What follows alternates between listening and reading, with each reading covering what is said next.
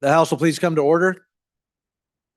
Ladies and gentlemen, if we can go ahead and find our seats, we have some very special guests with us here that we are going to make an announcement. Representative Pendergraft, if you've got something you'd like to share immediately, and then we'll move into these very special guests. Thank you, Mr. Speaker. The Joint Conference Committee on House Bill 111, which is the CAPCON bill, will meet at 3 o'clock in PMR 1 down in the extension.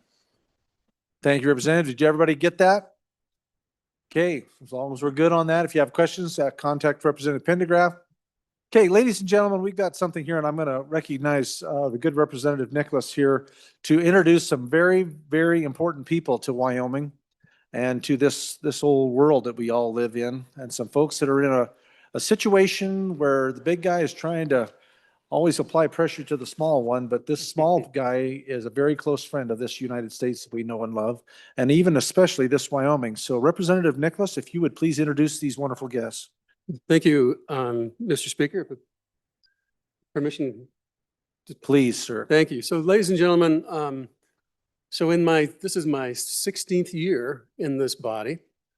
And on 2 occasions, I've had the opportunity to travel to the good nation of Taiwan with other different legislators from here and from other states around us, and tour the country, visit with their legislators and their executive branch, and learn more about all things Taiwan.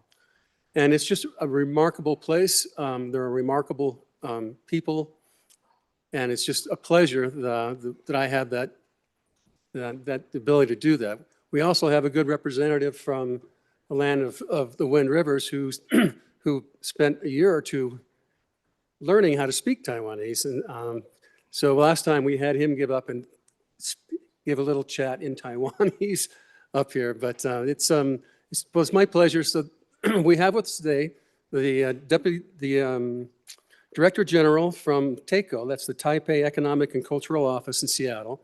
And she's here with Dr. Yen. With Mr. Yen.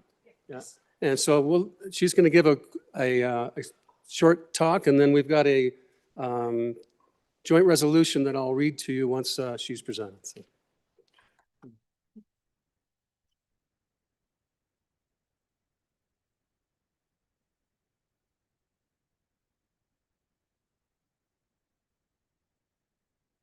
Thank you, Honorable Speaker and Honorable Representatives. It is truly a privilege and a great pleasure for me to be here with you today. I think it's so surreal because last time when I stayed on the podium was in the legislature back in Taipei, I was grilled by all the legislators, and I don't receive such a big round of applause in the legislature. So thank you so much. So to boost my confidence in this regard. So this is, as I mentioned, this is such a great privilege for me to be here. So I would like to thank you, first of all, on behalf of the people and the government of Taiwan, to extend our heartfelt appreciation for your enduring friendship and for this resolution that you grant to Taiwan to support Taiwan. I think this year, 2026, is particularly special for both United States and Taiwan as well. For United States, it's the 250th anniversary after the signing of Declaration of Independence. And for Taiwan, it is equally important to us. This is the 30th anniversary since our very first presidential election. And these 2 anniversaries, though separate by time and geography, but they are so important because they define who we are, United States and Taiwan, who we are right now. We all honored democracy, rule of law, and most important of all that, we all believe that people should have a voice when we try to decide our own future. I think this is a strong fundamental basis which connect both countries together. And this also explains why our relationship is growing over time. And this US and Taiwan partnership is particularly important at this time because we all saw that authoritarian regimes are no shy to use economic pressure, to use misinformation, disinformation, or sometimes just bold intimidation, try to alter the international order. So in such moment, it is really important for all the fellow democracies to work together, to stand together, to defend together for the freedom and peace that we've already maintained for more than 7 decades. And so that's why your resolution is so important at this time, because you send a strong and powerful message of solidarity, reinforce our joint determination to defend democracy. Taiwan and Wyoming are more than friends with kindred spirit. Actually, our friendship also brings tangible and forward-looking cooperation. Trade is one of the most important part, but other than trade, this trip, me and Dr. Yen here, we would also like to explore more and to expand our collaboration in education, in quantum technology collaboration, and the possible talent cultivation cooperation. So TICO in Seattle will keep closely working with our counterparts in the state government. And what we're trying to do is to realize and flourish all that potentials to benefit the people in Wyoming and Taiwan. So by the end, I wanted to thank you, all of you again, for your strong support and your dedication to our growing partnership. So we will continue to work together, to stand together, to fight, defend democracy, and we'll deepen our collaboration. And most important of all, we're going to build a future based on our shared values and our shared achievements. Thank you all.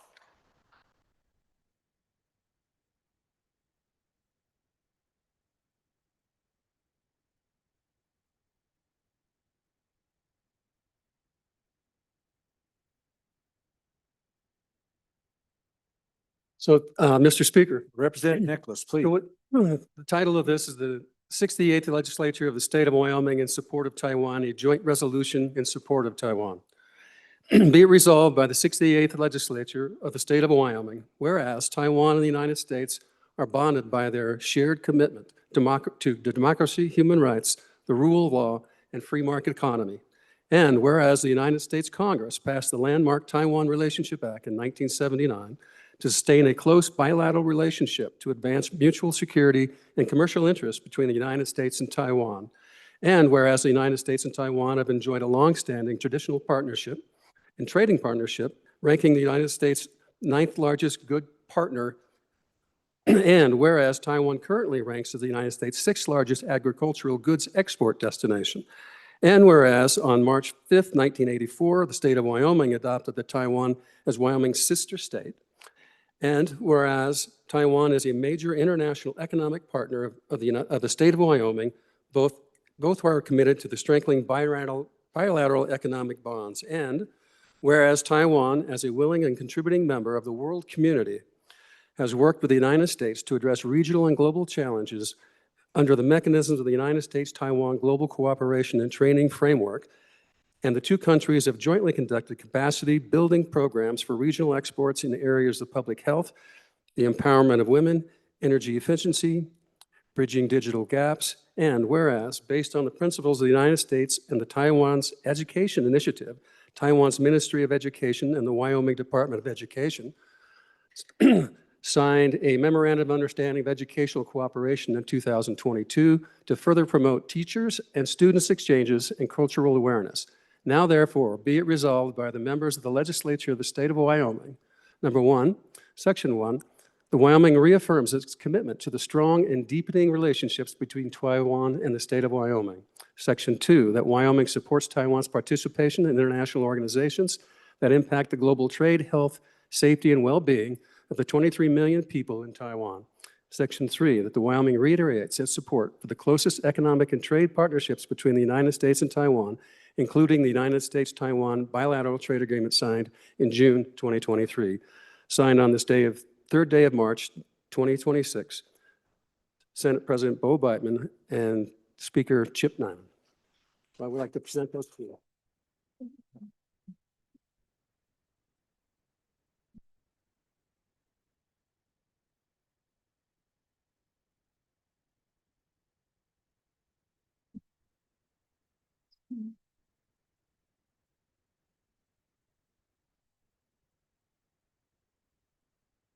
All right. Thank you, ladies and gentlemen. We want to thank the representatives from the country of Taiwan for being here today, and that relationship will continue to grow and prosper. and be mutually beneficial for both Wyoming, the United States, and the country of Taiwan. Representative Thornstrom, please, sir. Wow, twice in one day. It's all right. Go right Privilege, ahead. Mr. Speaker. Yes, sir. You go right ahead. Thank you. I'd just like to recognize in the West Gallery, Chief Austin Smith of the Pine Bluffs Police Department, along with several members of his cadet group, young men and women from Pine Bluffs learning about policing and other life skills. So give them a round of applause.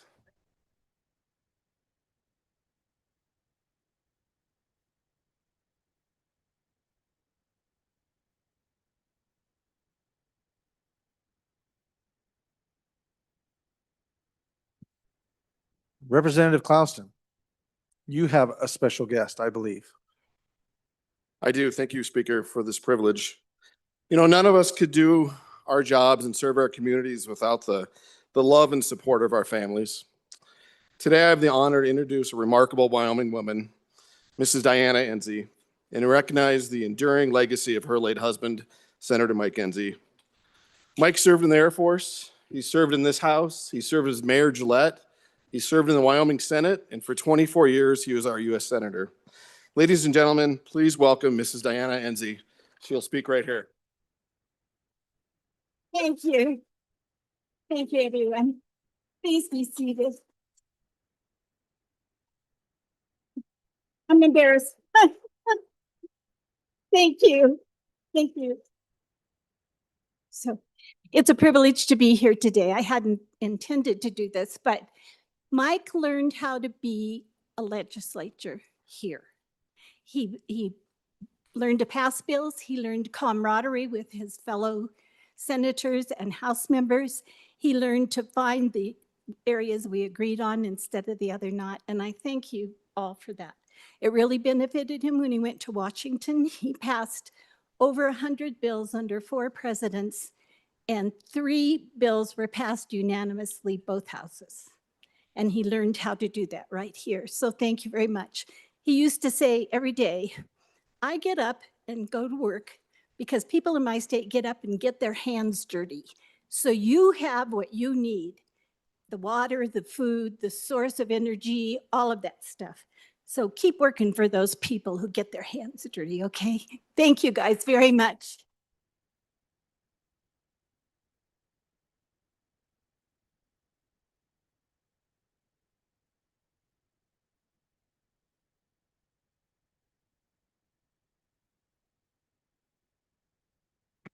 Mrs. Enzi, it was an honor to be able to have you on the chamber floor again, and we are so thankful for the work and the efforts of your husband. And we appreciate your words, and that we should remember that we're here working for the folks that get their hands dirty, that can't be here. We're their representatives working on their behalf. So good words and a very, very good reminder of what it's really about here today, ladies and gentlemen. So with that in mind, we are still on third reading, or let's see. Yeah, third reading. Oh, let's see. Wait a minute. Did we get clear through? I don't think we did we? Yes, we did. Yes. Yes, we did. All right, now we're on to third reading, regular. All right, ladies and gentlemen, first bill for Senate file for consideration, Senate File 25. Senate File 25, sponsored by Travel. Landowner license limits and limited quota hunt areas, an act relating to game and fish being enacted by the Legislature of the state of Wyoming. Okay, we have amendments. So Representative Worf, if he is, I do not see Representative Worf. Is he in the break room? Representative Byron? He jumps up with a laptop. I'm assuming he's getting ready to come up and lay something on us here.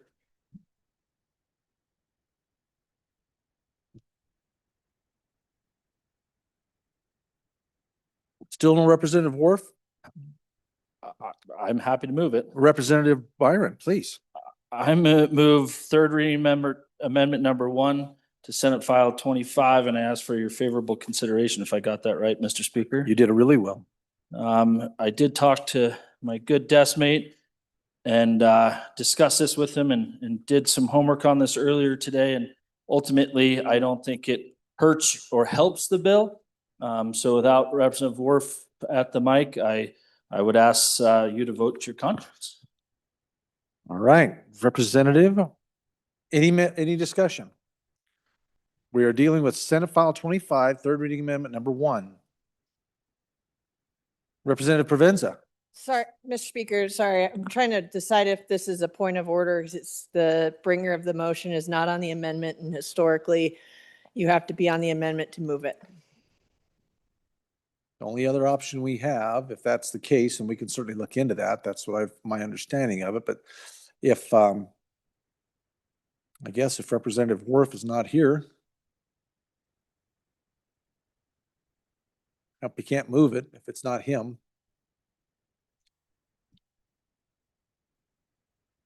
Well, go ahead. Oh, look at there, as I live and breathe.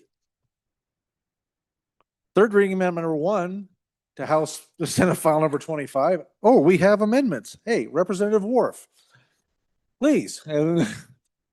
Mr. Speaker. That I thing you just, apologize. that was just for entertainment value for the chamber. It's Yeah. previous to this. Representative Worf, please, your amendment.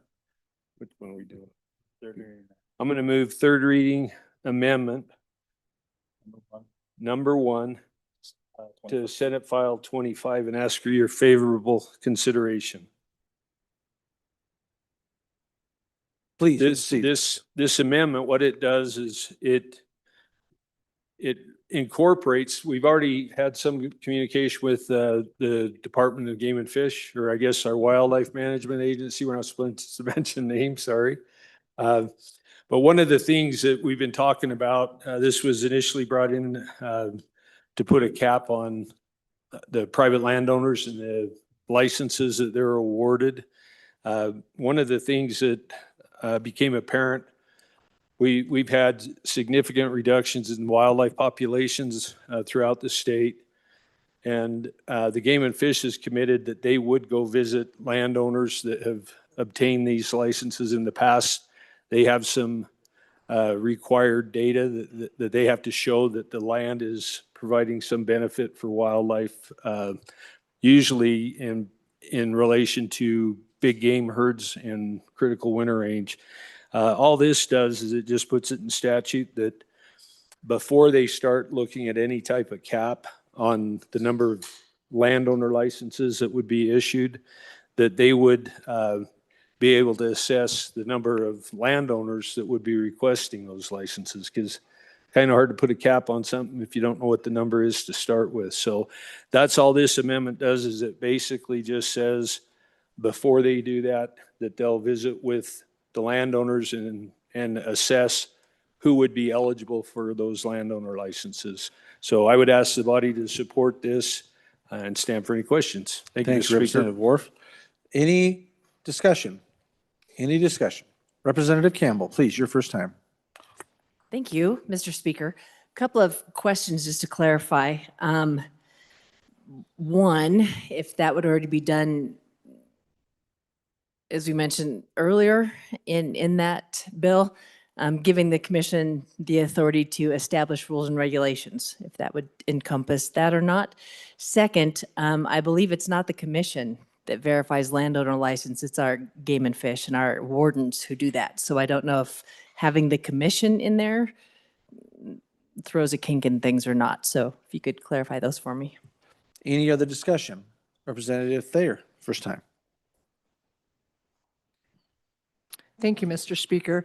And there were words that were mixed. You said it's qualify in the amendment, but then you used the word request. And I do think there's a difference between the landowners that qualify and the landowners that request. So some clarity, please.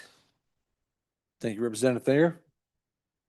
Any other representatives for your first time on the amendment? On the amendment, seeing none. Second time on the amendment? Got some questions asked. Representative Worf, please.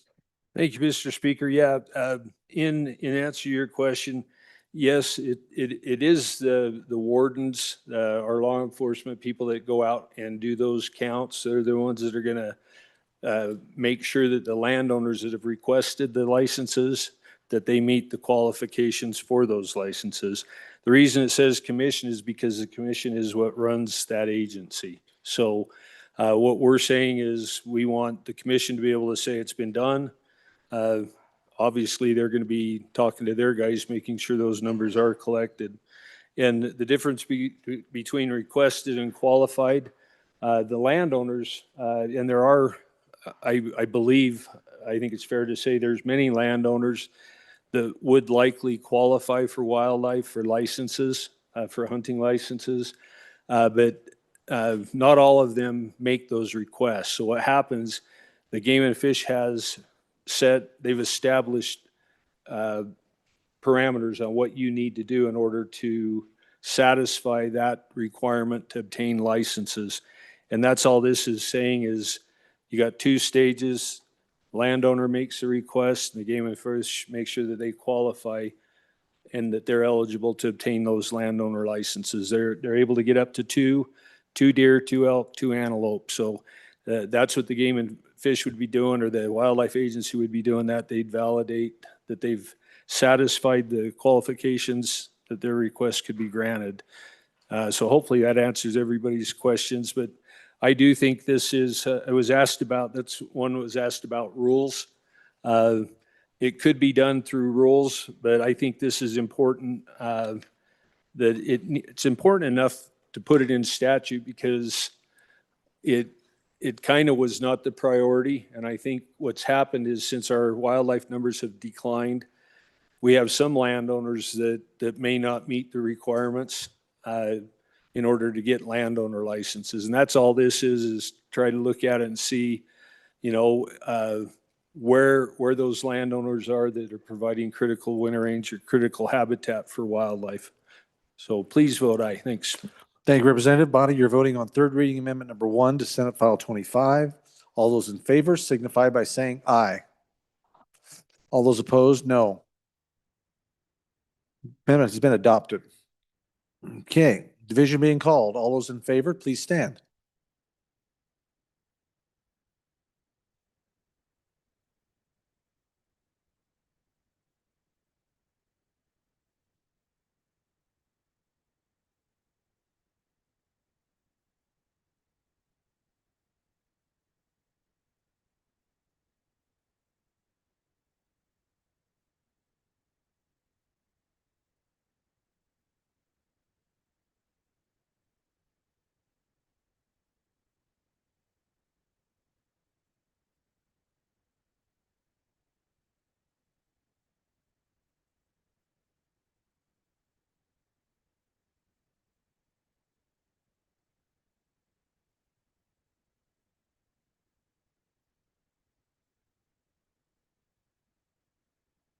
Okay, you may be seated.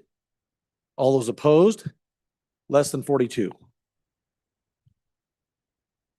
Thank you for checking my hearing. Appreciate that. All right. Next amendment for consideration on Senate File 25, third reading amendment number 2, Representative Larson, JT, take it away. Thank you, Mr. Speaker. At this time, I move third reading amendment number 2 to Senate File 25 and ask for your favorable consideration. Members, what this does is basically says landowner licenses shall only, requires the commission to adopt rules that allow only Wyoming residents who have lived here 8 months of the year to get a landowner license. And basically what this does, members, is back when landowner licenses were first put in place, is you actually had to be a rancher and like live on the land to get a landowner license. And it's kind of got way out of hand over the years. And I think that we should take it back to that because it provides more opportunity in my mind for the average citizen who doesn't have a whole swath of land to actually put in for a tag and have better chances of getting a tag in a certain area. So I ask for an aye vote on this, and thank you. Any representative, any members? Representative Byron, first time. Thank you, Mr. Speaker. On and against, folks. I had the privilege of helping the good bringer even make this amendment stronger than it originally was. And it might shock you that I'm against this, but this subject is very complex. The commission and the agency that manages our wildlife spent months on the road last spring, going to towns, going to counties, going to different communities to have this exact conversation. And while I think alone, this idea warrants conversations, maybe an interim topic. I think jamming it into a third reading amendment, a part of a bill and a third reading amendment is just not the right way to do it without public input, without transparency, without conversation. And while I do agree that the intent 40 years ago was what it was, and I may even be, on a bill like that sometime. But I think at this point, it has such wide sweeping effects in our communities and our districts that I would advise you to proceed with caution and vote this down. Thank you, Representative. Any other members? Representative Campbell, for your first time. Thank you, Mr. Speaker. I would also strongly encourage a no vote on this amendment. Keep in mind the intent of the bill is to give our commission the authority to set a cap. That's all we're doing, is giving them the authority to make that determination. This adds a whole new wrinkle. And what this amendment does is adds additional qualifiers to how you might potentially get licenses as a landowner. And the significant challenge I have with that is the original intent of these landowner tags was to appreciate landowners for the habitat and care they provide a public resource. So it was acknowledging their contribution to. It wasn't based on residency at all. So to add confusion to that, I think is not a great step, especially as the former, our previous speaker said, third amendment, or amendment to a third reading. Leave the bill as it is intended, giving them the authority to establish caps if necessary. This does more damage than good and will probably kill the bill. So please vote no against the amendment. Representative Schmidt, please, for your first time, sir. Thank you, Mr. Speaker. Back in 1949, when this program was put into place, it's 77 years old. This thing has really run its course, in my opinion. But I do support this amendment. I do not support the bill, but if the bill were to happen to pass, I think this amendment moves the program in the right direction. It gets it back to what the original intent was of this program. And I've got the 1949 regulation in my hand. It's one paragraph. But the program was put together to recognize ranchers who lived on the land and made their revenue from the land and provided the habitat for our wildlife. That's what the program was for. And this thing has been blown out of proportion over the last 77 years. I believe our wildlife agency now is doing nothing but managing abuses of this program. And I think anything we can do to bring it back to its original intent is a move in the right direction. So I'm for the amendment, against the bill. Thank you. Thank you, Representative. Representative Wiley, for your first time, sir. Mr. Speaker, thank you. I'll try to be quick. Just with a couple of things I've heard, this is I'm glad we're debating. This is a good conversation. We do want to have a great relationship with our landowners, right? But I believe there's also compensation mechanisms for, the wildlife being on those lands. I like this thing about the original intent of how we've been handling this forever. I think for right now, I am on and for.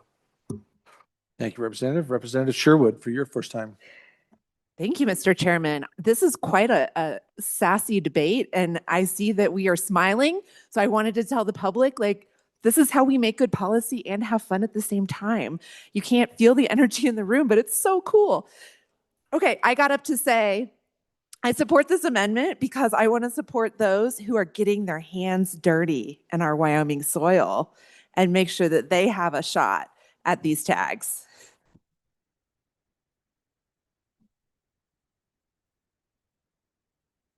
Okay, Representative Harrelson. Thank you, Mr. Speaker. So this is a good conversation and it is a good debate. This is what I will say.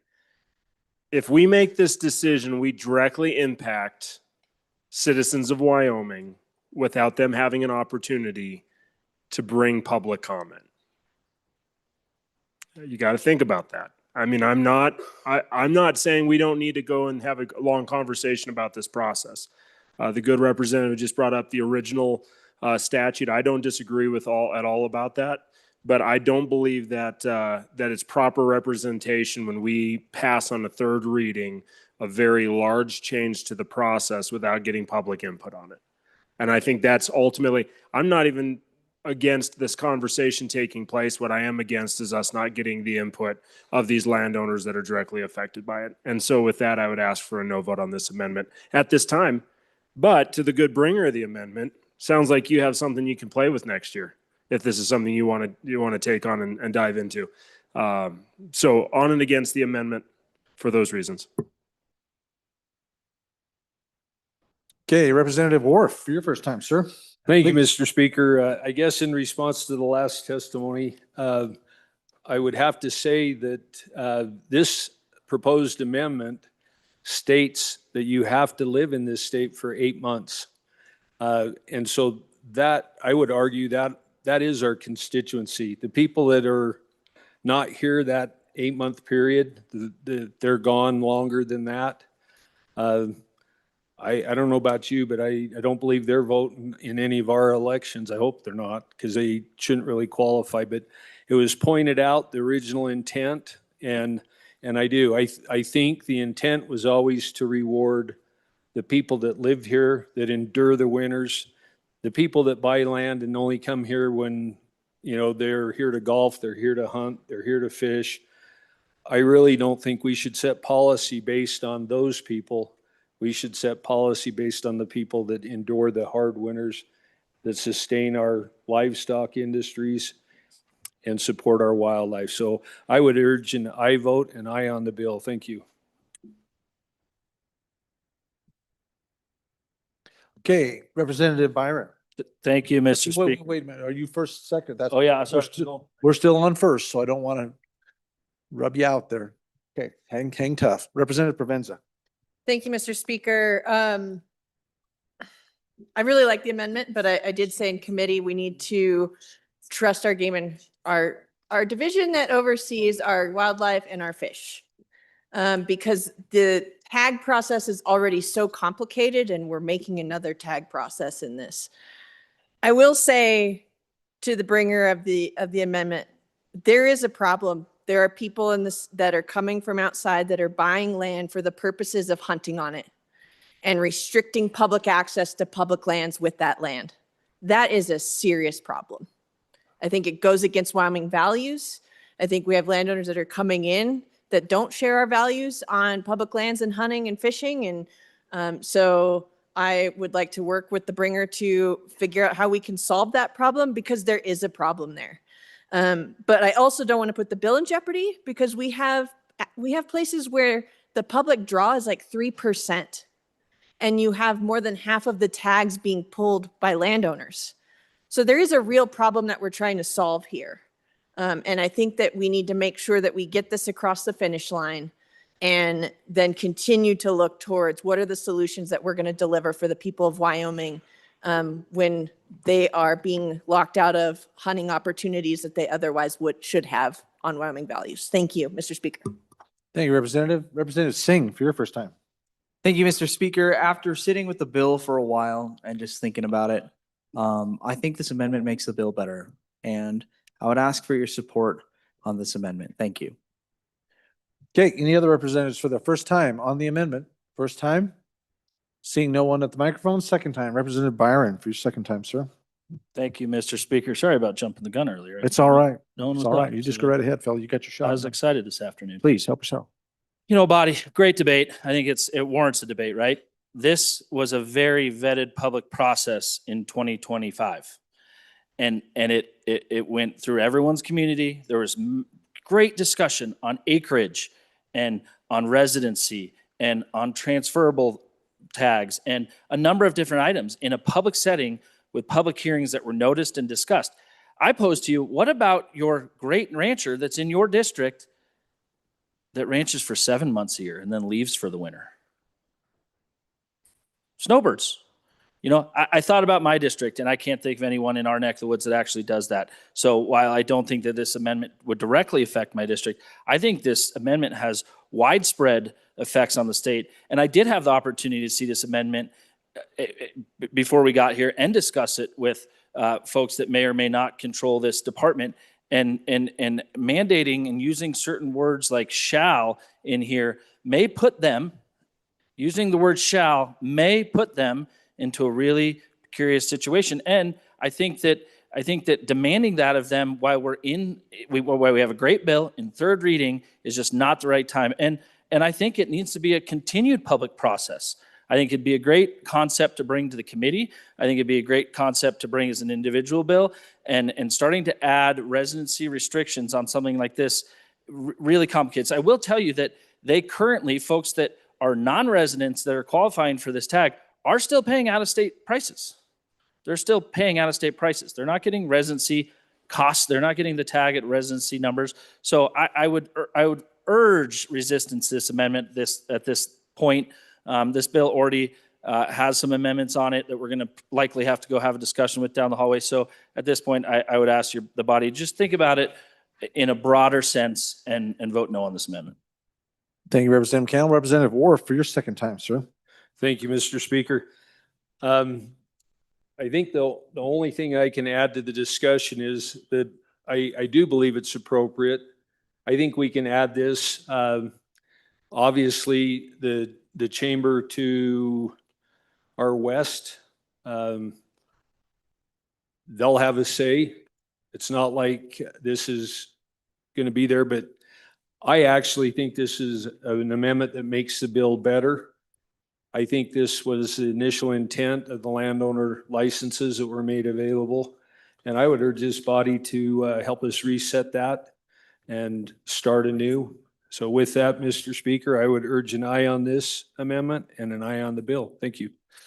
Okay, any other members for the second time? I have Campbell, Schmid, Wiley, Sherwood, Haroldson, Provenza, and Singh. Seeing none. Oop. We got one making a hard right coming down. There's a base turn right there's in final. Representative Schmid, go ahead.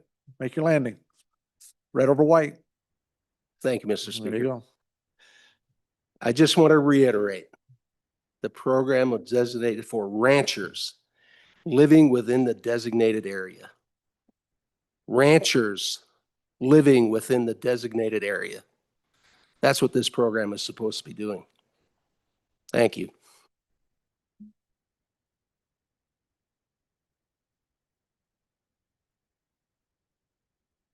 Okay, any other members for the second time? Seeing none, no other second time? Representative Larson, please, on the amendment. Thank you, Mr. Speaker. On and for the amendment, I think we'll have the opportunity for some public comment if we go to conference committee. And so we'll be able to hear from the public at that point. And so, and also be able to have a broader conversation with the members down the hall. So encourage an aye vote so we can keep having this discussion and look forward to your support. Members, you're voting on third reading amendment number 2 to Senate File 25. All those in favor signify by saying aye. All those opposed, no. Say the amendment has not been adopted. Division being called. If you're happy and you know it, stand right up. Okay.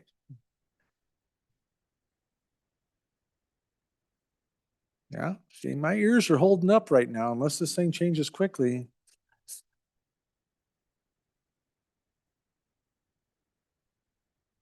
Okay, you can sit down now. Okay, that's okay. More than 12. Okay, so, all right, amendment has not been adopted. All right, then that means that Senate File 25, having been read 3 separate times, the question is, shall the bill pass? Chief Clerk will please call the roll.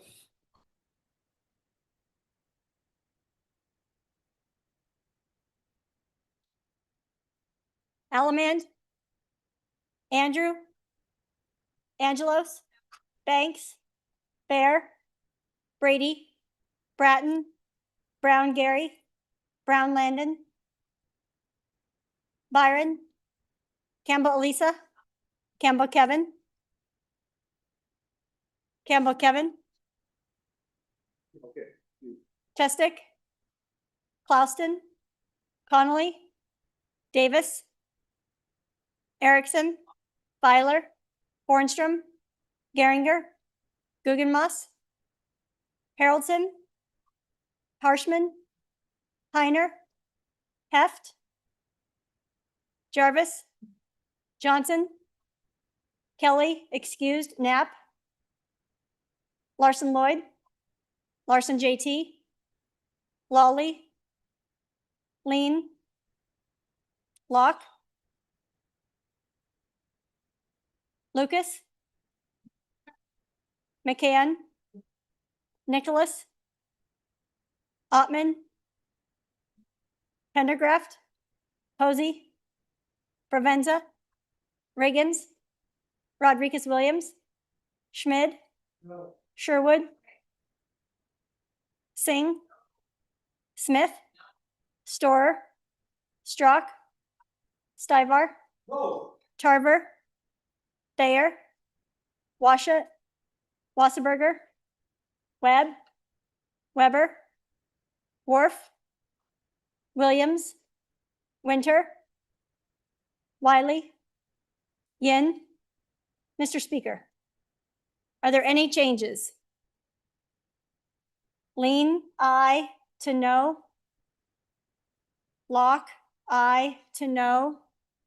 Larson JT, no to aye. Further changes? Further changes. Closing vote. Vote closed. 29 aye, 31 no, 2 excused. By your vote, Senate File 25, having failed to receive the affirmative majority of the members elected to the House, Senate File 25 has failed to pass the House. Next Senate file for consideration on third reading, Senate File 44. Reading clerk. Senate File 44, sponsored by Management Council. Gambling amendments, an act relating to crimes and offenses being enacted by the legislature of the state of Wyoming. Okay, we have amendments or an amendment. Senate File 44, first amendment for consideration, Representative Stivar. Please. Thank you, Mr. Speaker. I move Standing Committee Amendment 1. It'll be third reading. Meeting Amendment 1, the House Bill, Senate File 44, and ask for your favorable consideration. There you go. I passed out a flyer here not too long ago. All this amendment does is protect the organizations, the fraternal organizations from doing what they've been doing for years. We're going to add a new paragraph P, card games and games of chance excluding Class 3 gaming sponsored by charitable or nonprofit organization, which 100% of the net proceeds remaining after payment of all cost supplies and winnings must be used for charitable donations. These organizations use this as money making to help out people. Class 3 gambling is defined as federal law. Professional gambling is prohibited under Wyoming Statute 67102. Class 3 is not defined in state statutes, but is professional gambling activities. So please support this and vote aye. Thank you, Representative. Representative Lean, for your first time. Thank you, Mr. Speaker. I respectfully ask for your no vote, not because I don't want to protect those fraternal organizations, but if you look up in that bill, if you look in the bill, we're under, let me find it here. Section V, it receives any remuneration for facilitating, participating in, hosting, or organizing the game, wager, or transaction. So they can't even take a cut to be able to cover their costs to be able to run that, or they're participating in Class 3 gaming. Well, if this is a major policy decision, what we're gonna make here. So if you authorize this, you're authorizing Class 3 gaming, and the Gaming Commission now has to prove that it will not be for charitable purposes in order to prosecute them. So the question is, does the body want to authorize Class 3 gaming? And to what extent do we give the commission the ability to be able to verify these charitable organizations that are doing this? So I ask for your no vote, as this is a very complex topic, and I'm happy to take it up as an interim committee, and I'll talk to you about that bill later. Thank you. Thank you, Representative. Representative Davis, your first time. Thank you, Mr. Chairman. To the good co-chairman back there, she's probably exactly right. You know, if this body wants to make a carve out here to legalize an illegal form of gaming, then by all means, go with this amendment, because that's what it does. What currently is happening in these establishments is illegal, period. It doesn't fall within anything. I did a lot of research last night on this, tried to find out what the classification level 3, excluding class 3 gaming. You guys don't even want to go down that avenue. I mean, it is very intense here. And if we go down this avenue, we are, as a body, authorizing a new form of gaming in the state of Wyoming. And so if you want to do that, I would definitely vote for this amendment. But if you want to try and maintain what we have in Wyoming, which is best done by legal parameters, following the law to protect the industry, which protects you as the wagerers, then I would definitely vote against this amendment. So with that, I would hope for a no vote on this. Representative Haroldson, for your first time, sir. Thank you, Mr. Speaker. So maybe more of a question as we move forward. One of the concerns that we've had come before us, and one of the concerns that we have is, what about when we're talking about non-for-profits? What about, say, a church or a American Legion or a VFW that does a bingo night or does a Queen of Hearts or something like that for a fundraiser? That's been going on forever and ever and ever. Is that now illegal? And I'm getting head shakes. So it's illegal to do bingo for a fundraiser for a youth group. I'm asking that question. Or is it illegal to do bingo at a county fair? So I just want to get some clarity as we're looking at kind of it. Some of those things have been going on forever and ever. Maybe we can talk a little bit more about that and open the conversation up. Representative Singh, for your first time. Thank you, Mr. Speaker. I'm going to take a chance here, ladies and gentlemen, and I'm going to ask for an aye on this amendment, folks. Really, the decision is, how big do we want our government to be? And if we want our government to be making these decisions to prevent consenting adults from being able to participate in this activity, which would benefit their local nonprofit, if we think that the government should stand in the way of that, then vote no on this amendment. But if you think the people should be able to decide that on their own as adults, then vote aye. Thank you. Representative Riggins, first time, sir. Thank you, Mr. Chairman. You know, as a society, we've been deciding what vices we're going to allow, which ones we're not, for centuries. And this is just another step in that progression. So I'm undecided, but we've been making these decisions all the time. We should let people do this. We should not let people do that. And this isn't anything new. Thank you. Representative Larson Lloyd, for your first time, sir. Thank you, Mr. Speaker. And just a little history as we go back probably 6 or 8 years when we first really started having the conversation on the Gaming Commission and bringing in, expanding their expertise away from not only to include horse racing, but to include all gaming in the state. We reached out and we found, what we found in these fraternal non-charitable orders was shocking in the amount of money that goes through those, some for charitable, wonderful causes, and some maybe not so good.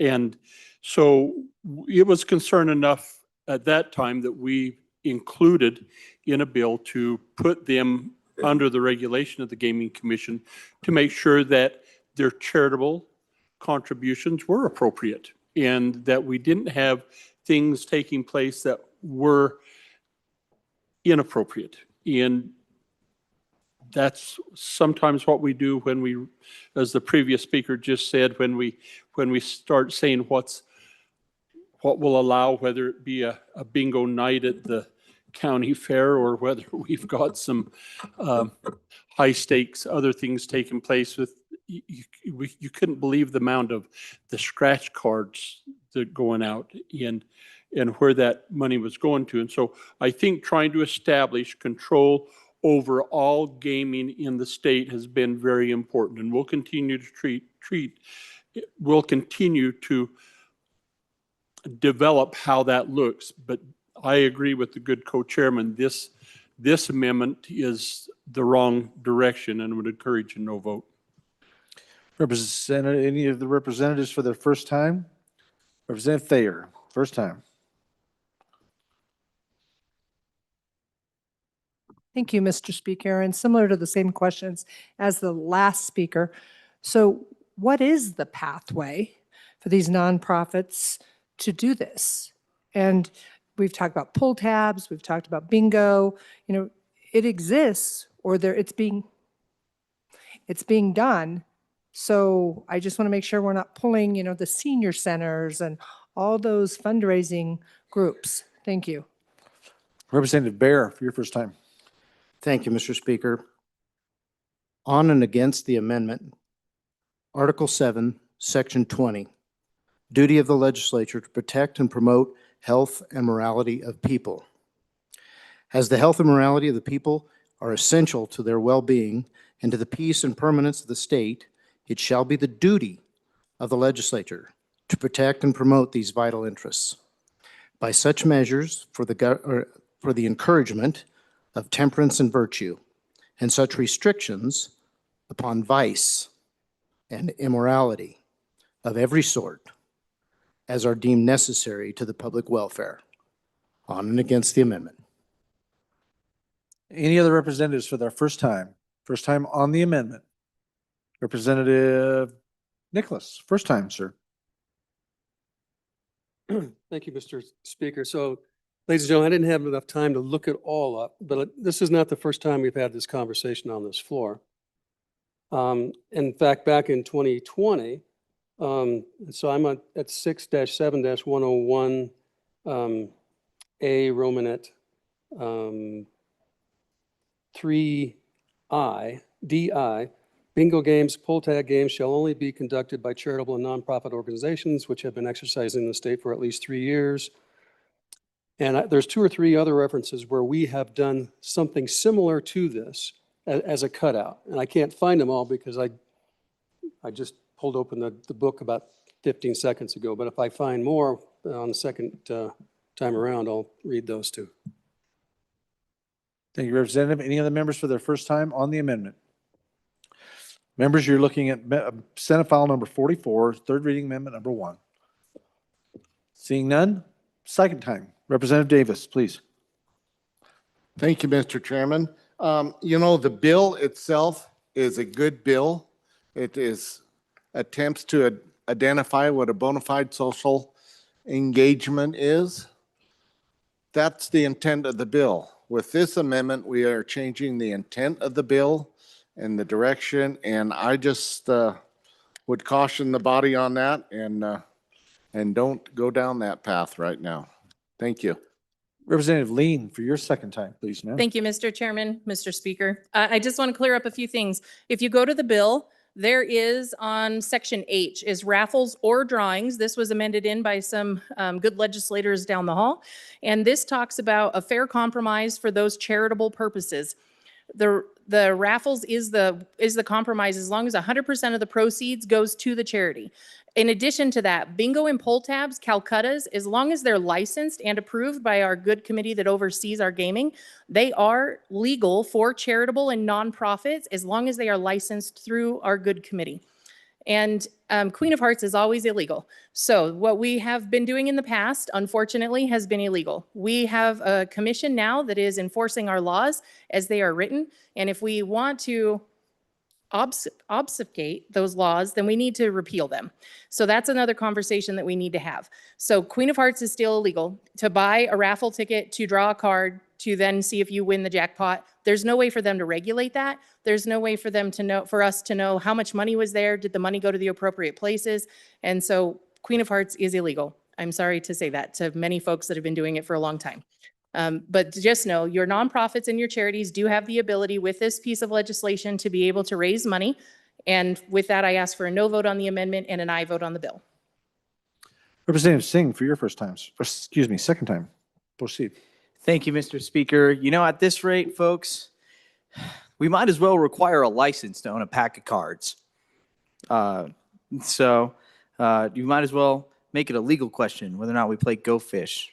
So I ask for an aye for this amendment and make this a better bill. Thank you. Thank you, Representative Singh. Any others for their second time? Second time on the amendment, I have Haroldson, Riggins, Larson, Lloyd, Thayer, Bear, and Nicholas. Seeing no one go into the microphones, Representative Stivar, back to you, sir, please. Thank you, Mr. Speaker.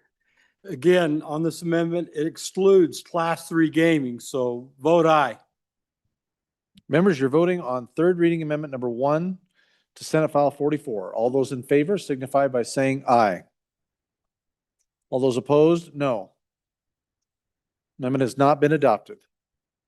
Division being called. All those in favor, please stand.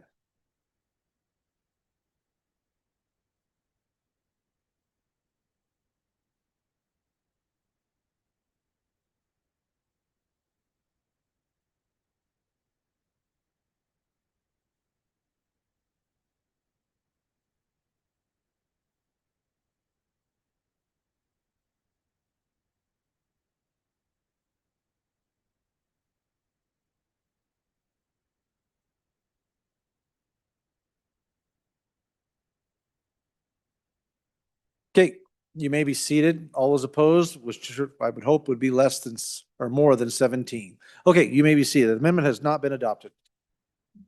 Senate File 44, having been read 3 separate times, the question is now, shall the bill pass? Chief Clerk will please call the roll. Allemand, Andrew, Angelos, Banks, Bear, Brady, Bratton, Brown Gary, Brown Landon, Byron, Campbell Elisa, Campbell Kevin, excused, Chestick, Clauston, Connolly, Davis, Erickson, Filer, Fornstrom, Geringer, Guggenmoss, Haroldson, Harshman, Heiner, Heft, Jarvis, Johnson, Kelly, excused, Knapp, Larson Lloyd, Larson JT, Lawley, Lean, Locke, Lucas, McCann, Nicholas, Ottman, Pendergraft, Absent. Posey, Provenza, Riggins, Rodriguez Williams, Schmid, Sherwood, Singh, Smith, Storer, Strock, Stivar, Tarver, Thayer, Washut, Wasserberger, Webb, Weber, Wharf, Williams, Winter, Wiley, Yin. Mr. Speaker. Aye. Is he at a JCC meeting? Okay, well then he may be Any excused. changes? Pendergraft to Are excuse. there any changes? Pendergraft, absent, to excused. Lean voted, so we're good.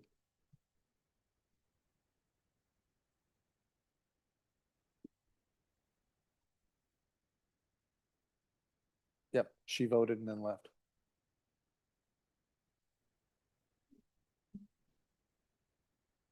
Lean excused. Are there further changes? Closing vote. Vote closed. 58 aye, 4 excused. By your vote, you have chosen to, let me get back here and read it, so I'm not trying to remember it. Senate File 44, having received the affirmative vote of the majority of the members elected the House, Senate File 44 has passed the House. Yeah. She voted. She voted.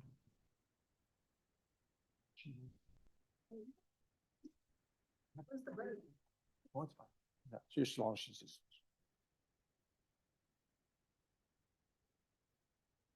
Bill for consideration, Senate File would be Senate File number 46. Reading clerk. Senate File 46, sponsored by Management Council. skill-based amusement games, licensed liquor establishments. An act relating to gaming being enacted by the legislature of the state of Wyoming. We have amendments. Representative Sherwood.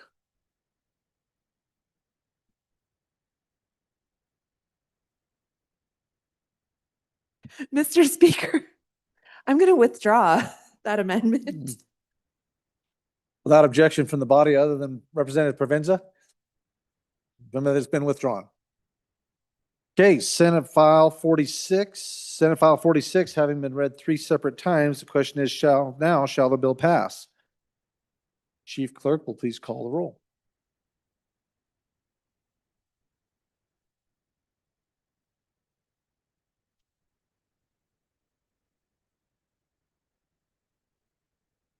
Allemand, Andrew, Angelos, Banks, Bear, Brady, Bratton, Brown Gary, Brown Landon, Byron, Campbell Elisa, Campbell Kevin,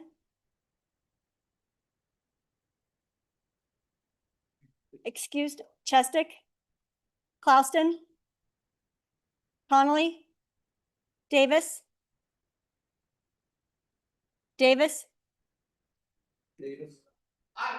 Erickson, Filer, Hornstrom, Geringer, Guggenmoss, Haroldson,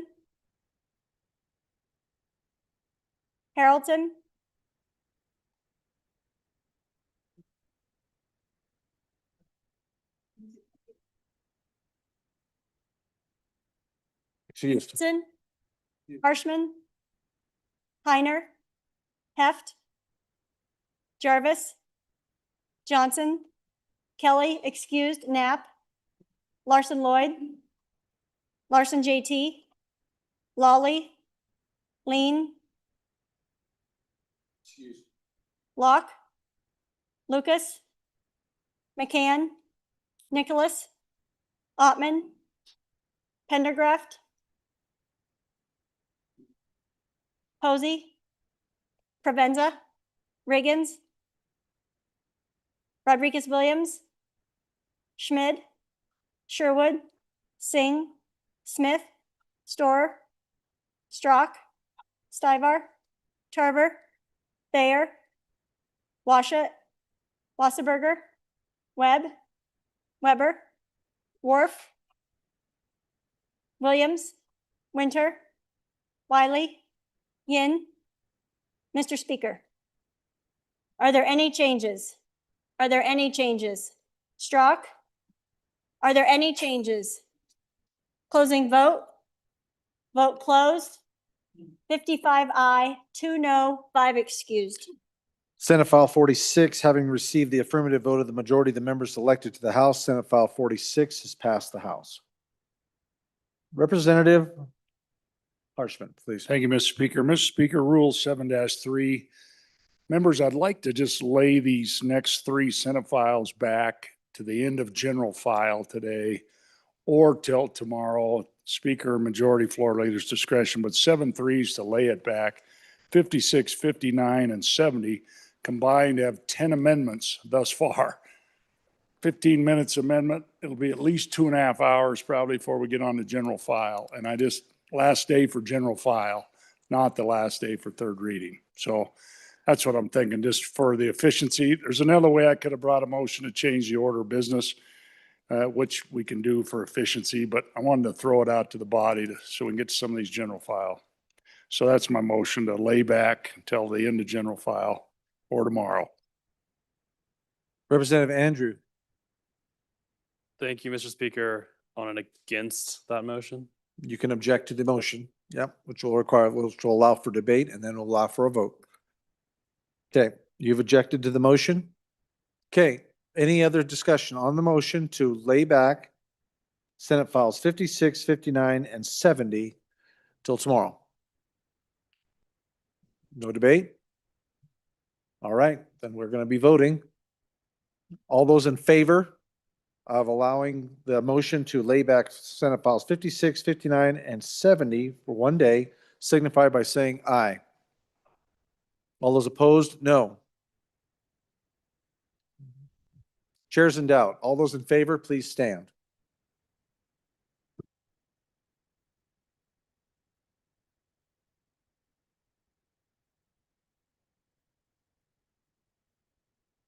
Please stand still.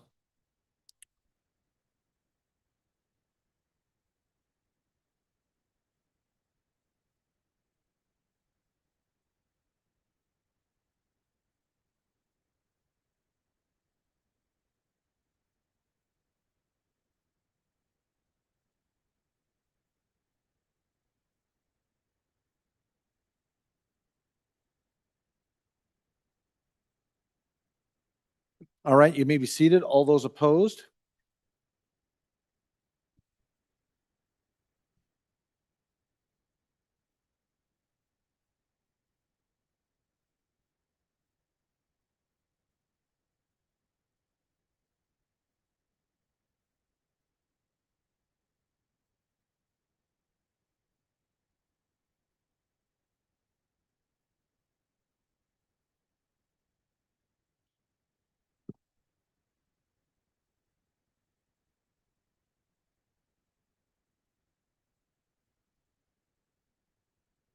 Okay, you may be seated.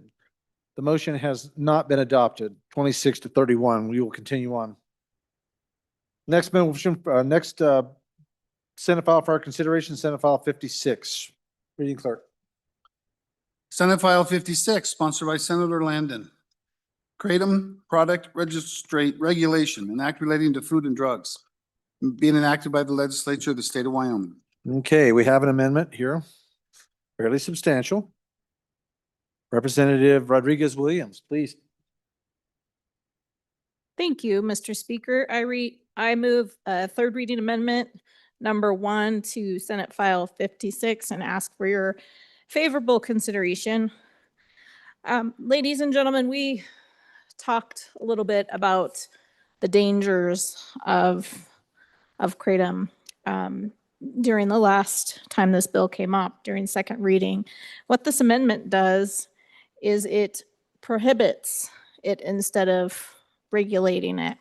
So if you look at the amendment, in the catch title after Kratom, we insert Tiantapine, I can't say it, and insert and delete regulation and then insert prohibition. The good representative from the Windy City and I had a little bit of debate on the difference between regulating and prohibiting during the last debate on this. And we came to terms on this amendment. She's co-sponsored. She's actually in a conference committee right now, so couldn't help on this amendment. But essentially, as we work down the amendment, we work through the bill with some legislative findings. We go into 35.7.22.02 and insert findings about the dangers of unregulated kratom and some statements from the FDA that it's not appropriate for use as a dietary supplement and there's no FDA approved drug products. Talks about on line 11 on page 2, an estimated 1,700,000 Americans used it in 2021. And then it goes into the warnings about symptoms and the severity of it. Further on page 2, we look at some definitions. And at the bottom of page 2, we go into 35.7. Representative Larson. Mr. Chairman, or Mr. Speaker, could we call a Rules Committee? I think she's gone into the title of the bill, changed the title, and it can change the concept of the bill in whole, and would just like you all to take a look at that, please. Okay. Yeah, thank you, Representative. Rules Committee, please assemble in front of the dais, the rest of the chamber. Please stand at ease until we gavel back in here in a moment.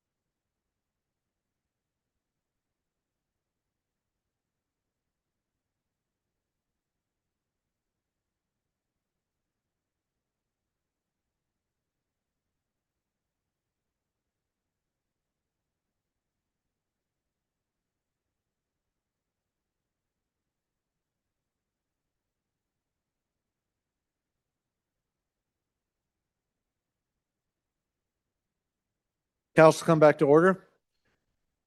Determination by the chair is that it is germane to the bill. If anyone would like to challenge that, you certainly may. If not, we will continue on. Okay. Representative Rodriguez Williams, please continue.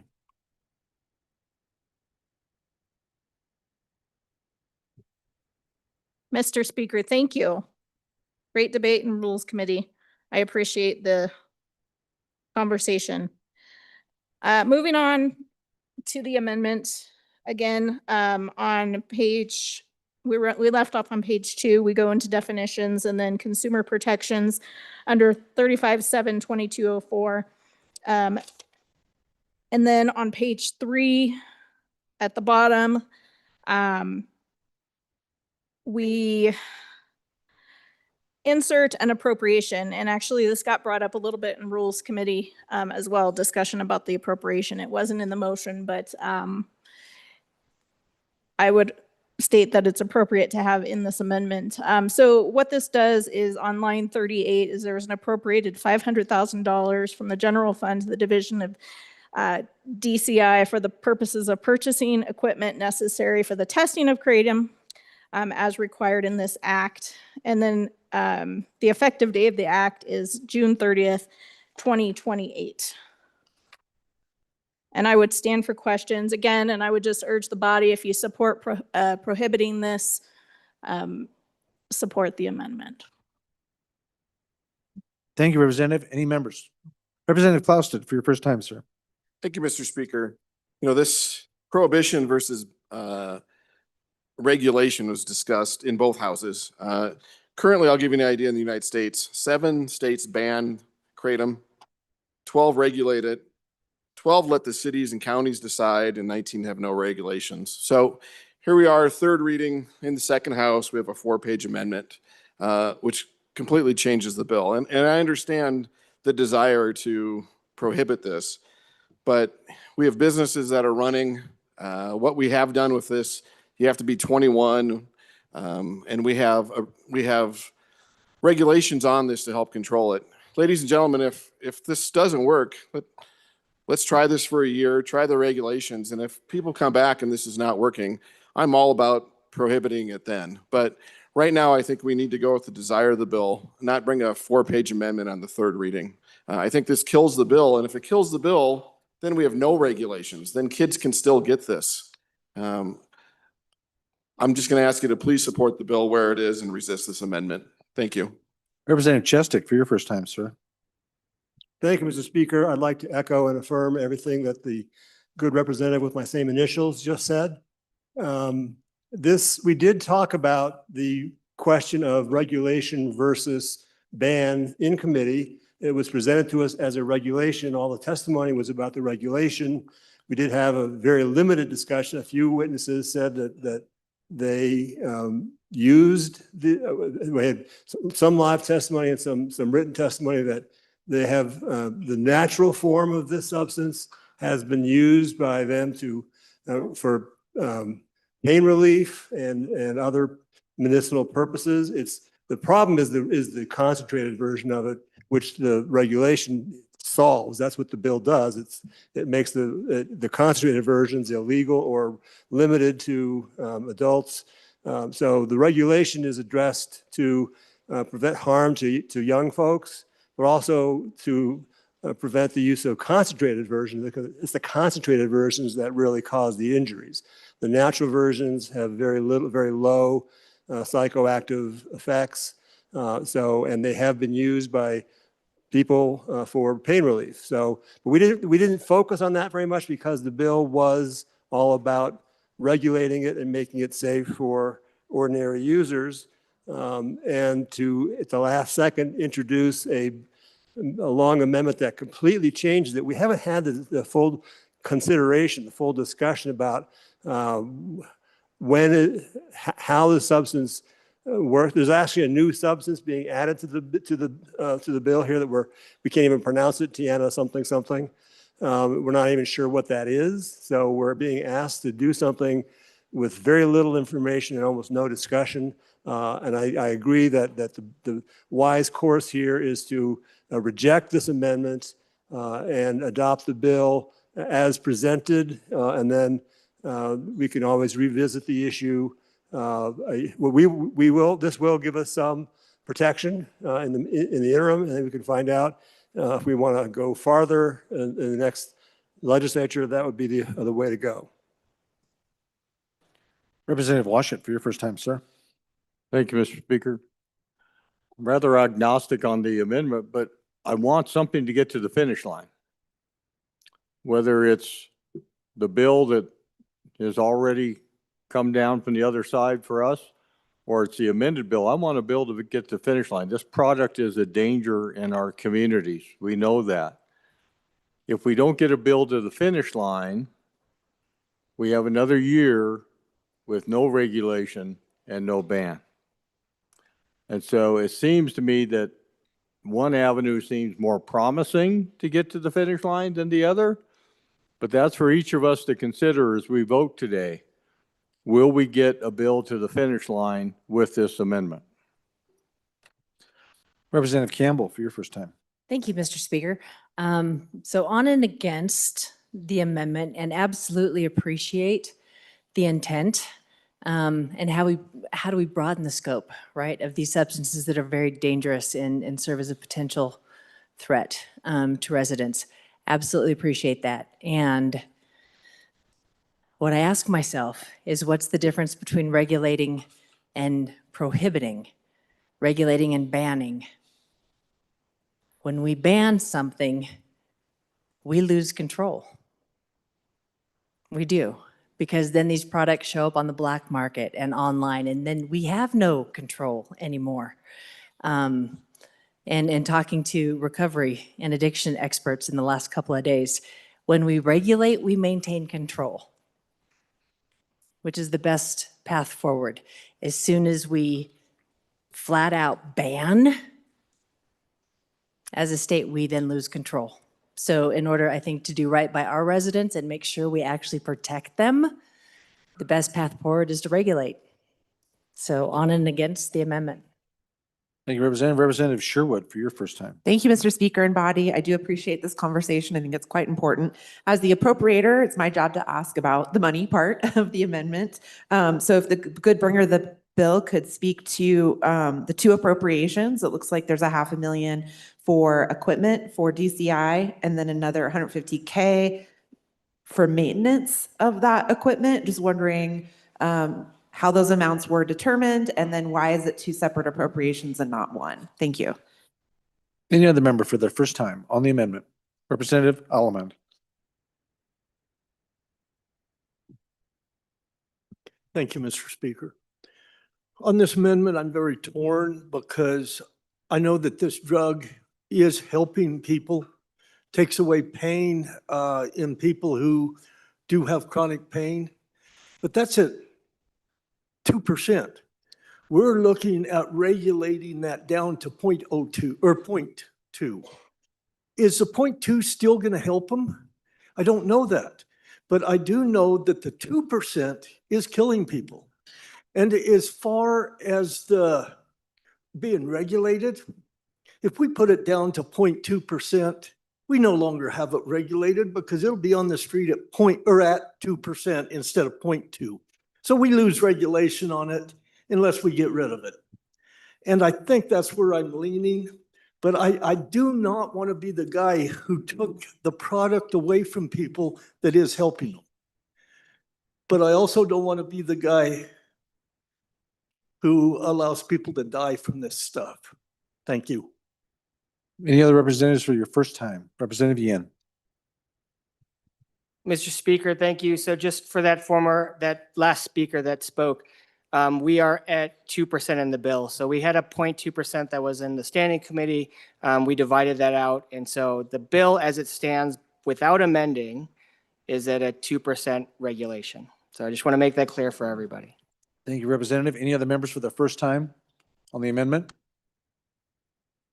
Seeing no one else, second time on the amendment, I have Clouston, Chestick, Washit, Campbell, Alyssa.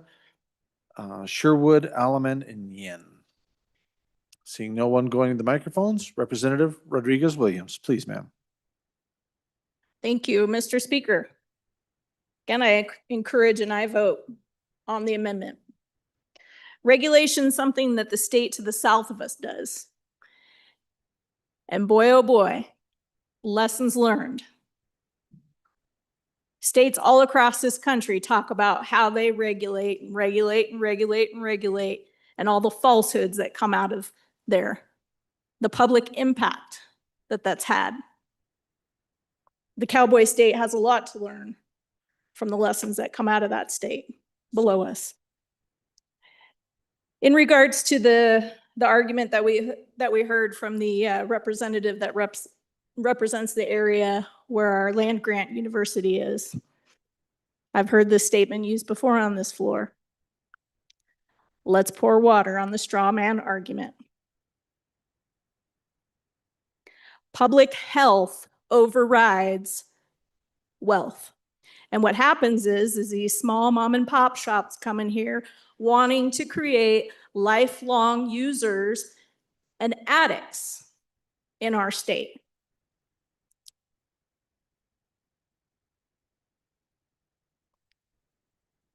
There's a cost of illness that comes along with this, and taxpayers pay the price, while these business owners thrive off of creating, enabling lifelong users.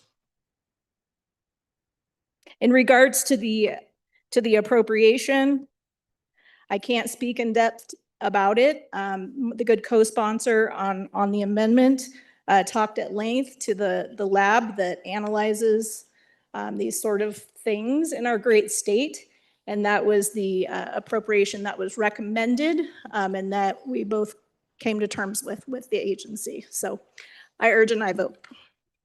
Thank you, Representative Williams. Members, you're voting on Senate File 56, third reading amendment number 1. All those in favor signify by saying aye. All those opposed, no. The amendment has not been adopted. Okay. Division being called. All those in. It failed. I called it as failed. We'll find out here in a moment. There, but do we? Yeah, there would be, isn't that? Yeah. Yep, 500,000 plus. It has to have a roll call. Yep, that's right. Thank you, Representative Guggenmoss. We'll get that queued up here. One moment.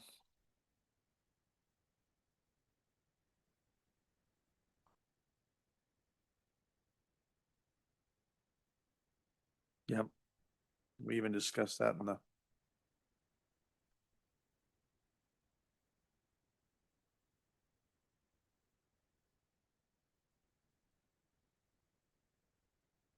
Chief Clerk, please call the roll. Allemand, Andrew, Angelos, Banks, Bear, Brady, Bratton, Brown Gary, Brown Landon, Byron, Campbell Elisa, Campbell Kevin, excused Chestick, Clouston, Connolly, Davis, Erickson, Filer, Hornstrom, Geringer, Guggenmoss, Haroldson, excused Harshman, Heiner, Heft, Jarvis, Johnson, Kelly, excused Knapp, Larson Lloyd, Larson JT, Lawley, Lean, excused Locke, Lucas, McCann, Nicholas, Ottman, Pendergraft, excused Posey, Provenza, Riggins, Rodriguez Williams, Schmid, Sherwood, Singh, Smith, Storer, Strock, Stivar, Tarver, Thayer, Washut, Wasserberger, Webb, Weber, Worf, Williams, Winter, Wiley, Yin. Mr. Speaker, are there any changes? Brown, Gary, no to aye. Further changes. Bratton, no to aye. Further changes. Further changes. Closing vote. Vote closed. 21 aye, 36 no, 5 excused. By your vote, you have chosen not to adopt third reading amendment number 1 to Senate File 56. All right, next Senate amendment for our consideration. Number 2. Representative Yin, please. Mr. Speaker, thank you. Given that last vote, I respectfully withdraw third reading amendment number 2 to Senate File 56. Without objection from the body, third reading amendment 2 to 56 has been withdrawn. Senate File 56 having been read 3 separate times, the question is, shall the bill now pass? Chief Clerk will call the roll.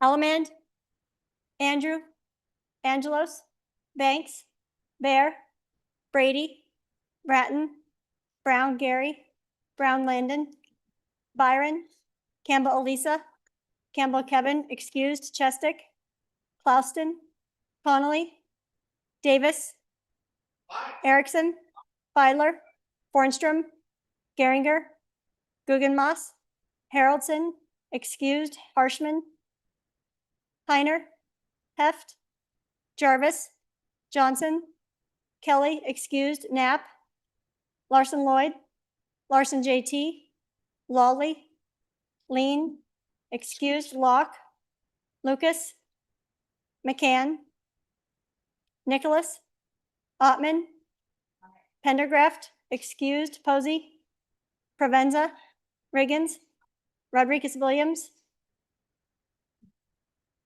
Schmid, Sherwood, Singh, Smith, Storer, Strock, Stivar, Tarver, Thayer, Washut, Wasserberger, Webb, Weber, Worf, Williams, Winter, Wiley, Yin. Mr. Speaker, Aye. are there any changes? Are there any changes? Closing vote. Vote closed. 57 aye, 5 excused. Senate File 56 having received the affirmative vote of the majority of the members elected to the House, Senate File 56 has passed the House. Next Senate file for consideration, Senate File 59.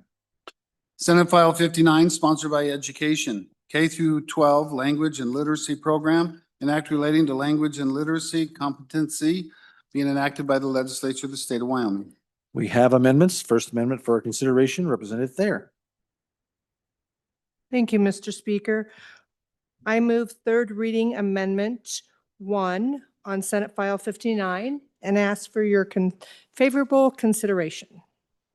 So today I had a great conversation with the chairman of Education, and I appreciate his conversation. I really want to thank the Joint Education Committee and everyone, but I agree literacy needs to continue to be addressed, and that I think that this amendment, taking it from K-12 to K-6, needs to happen. You know, there have been so many amendments on this bill. I have had so many phone calls from teachers, boots on the ground teachers, and they're the ones with these kiddos. I mean, they're experts, as is the people on the committee. And they're not afraid of change. A couple of them said, we want change. We want to be better for our kids. And so I'm struggling to understand how this bill as it is, without the amendment, would be the right thing. I mean, local control, they know their kiddos.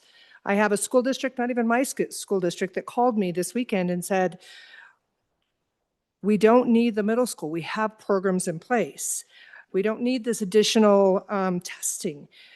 But, you know, and then I've heard also from conversations that we put money toward them, but that's money toward the teachers, not toward the person who's going to be doing the reporting and all the new stuff in this bill. So I guess I keep asking myself, is this bill ready for prime time? I mean, since 2019, we've been working and addressing this issue. And it's working. If you look at our test scores, I can hold this up, but something was handed out. You can see that it's working. Is it working at the rate all of us would like? Maybe not. But there are some districts out there that are really kicking butt. They're doing things like letters and PLC. And so I feel like we need to let it keep baking. We can't keep changing. These teachers are asking K-12, K-6, new programs. And so I asked that we would just maybe pause for a minute, and if we're going to pass this bill, that we would pass this amendment and take it to K-6 and test this theory and see if it's working. So again, I would ask for your favorable consideration on the K-6, and let's make it easier for me to support this bill. Thank you. Representative Brown. Thank you, Mr. Speaker. So, ladies and gentlemen, I don't disagree. We've been working on this since 2019. And since 2019, when I picked this up and asked for this to be an interim topic, after hearing about it for 2 years, I've continued to make it an interim topic. And so then I begin to think to myself, why do we have the same interim topic 7 years running? It's because we're not seeing the success and the factors that we have been told, give us 1 more year, we'll make it work. Give us 1 more year, we'll make it work. I wholeheartedly understand the plight of the teachers and being scared of actually being underneath the recognition that we have to teach our kids how to read and having literacy. But what I really want this body to hear, more than about the teachers, ladies and gentlemen, it is about the kids. It is these kids that are being left behind. Frankly, I have done nothing but fight for public education for as long as I've been in this body. But when I have had to fight against public education to teach literacy because we're asking too much of them to teach our kids how to read, that's when I've started having the pushback. That's why I say that this bill is absolutely ready for prime time. It was worked extremely heavily during the interim. If you didn't watch the conversations in the communities, the people that came out and spoke on this bill, I suggest you go back and watch that. This is not something that is new. This is not a third reading amendment that came out and we're completely changing how everything is going to come out and change the entire world. We have an expectation that all of our kids matter in K through 12. We are responsible for them in K through 12, not just K-6. Plain and simple, we have to take care of every single kid. We have kids that are leaving high school that cannot read at a 5th grade reading level. I'm not going to apologize for that, and I'm not going to stand back here and say, well, because some of the teachers don't think we need it at the junior high and high school level. Ladies and gentlemen, we do. Maybe not every kid, and guess what? Those kids will not be impacted. The ones that are reading just fine, the ones that are going through this, they're going to sail right through. But the ones that we've missed, the ones that have fallen through the cracks since the day that we've started this conversation, we're going to grab them. We're going to secure them, and we're going to get them back on track with this bill.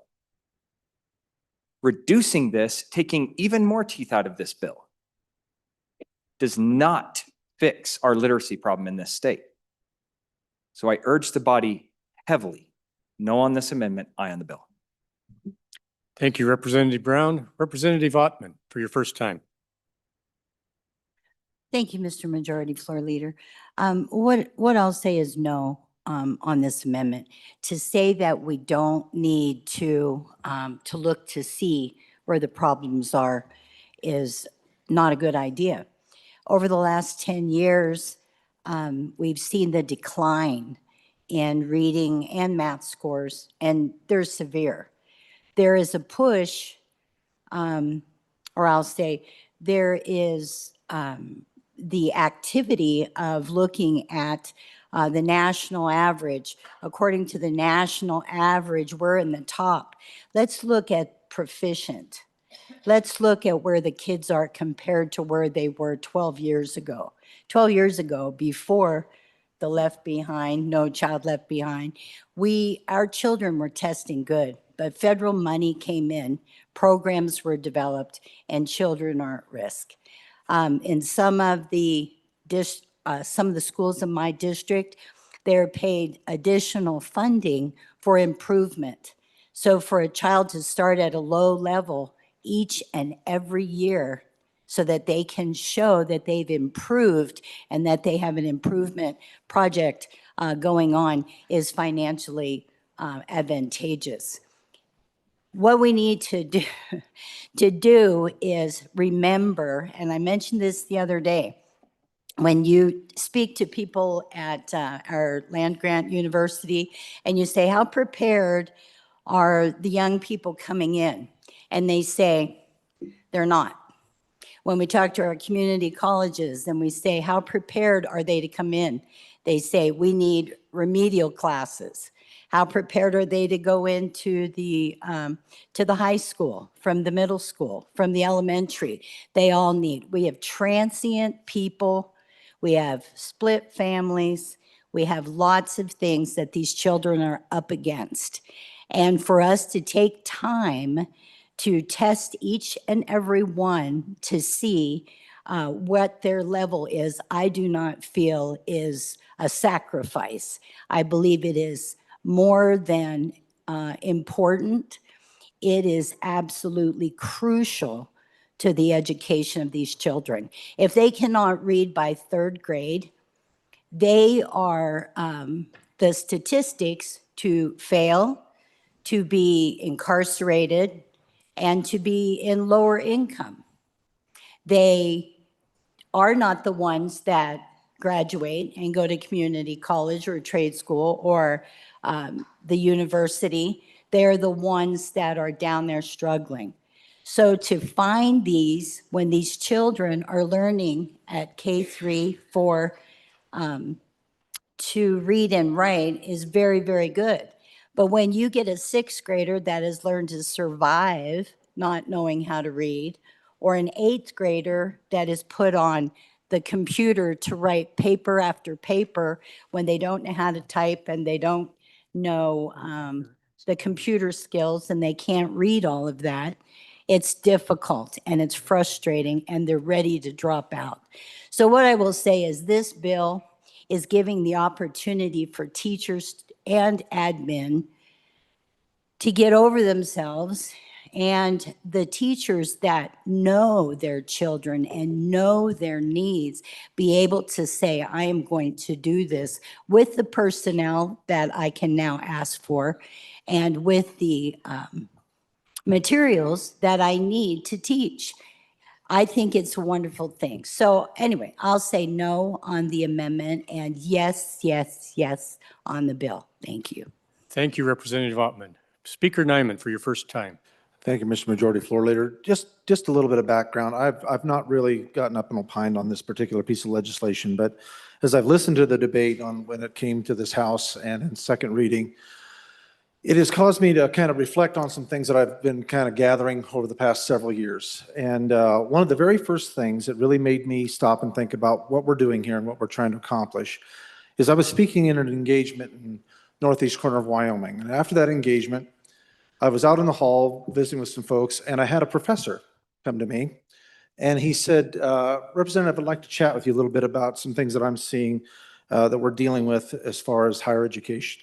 I said, sure, I'd be glad to chat with you about that. He said, I don't know how to say this. He said, my students are not able to handle my class any longer. And I'm like, what do you mean? And he said, well, I had what he called, it was kind of interesting. I'll call it a weed out test that he used to offer. He said he can't call that anymore, but he said it was a test I give to incoming freshmen to see where they're at scholastically and whether or not they're going to be able to handle this freshman class. And he said, I have seen a consistent and steady decline in the ability of the students as entrants into my particular field, he said, over the past multiple years. And he said, we've got a real problem. And he said, and these kids are not ready. And he said, and here's the problem that I see with this. He said, they're having to go back and take remedial classes to enter freshman courses in our institutes of higher learning. Fast forward to a conversation I just had the other day with a school district over here where the Bighorn Mountains are here in the state of Wyoming. And it was a very interesting 3.5 hour opportunity for me to be able to see what that particular district is doing to try to amend or to address the very thing that this gentleman brought up to me about the problem with our kids entering our institutes of higher learning. And they said, we've got a generation of young people that are struggling at best. And as I listen to these educators, these are awesome folks. I mean, these folks have identified a major shortfall, a major shortcoming. And that shortcoming, when we listened to the conversation, was because of a system that we adopted because we had a really good salesman go through. And a lot of districts would adhere to some of those different curriculums. And they tried them because they were good, or they thought they were sold to be good. But now here what we're seeing is the long-term fallout of some of those programs that were taught by teachers that love these kids and desperately want to see them thrive and to be productive, useful adults. But they've been set back. And so it was disheartening for me, but it was encouraging in another aspect of it to hear that we've got a generation of young people out here that are struggling. And they don't just struggle up till 3rd, 4th, 5th, or 6th grade. We've got people that if they didn't get the proper foundation at the proper time, that now they're going on. And my question to that group of people is, what are we going to do for these guys? We're dropping them out into society. We're giving them to business. We're giving them to institutes of higher learning. And we're saying, there you go, sink or swim. Swim as hard and as fast as you can. And that conversation circled back around to that we have a responsibility to make sure that when these kids are leaving these schools, our K through 12 education, that they are as equipped as they can possibly be to go on, if they so choose, to an institute of higher learning. And so I've gone to job fairs, ladies and gentlemen. I've got contractors coming up to me going, I got 21-year-old men that can't read a tape measure. And he says, what am I going to do? He said, I got to sit and I take another guy and give this young man the ability and show him how to read a tape measure. And I'm just dumbfounded. So I did a little research and I started asking some questions, and I went to our department that handles this information of the education. And this is what they gave me. And this is why I believe this bill is important and why this should not be an attack on educators. And I don't want this to be spun into an attack on educators. Our educators are incredible. Fantastic human beings that do a phenomenal job. And I know a lot of educators that are in very difficult situations. They are given a task that oh man, you've got to be geared for that. You've got to be wired for it. I mean, it's an anointed job. You've got to have a gift to be an educator. And so I don't want this to be spun as some way of trying to attack people and overload them with work. But here's the reality of where we're at, ladies and gentlemen. We've got young people right now that are not ready to leave high school. And just because our graduation rate is as high as a cat's back does not mean that our people are ready to leave and to go into the job field or to institutes of higher learning. And this is why I say this. I'm not doing this just to cast shadow. I'm going to tell you, approximately 45.8% of our degree-seeking students at Wyoming public post-secondary institutions are required to take developmental or remedial classes if they want to get ready for their freshman year. Now, I don't know about you, but that's concerning at best to me, or should I say concerning at least. Community colleges, roughly 51% of Wyoming community college students require remedial classes right now. Why? If it's happening in K through 12, why are these young men and women having to go back and have remedial classes so that they can begin their freshman year and move ahead in their degree levels? Combined, it's for 45.8%. Four-year institutions, universities, Wyoming, 30% of first-year students are requiring remedial classes. Since COVID, which everybody loves to remember that, whatever that was, the average has moved to 33% in our university. 1 in 3 students, ladies and gentlemen, are not ready to be freshmen. Now, if that does not concern this body, I don't know what would. We have a responsibility to our young people. We invest a tremendous amount of money into education in Wyoming, and we're getting ready, I trust, to pass a recalibration bill that is going to invest even more money into education in Wyoming. And I'm giving you the figures of what they're dealing with right now. When I've got professors coming to me saying, we've got a problem, I'm not able to expect these young people to engage in freshman level classes so that they can go on. He said, immediately I'm creating more cost because now they're going to have to go back and pick up classes. So I'm increasing the cost of education. He said, I'm making it very difficult for them because he said, these kids are all wanting to be in the same class working together and they can't because they're ill-equipped or not quite ready to go. If we don't identify this and carry this through all K through 12, and these young people are leaving the high schools not ready, if they're leaving ready, then why are these numbers from the department that takes care of education even available?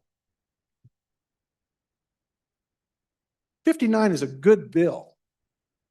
It's necessary. Industry's asking for it. Young people deserve it.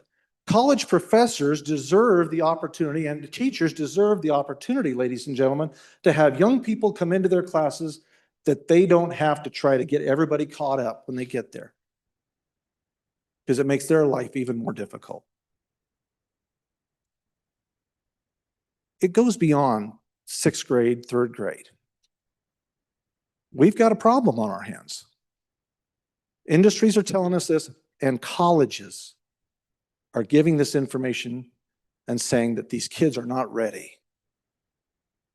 So just food for thought, ladies and gentlemen, as we debate these next amendments and we decide whether or not this bill is something that we want to support.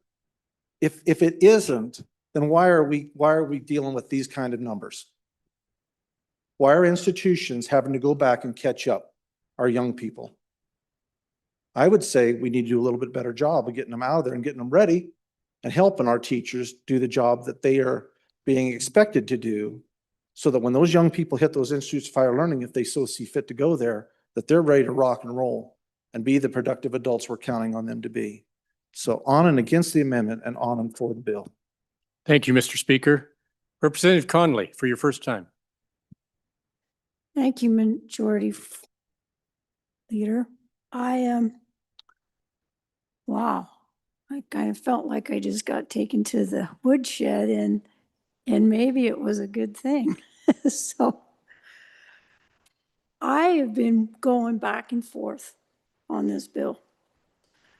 One point, I'm like, yeah, it's a good bill. We need to do it. Next point, I'm like, yeah, maybe we need to go stick with the kindergarten, 3rd grade, 6th grade, 8th grade.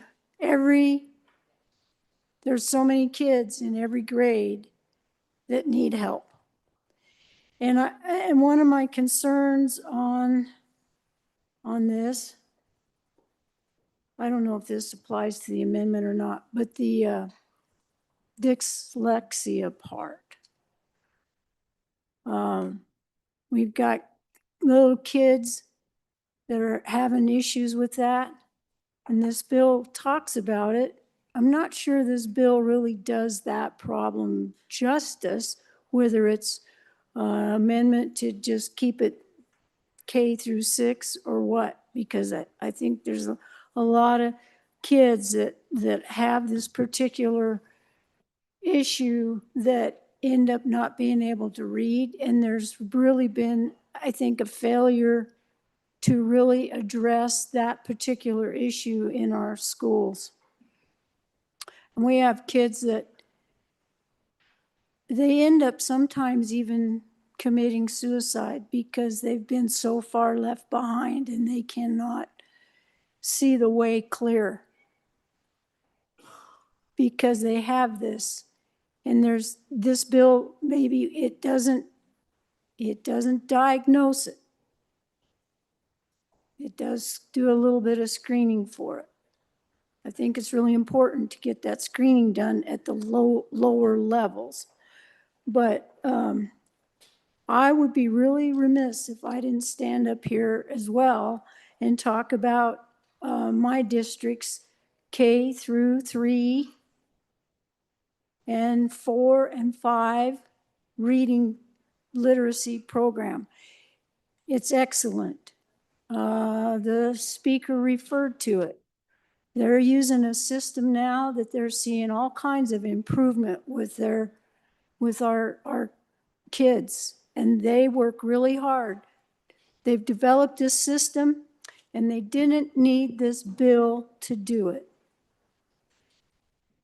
And that kind of bothers me a little bit because I think I'm nervous that this bill,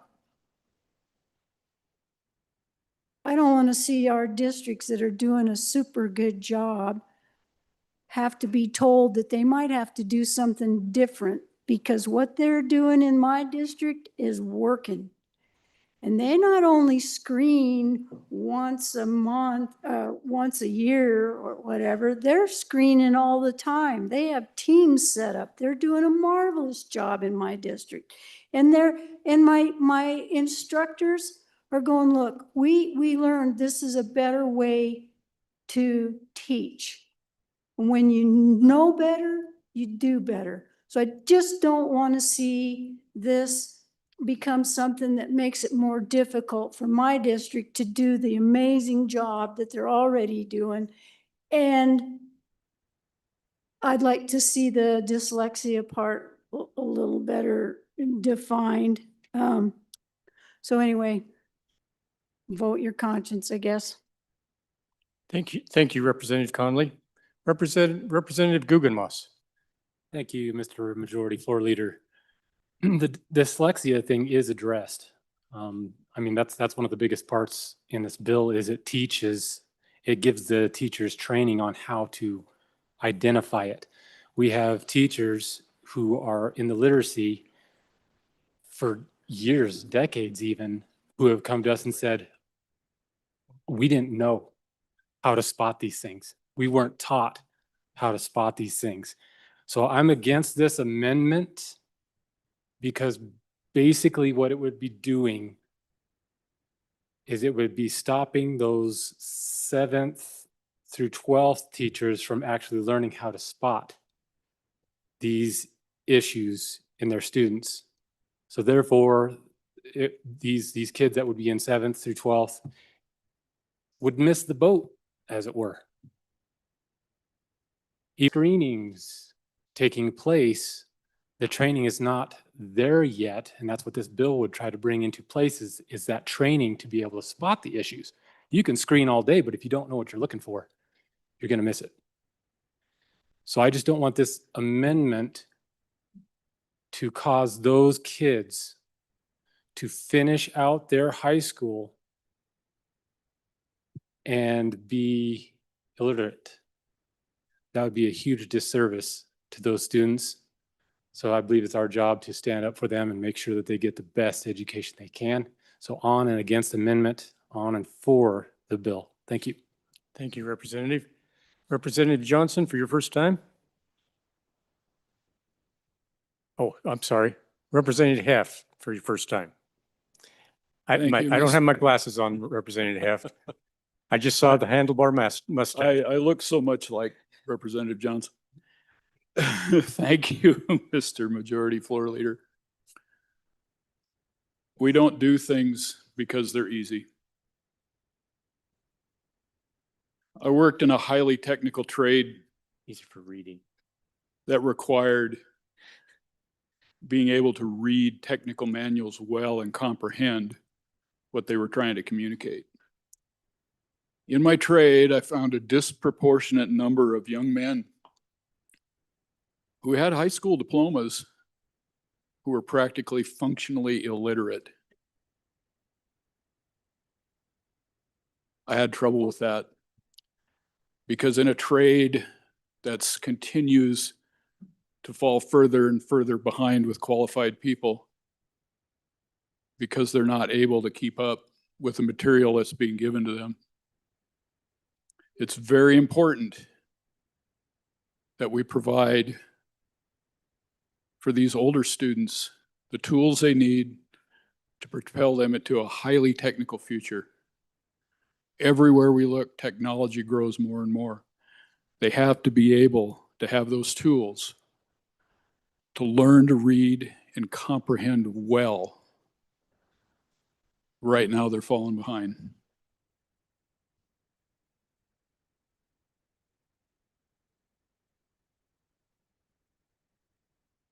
Thank you, Mr. Chairman. Representative Jarvis, please.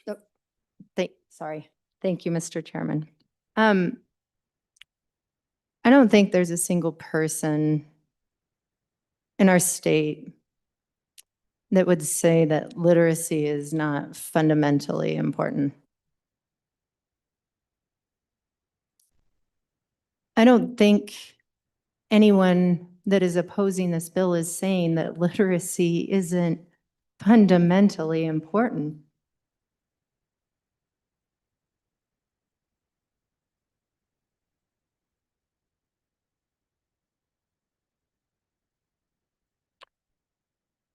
What is being said is maybe this isn't the right way to go about it. So I pulled the data yesterday on the WDE 626. It's a state report where school districts have to report their literacy data. And I pulled it for the last 4 years. For the last 4 years. Do you know 30 of our districts have grown in literacy? And we have a district that has 3.2%, I think it was 3 point something percent of their students at risk. We're standing up here and we're telling our school districts that they're failing. I've listened to this. I've listened to the post-secondary. Is that all just our Wyoming kids, or is that kids from everywhere? I've heard all of the different data, the NAEP, yep, but the NAEP also samples Wyoming. It only pulls a couple school districts with different populations and demographics to test. Doesn't test our entire state.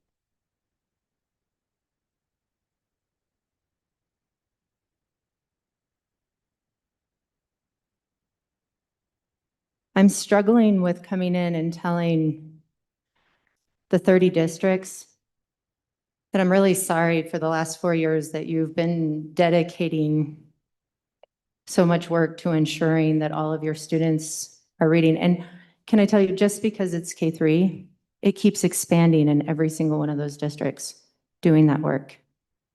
It expands because as the teachers start to see that success, they keep moving it forward. But our teachers are doing this on their own.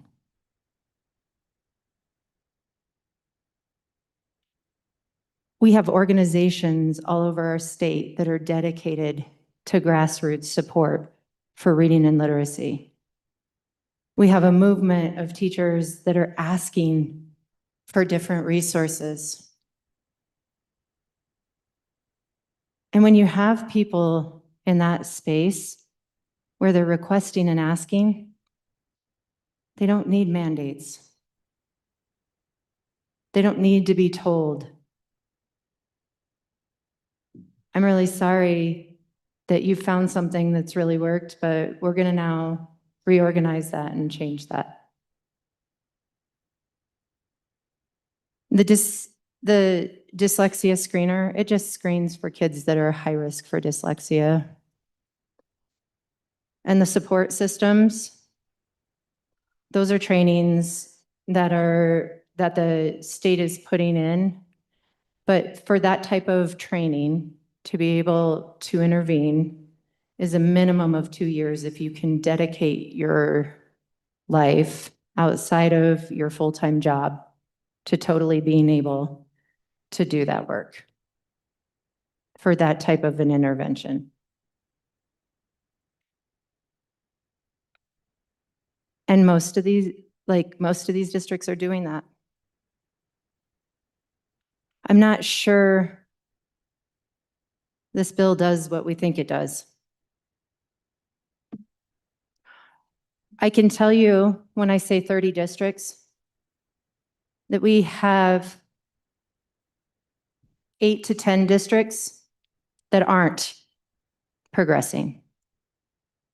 But we also don't have a literacy department at our state level to do anything about it.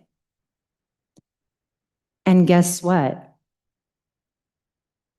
If a bill goes through today, we'll have the human beings that can actually go out and put those 10 districts in corrective action and start to work with them specifically to move them in the right direction.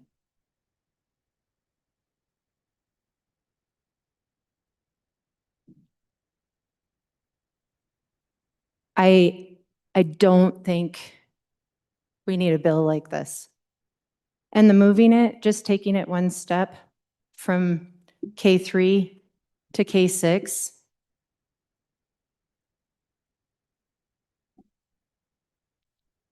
fine, okay. If that's the direction that everybody feels that it needs to happen. But the resources for 7 to 12 to do this look very different. It's not quite the same. And I've spent my life reading research on this because it turns out I do have a dyslexic kid. I have a very dyslexic family. And they've taken 2 different paths. They're either incredible entrepreneurial business owners or they're serial inebriates. So if you don't think for a second that I haven't firsthand experienced what this is like and why I've dedicated my entire life to this, it is an extremely important thing to do. But this bill doesn't do what we think it does. I'm an I vote for K6. Thank you, Representative Jarvis. Representative Davis, your first time. Howdy, Mr. Speaker. Probably will be my last time here. Folks, think about this. You know, I look at my grandkids and we're out there trying to teach them to read and stuff, okay? They don't open up a book anymore to do research for a paper or anything. They look at their phone, okay? The phone talks to them, the phone walks to them, it does all these things, you know?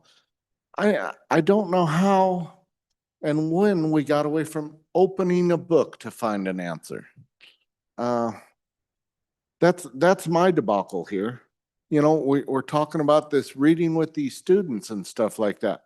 They don't need a tape measure in order to measure anymore. They point their cell phone at it and it measures or it levels. It does all these things, you know? So if somewhere in this bill, it would guarantee just even a chance that this would bring our children back to the ability to open up a book and discover what reading is about, I am all for this bill. But with today's technology, we don't need it. You don't need a manual in order to fix a truck anymore. You just YouTube it, you know? I mean,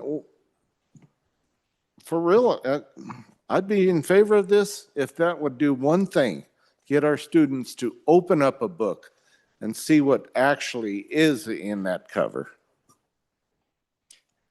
All right, thank you. Representative Harshman for your first time. Thank you, Mr. Majority Floor Leader. I think there's 4 amendments on this bill. I think 3 of them in their own ways probably make the bill better. I think one of them is a bill killer. We'll kind of talk on that when we get to it. But on this amendment, I think there's been a lot of anecdotal things said, and I appreciate that, and that's part of debate. And I just think back to your own experiences and how many people on this floor have actually been in the first grade room this century. Actually been in and kind of know how many kids are reading and all that. And so there's a handful, right? And so I appreciate that. But I think when we hear these terms that can't read, that's a pretty strong statement. Now there's different levels, but I think the biggest part of this thing is think about when you became a parent. I was taught to start reading to your kid before they were born. So my wife would be there, she would read out loud, I would read out loud. Our kids were born, we read every night to them till I fell asleep or they fell asleep. And it was like, and my kids are all readers today still. And I think part of that issue is our customers who come to kindergarten now in our school, our 10,000 kindergartners each year, a lot of them don't have that exposure. I don't know how you fix that. I don't know how we get the word out to read, and there's private groups, all that, but I think this bill does send a signal, but that's part of this issue we got to take care of. I think the other piece nobody's talking about is, well, there was a little bit when we passed No Consultant Left Behind at the turn of the century. And it was started in the 90s, but we went away from phonics with these little guys, the pre-K, K1, 2, 3. We taught all of our educators, hey, there's a new way to do that. I remember my parents when we had modern math. Why'd you get, this is the way you do it, I think we've realized that was a mistake. That was corporate education. We're going back to phonics. It's really important. And is there a point for this whole language and all that? Yeah, they start hitting 4th, 5th, 6th grade, then it starts changing. But I think the other thing we're not talking about in middle school, has anybody looked at the standards for reading? 1st grade, 2nd grade, 3rd grade, I just looked at them here yesterday. And they start changing as the kids get older. It's not about teaching them how to read. It's about reading comprehension. Okay, you read this passage. Now write this. What did it say? Or do this after you read that. And so it's not so much about teaching how to, but it's about the comprehension. And then I think when kids, so every kid that leaves 5th grade in an elementary school, they're all reading. Unless they're, on an IEP, maybe a 504, and there'll be a few slow readers, but they're all reading. And I think, so there's been some stuff said on that. I think then we moved on to remedial classes. And I think the good previous speaker talked about some of the young people today, I look at and I go, you mean you can't estimate that? I'm like, I can just estimate that in my head, but they can do stuff on their phone or computer that I didn't even know was possible. So there's kind of a different, and I think that's part of every new generation, right? I mean, I just read these Babylonian tablets from like 2,000 years. I was reading this article. The new generation is going to where. They don't know anything. They don't respect their elders. I mean, that was 1,500 years BC. And so that's going to continue on. I mean, every generation. But I think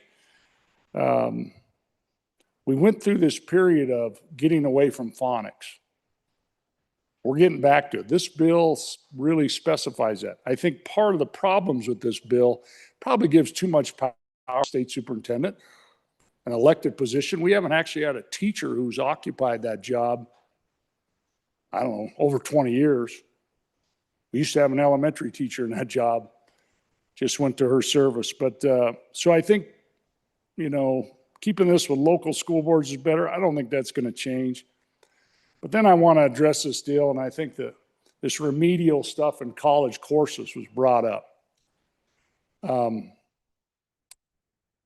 10 years ago, this body kind of put some sideboards on that because it was like every kid had to go to remedial. And it was a little bit, we felt on this floor, it was a racket. I mean, we have open admission to our community colleges. We have a very generous admission to our university. Yeah, could you raise those and not have any remedial? Absolutely. You could close those opportunities off and have no remedial. But there's a fine line on that, and you want to watch it. So what's remedial course taking in college based on? We give the ACT to everybody. I'll just tell you, I've administered the ACT for years. And this is what happens with standardized tests. The 4th grade and 8th kids, they're into it. They want to kick some rear end on that. By the time they get to 8th grade, not so much. When am I done with this test? And I'll watch juniors take the ACT like this. Not answer one question. So that all plays into our, so I'll just tell you that's part of this thing. And how many of us had it all figured out when we were 17 or 18? How many of us were pretty average and then overcame ourselves a little bit? And so I just think, be careful with some of this. I'm going to vote for this bill and I'm going to support it. I think if anything, it sends a really powerful signal that, boy, let's get back to the basics. And before most of you were here just a few years ago, you know, we had grown our state standards, and that's a whole nother topic. I don't want to get into standards education versus our curriculum-based education we used to have. But we had like 41 English standards in 1st grade. Are you kidding me? And so I brought a bill to cut them in half. Well, the board that does that said, hey, we got you, just hold off. And so that bill got set aside, but I think the bill does make the important stuff important. That's really a key part. Now, I think it gives the state superintendent too much. I guess I can't say it. Gives that elected official too much power instead of really experts who know this stuff. And I think that going to 12th grade is, when is the most important time to do it? It's when they're younger. And so we're going to get what we emphasize. So if we emphasize everything, what are we going to get? And that's my concern with it. We should really be focusing this thing on our CDCs and our 3-year-olds and our 4-year-olds and getting the word out. Read your babies before they're born. Read, read, read. Because right now, average American, 8 hours a day. That's 4 months of your life. So I support 3 of these 4 amendments. And I'm going to support this bill. And I think more than anything for the message, but I think don't get confused. There's a lot of educators out there when this whole language thing came on, quietly didn't accept that and kept teaching phonics. Our teachers got that thing, and I think support that, support them, and support these moms with little babies. So when they come to kindergarten, they actually know the alphabet. That's a huge deal.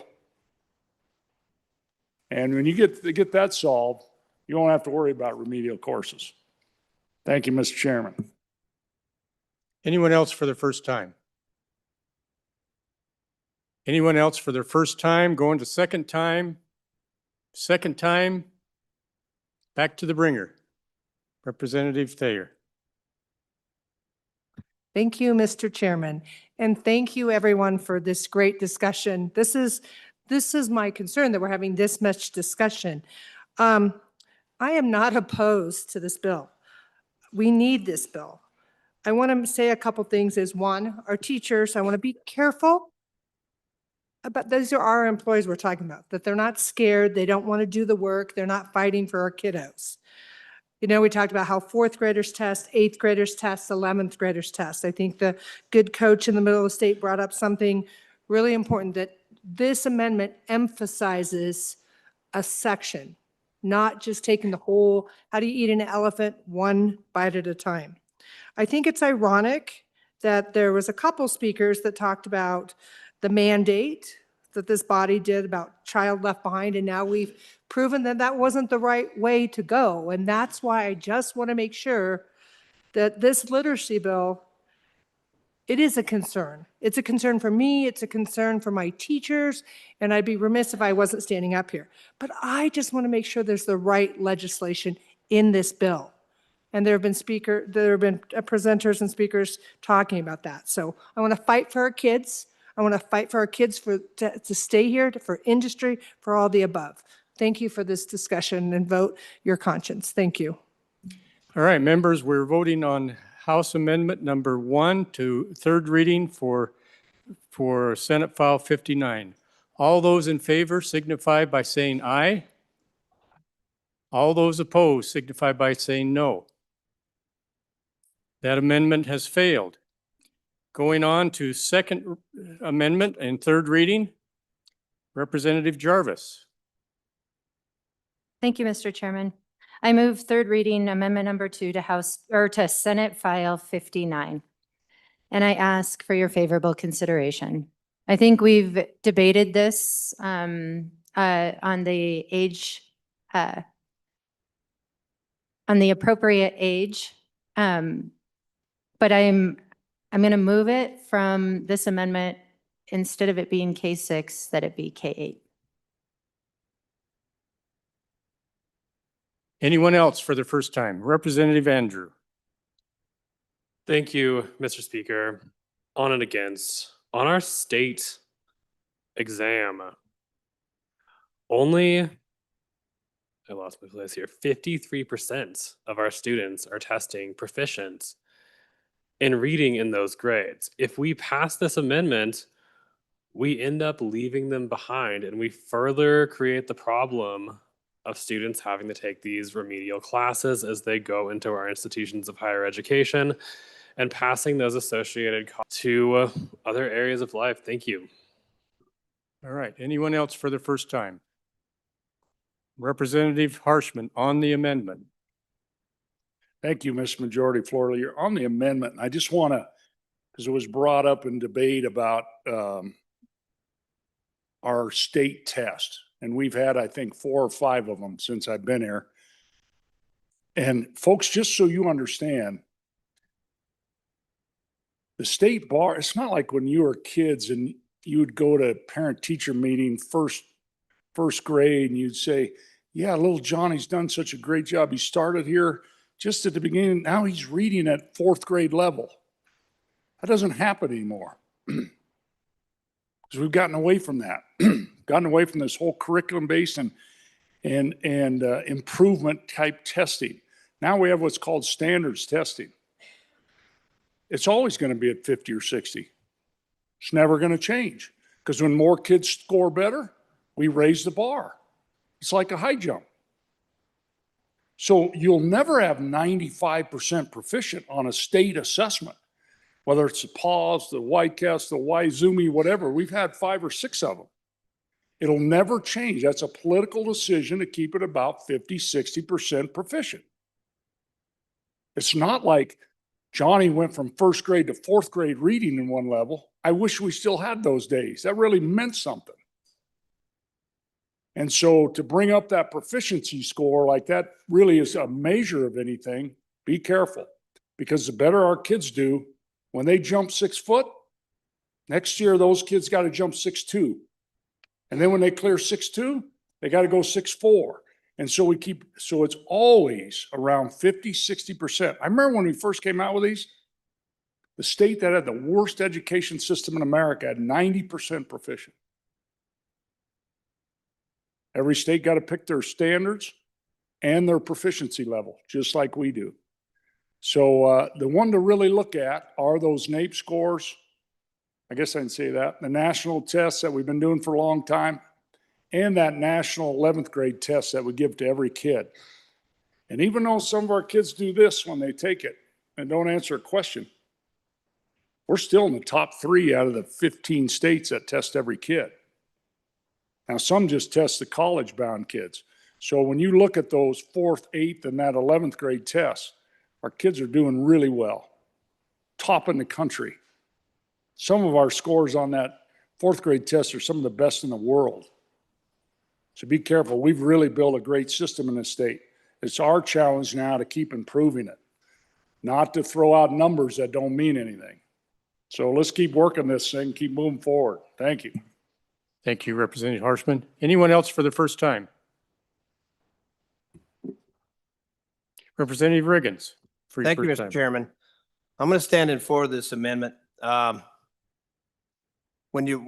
you're going to try to get high schoolers, and I agree 100% with the speaker's comments earlier, but to me, you're diluting the effort a little bit, trying to run it up to high school, all the way to the 12th grade.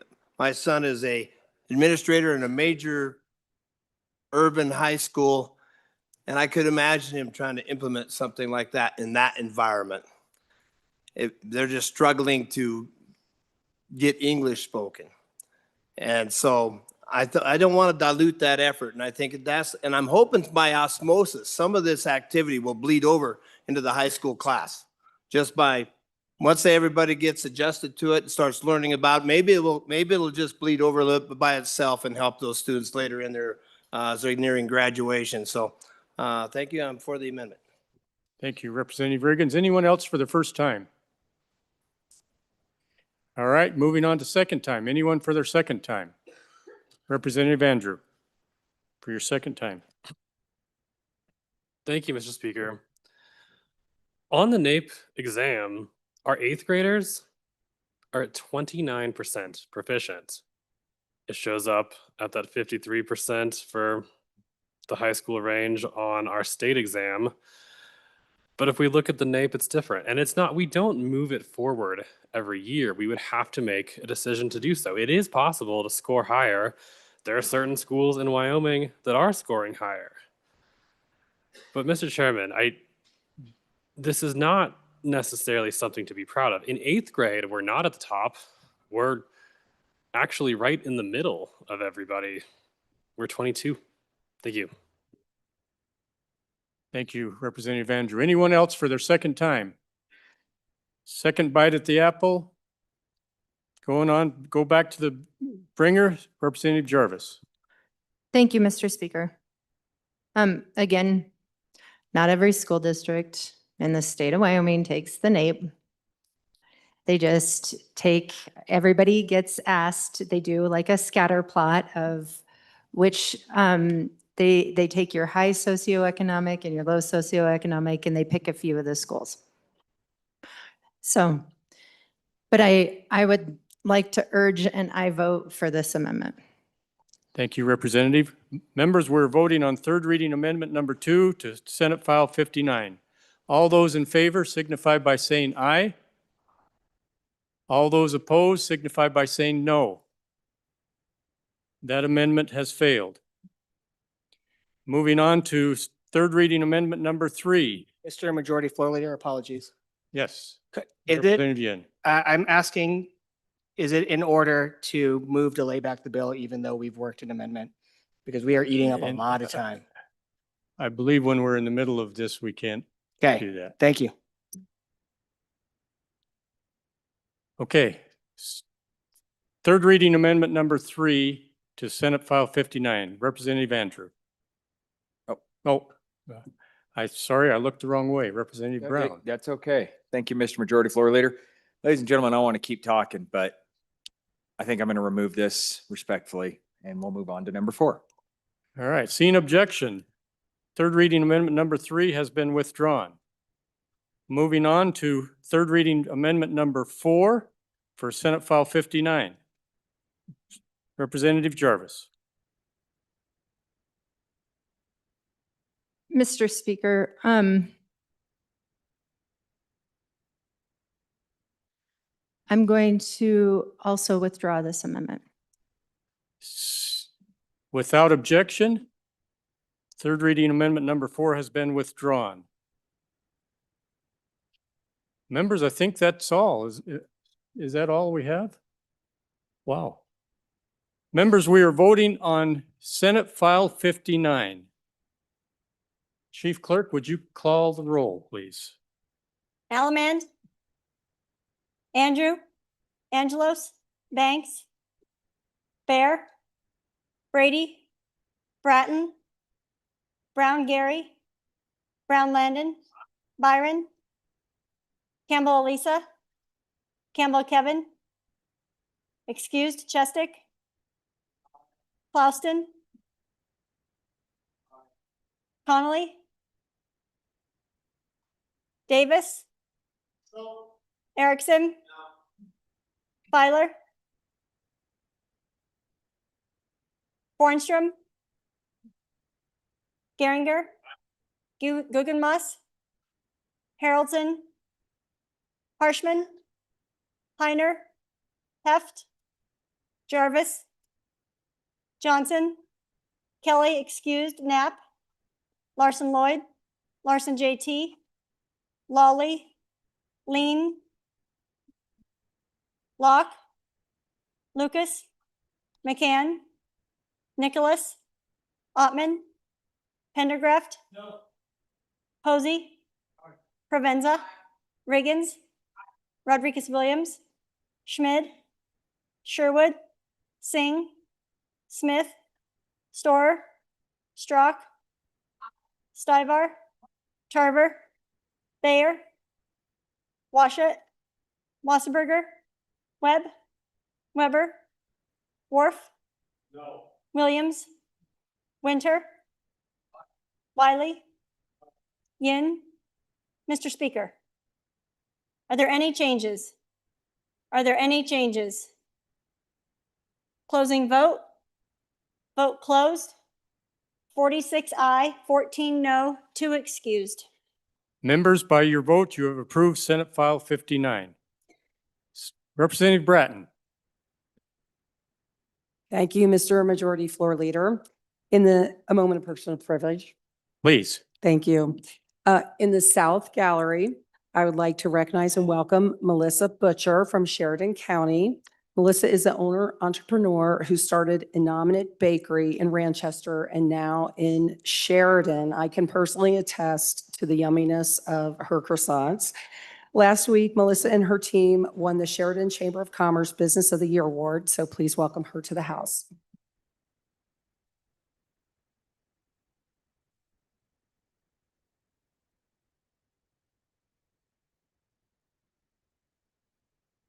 Welcome to the House. Making a good croissant is a craft that many of us cannot do, so welcome. All right, members, we're moving on to Senate File 70, and we have amendments. Senate File 70, sponsored by Water, Omnibus Water Bill Construction, an act relating to water development projects being enacted by the Legislature of the state of Wyoming. Thank you. Representative Larson, JT. Thank you, Mr. Majority Floor Leader. At this time, I respectfully withdraw third reading amendment number 1 to Senate File 70. Without objection, amendment number 1 to third reading amendment number 1 has been withdrawn. Third reading amendment number 2, Representative Larson. Thank you, Mr. Chairman. I'd like to move third reading amendment number 2 to Senate File 70. And Mr. Chairman, this is a follow-up to the good representative from up in the county that makes sugar. And yesterday she brought a similar amendment that was handed to her kind of on the fly about an account in Water 1 and Water 2. And as I questioned her, I was a little confused, and I don't take her amendments lightly. She's not frivolous in her approach to legislation. So I knew that there was something more to it than yesterday when we defeated it. So I went and I inquired of staff what it was it was trying to do. And I think I understand it, and it really is worth us addressing and I added one little point to that. The agency that handles Water 1 and Water 2 like to have their appropriations effective immediately. So as soon as we sign this. But they generally don't spend the money till later in the year. It's kind of a wonky situation, but that's how they historically have done it. So what happens from time to time when we transfer money from Water 1 to Water 2, we always have to make sure that those accounts are fully funded immediately. And this year we transferred 16 million into it from Water 1 to Water 2. Then with all of the other accounts that was there from the previous year, we're short $250,000. Now, if you go to July, we're going to be fine. The problem is that we have entities that, both national and international, that who regularly evaluate and rate Wyoming's financial stability, and oftentimes don't know of all of the backstory, such as the one I just related to you. And when they see the legislature adjourn with an account having a negative balance, they tend to get the wrong impression. And so our ratings can be fluctuated because they just look at, maybe just look at the goldenrod and don't have a lot of information. So what this bill does, and the pushback you heard from the good legislator, was the agency was a little reluctant to move $250,000 out of Water 1 to Water 2. And there's reason for that. He needs the 250 in Water 1. So what I do here in this amendment is we move 16 million. We strike it, make it 16,250,000. Boom. So that makes us whole till July 1. And then in July 1, I add this footnote C, or this C, that then we move it back into Water 1. So it's just moving that to make sure that our state's fiscal house is clean, and that when people see it, they don't see crumbs on the floor, and it looks good. So that's the amendment, and I'm happy to answer any questions. All right. Thank you, Representative Larson. Lloyd. Anybody for their first time? Anyone on their first time? Back to the bringer for a second time? Question being called. Members were voting on third reading amendment number 2 to Senate file number 70. All those in favor signify, oh, we have to call a roll. It's a transfer. I'm sorry. Chief Clerk, will you call the roll, please? Allemand, Andrew, Angelos, Banks, Bear, Brady, Bratton, Excused?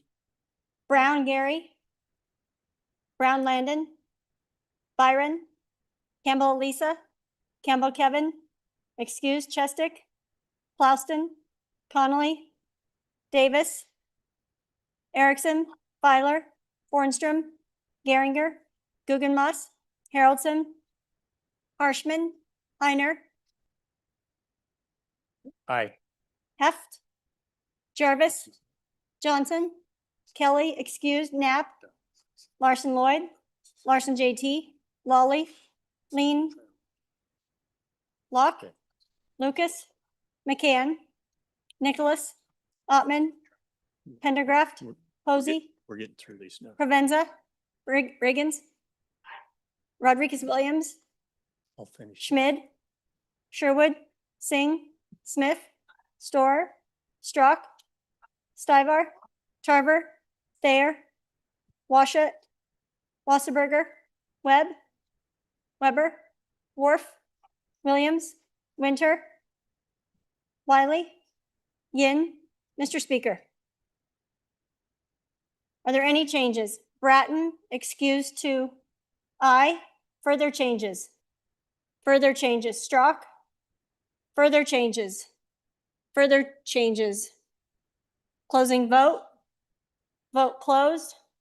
60 aye, 2 excused.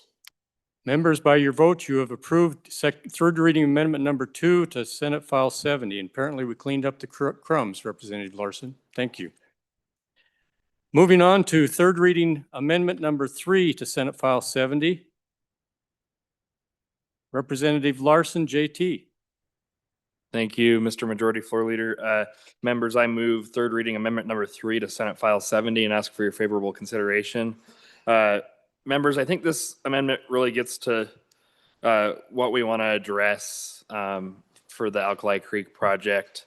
I made sure to put it language in there that it is the intent of the legislature that no further time extensions shall be authorized for this project. And then beginning January 1st, 2027, funds from the appropriation made in this paragraph shall not be expended or used to exercise eminent domain for the purpose of this project. I think this is a well-rounded amendment that really gets to the goal of what we're trying to do and gets to the point. So encourage an aye vote on this. Representative Strzok, you're hovering over there. Thank you, Chairman. I was going to say if it's questioned and everyone's agreeable, I'm okay. But I guess I was just going to speak on this. It's been crazy with this one. And this one does need to be an aye. I think between us all, we've finally come to an agreement on what is best for this. It's been a long road, I feel like, to get here. But please give it an aye. Okay. Anyone else for their first time? Anyone for their second time? Back to the bringer, Representative Larson. Waving off. Members were voting on third reading amendment number 3 to Senate File 70. All those in favor signify by saying aye. All those opposed say no. That amendment has passed. Moving on to third reading amendment number 4 on Senate File 70. I see Representative Lawley coming down the pike. Representative Lawley. Thank you, Mr. Majority Floor Leader. I respectfully withdraw third amendment reading number 4 to Senate File 70. Without opposition, third reading amendment number 4 has been withdrawn. Seeing no further amendments, members were voting on Senate File 70. Chief Clerk, would you call the roll?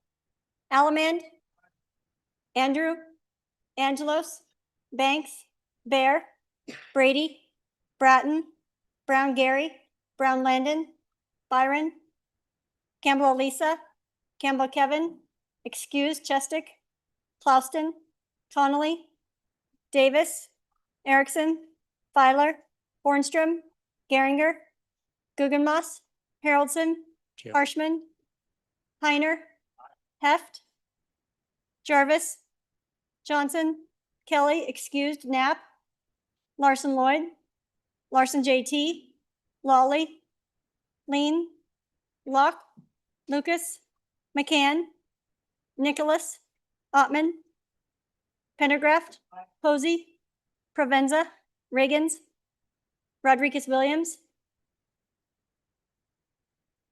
Schmid, Sherwood, Singh, Smith, Storer, Strzok, Stivar, Tarver, Bayer, Washut, Wasserberger, Webb, Weber, Worf, Williams, Winter, Wiley, Yin. Mr. Speaker, are there any changes? Are there any changes? Wiley? Are there any changes? Closing vote? Vote closed. 59 aye, 1 no, 2 excused. Members, by your vote, you have approved Senate File 70. You take over. It has passed the House.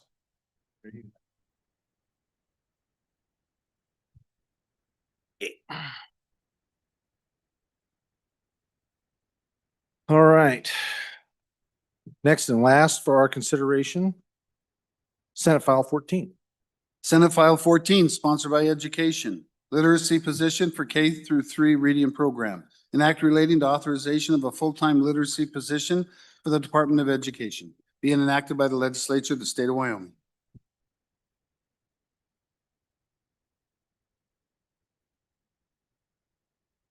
Things got sorted around here a little bit, ladies and gentlemen. Senate File 14. Okay.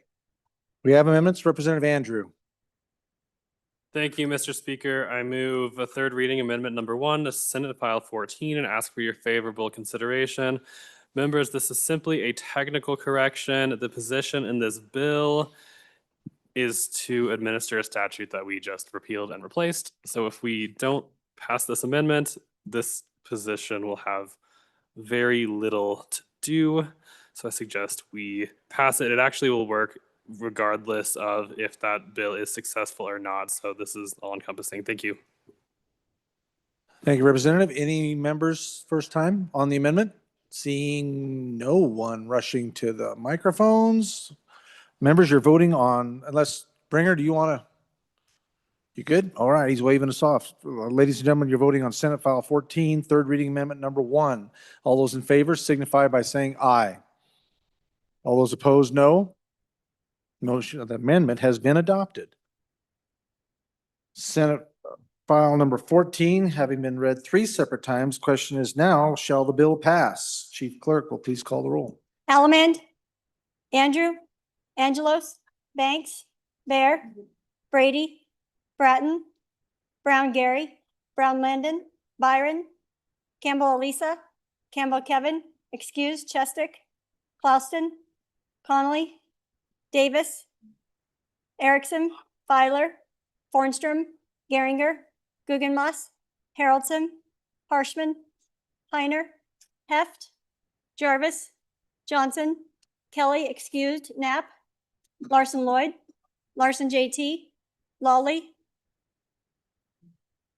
Lean, Locke, Lucas, McCann, Nicholas, Ottman, Pendergraft, Posey, Provenza, Riggins, Rodriguez Williams, Schmid, Sherwood, Singh, Smith, Storer, Strock, Stivar, Tarver, Thayer, Washut, Wasserberger, Webb, Weber, Worf, Williams, Winter,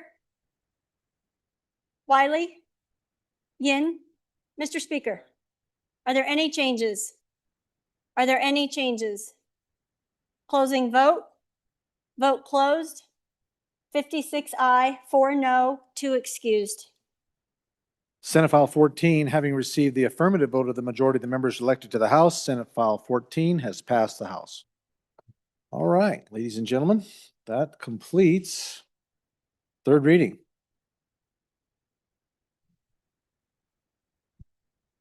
Gage.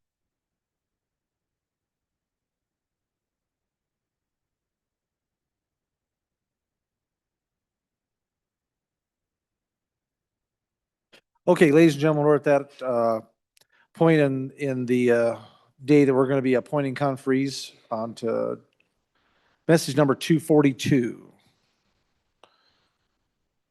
This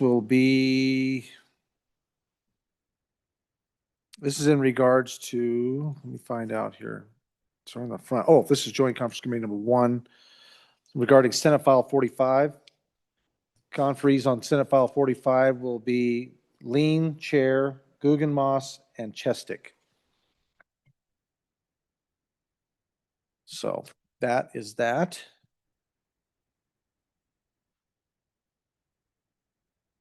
Okay, do we have any others?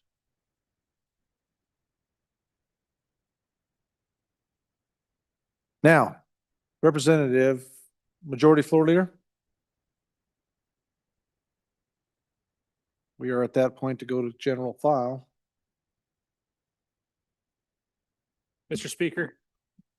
Yes. Mr. Speaker, pursuant to Mason's section 187, 6K and 302, I move to change the order of consideration of bills on general file by placing the following bill as first item to be taken up on committee of the whole, Senate File 123, Wyoming Energy Dominance Fund. Okay. I believe it's debatable, Mr. Speaker. Yeah, I'm just reading through the script here. Under Mason's sections 81A, the motion is debatable. The motion requires a vote of the majority of the members of the House. Okay, any debate?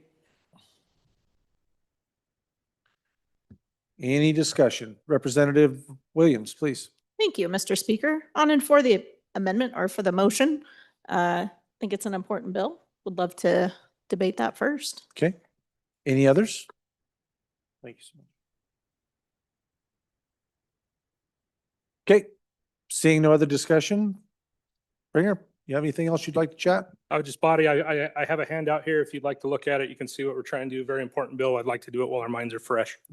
Okay, we are now voting on whether to place Senate File 123 as the first item to be taken up on the committee of the whole today. Senate File 123, Chief Clerk will call the roll.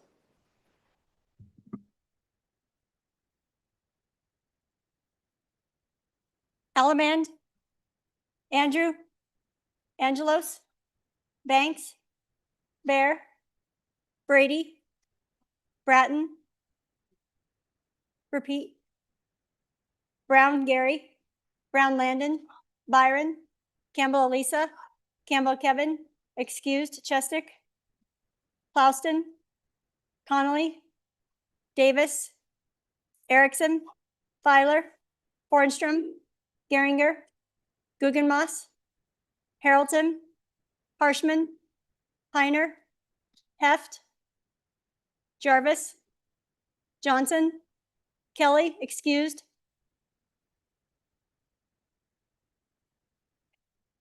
Knapp, Larson Lloyd, Larson JT, Lawley, Lean, Locke, Lucas, McCann, Nicholas,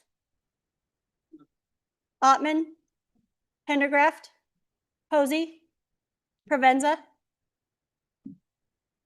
Riggins, Rodriguez Williams, Schmid, Sherwood, Singh, Smith, Storer, Strock, Stivar, Tarver, Thayer, Washut, Wasserberger, Webb, Weber, Worf,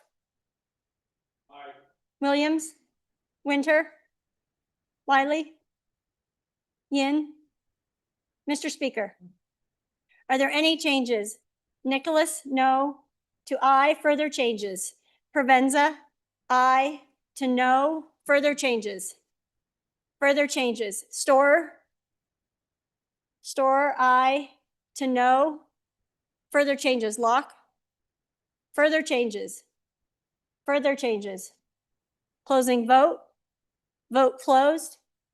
32 I, 28 no, 2 excused. By your vote, it has been decided to move House Senate File 123 to the top of the list on general file. Okay.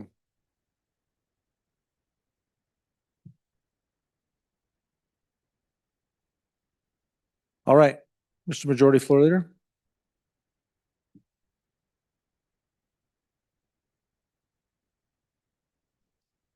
Mr. Speaker, I move that the House resolve itself into committee of the whole. You have heard the motion for the good Majority Floor Leader. All those in favor signify by saying aye. All those opposed, no. Motion has been adopted. Congratulations and welcome, Representative Geringer.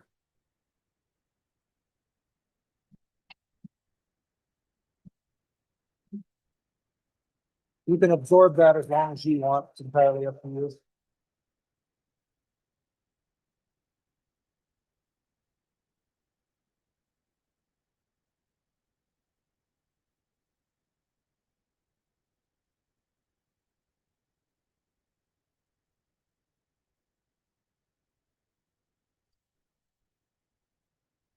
Committee of the Whole, please come to order.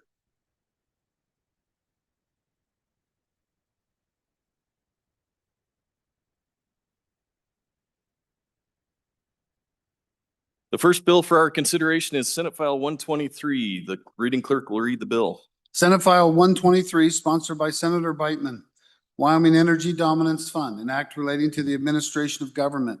Mr. Speaker, your committee number 9, Minerals, Business and Economic Development, to whom is referred Senate File 123, engrossed, Wyoming Energy Dominance Fund, respectfully report same back to the House with the recommendation that it do pass with the following amendments. Ayes, Representatives Campbell, Heiner, Knapp, Larson, Lawley, Riggins, Schmid, Tarver, Weber.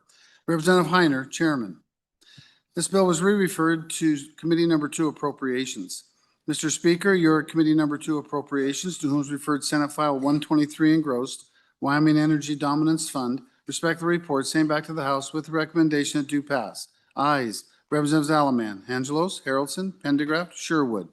Noes, Representatives Bear and Smith. Representative Bear, Chairman. You've heard the reading of the bill. What is your pleasure, Chairman Heiner?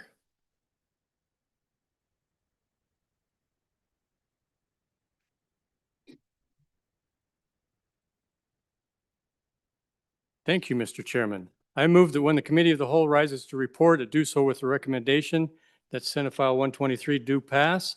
And I further move the adoption of the Standing Committee Amendment and turn over the explanation to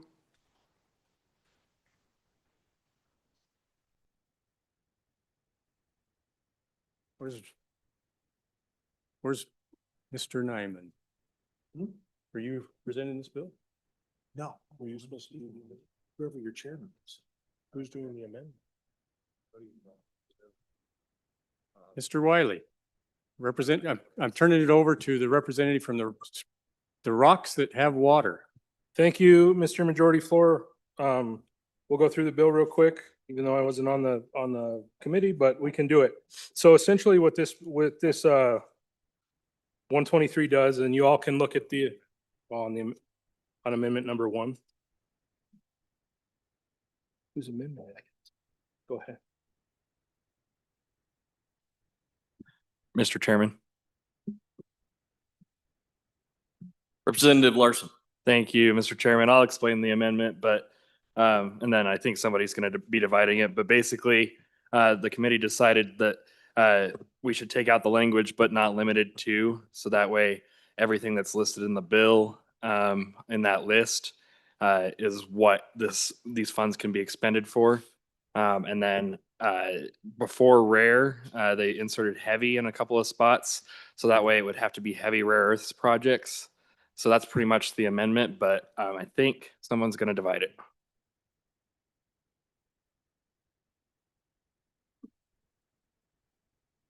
Representative Speaker Pro Tem Haroldson. Thank you, Mr. Chairman. I was wanting that collective, when I say I'd like to divide the amendment, it was taken from me. But Mr. Chairman, I'd like to divide this amendment. And thank you, guys. So the division is going to be division number 1 would be lines 1 and 2, 4, 5, 6, 7, 8, and 9 would be division 1, and division 2 would be line 3, line 11, and line 12, or 10, 11, 12. So we're removing this conversation, and we're making two divisions here. Actually, Mr. Chairman, I need to make sure you feel that is divisible first. Thank you, Representative Haroldson. Can you repeat that, please? Absolutely. So division number 1 would be lines 1 and 2, and then lines 4 through line 10. Lines 1 and 2 and lines 4 through 10. And then division 2 would be line 3 and then lines 11 and 12.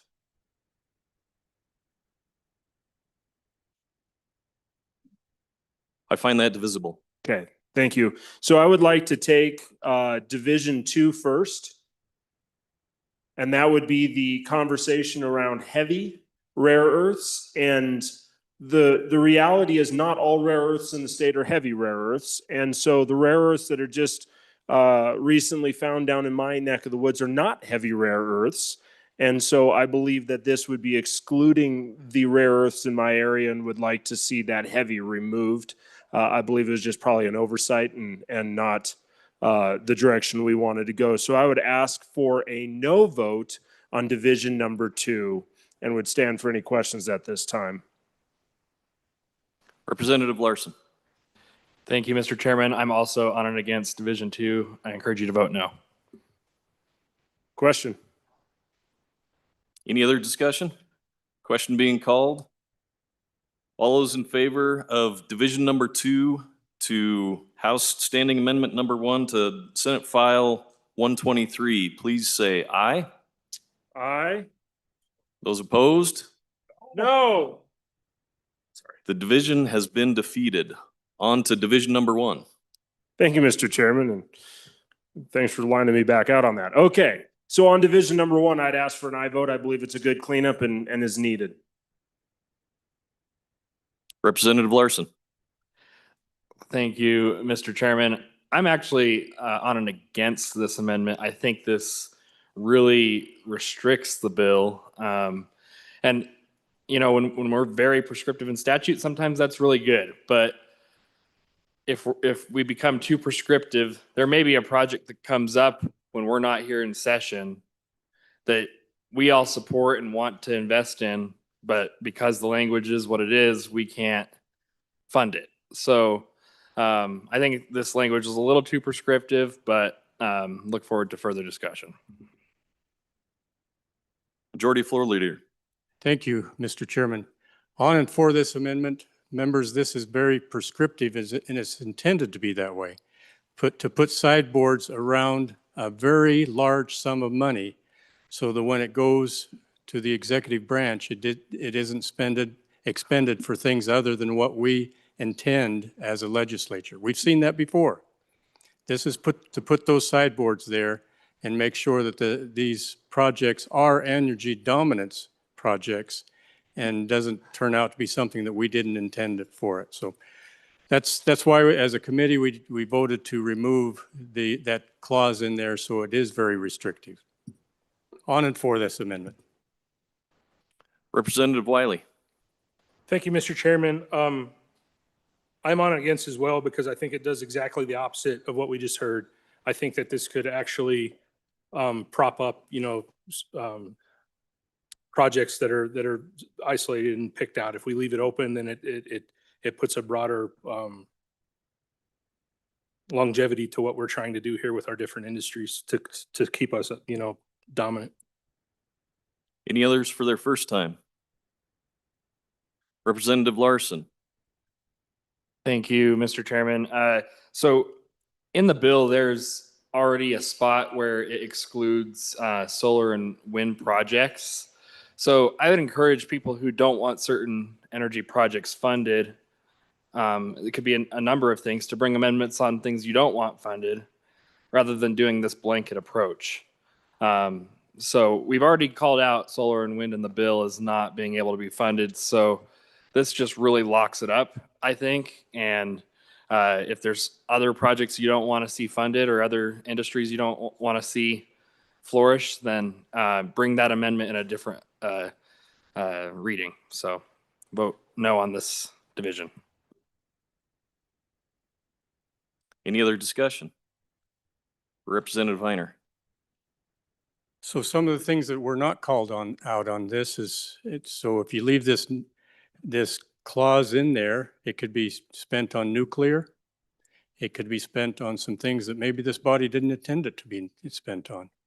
Now, as the things that are in there, it includes coal production, it includes uranium, some of the things that are core to our energy production. But what all do you want it to be opened up to? There's many things that are out there. So as a legislature, we appropriate and we decide where those are, where that money should go. So I urge an aye vote on this amendment. Representative Larson. Thank you, Mr. Chairman. So again, I urge a no vote. If you don't want to fund nuclear projects, bring an amendment that says you don't want to fund nuclear projects. Don't lock up this money to the point where we can't be adaptive as a state. We're constantly researching new projects and new industries that Wyoming can dive into. And by adopting this amendment, it prevents us from doing that. And that includes industries that use our legacy in minerals like coal, natural gas. So I think we just got to be really careful and vote this down. Any other discussion? Representative Knapp. On and for the amendment. This body has a bad habit of releasing money and then having no accountability for it. The agency that this goes to themselves have admitted there may have been some bad investments in the past. So if the agency says that, and then we give the granting authority to the executive branch without any borders to this, that's a danger. And I think that's what this amendment is meant to do. The energy dominance is for a specific reason. And if we just open it up to any project, even though this is a vast amount of money, when you start looking at the various projects that it could go to, it starts to become a minimal amount of money. So I think this amendment is very important. Thank you. Representative Larson Lloyd. Thank you, Mr. Chairman. I think it's interesting that the White House, as they reviewed this language, as you see the handout, approved this language because they too feel that nuclear is an energy dominance thing that we should be considering and certainly shouldn't be restricted with this type of language. And again, as we've heard on the floor today and from the good chairman who oversees transportation, just kind of making sure that we don't throw stuff out there from hearsay. If we're saying the agency suggests that they've made the wrong things before, tell us what those are and tell us what the amounts were. But to just suggest that some ambiguous thing out there that was ill-fated, I think just sends a tentative scare tactic to give us pause in our vote.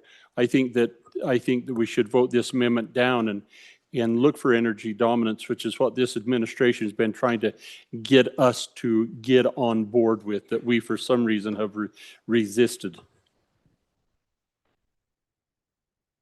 Any other discussion on Division 1? Representative Riggins.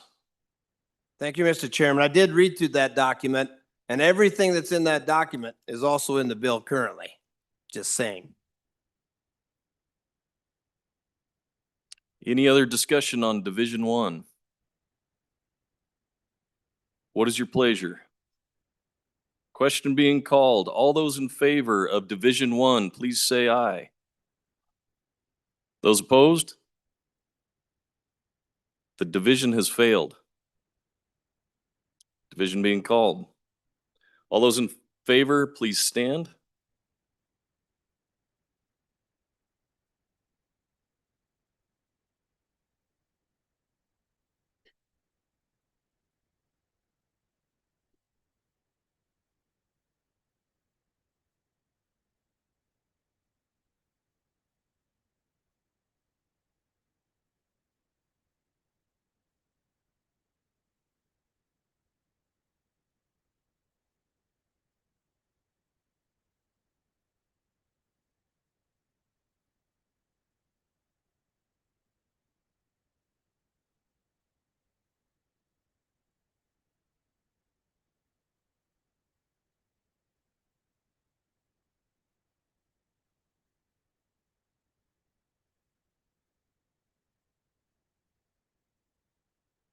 All those opposed, please stand.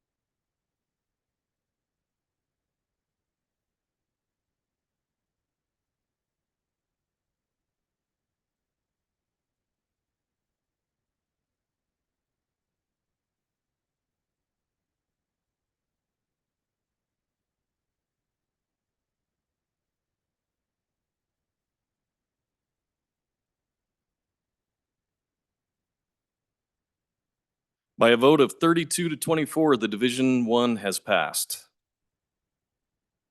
On to Committee of the Whole Amendment number 1. Representative Larson, JT.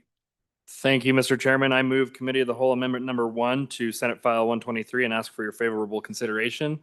Members, because we just adopted Division 1 last time, I have to now bring amendments like this to add industries to the list that are important to Wyoming's economy. And there may be several more in future readings, and we'll have to debate those. So basically what this does is add Trona and Bentonite development projects into that list. I think it's worthy of our support, and that industry continues to be a backbone of our state. So I encourage you to vote aye. Representative Clouston. Thank you, Mr. Chairman. You know, these are two very important industries to our state, and they should also be included. So I'm in favor of the amendment. Thank you. Any other discussion? Representative Riggins. As where I oppose the other one, I do favor this one as we defined exactly what we were talking about. Thank you. Further discussion? Representative Connolly. Thank you. I'm in favor of this amendment. Bentonite is a big industry in my district, and it shouldn't be left off the list, as well as Trona. So I'm in favor. Representative Lean. Thank you, Mr. Chairman. While I support all of the energy industries in Wyoming, I'm just curious to know how the Trona and Bentonite tie into the energy sector, if you could help fill me in on that. Representative Singh. Thank you, Mr. Chairman. Yeah, I was going to ask a very similar question. How does one derive energy from Trona or bentonite? Representative Larson Lloyd. Thank you. And Wyoming's bentonite has been one of the leaders in the exploration of oil for generations. It's a critical component in the drilling process for lubricant and to weight up water. Trona is also being used more and more in industry, and I think it fits our energy consumption very well. I can't tell you exactly where Trona is being used in the energy industry, but bentonite has been used since Moses left Omaha. Any other discussion? Representative Clouston.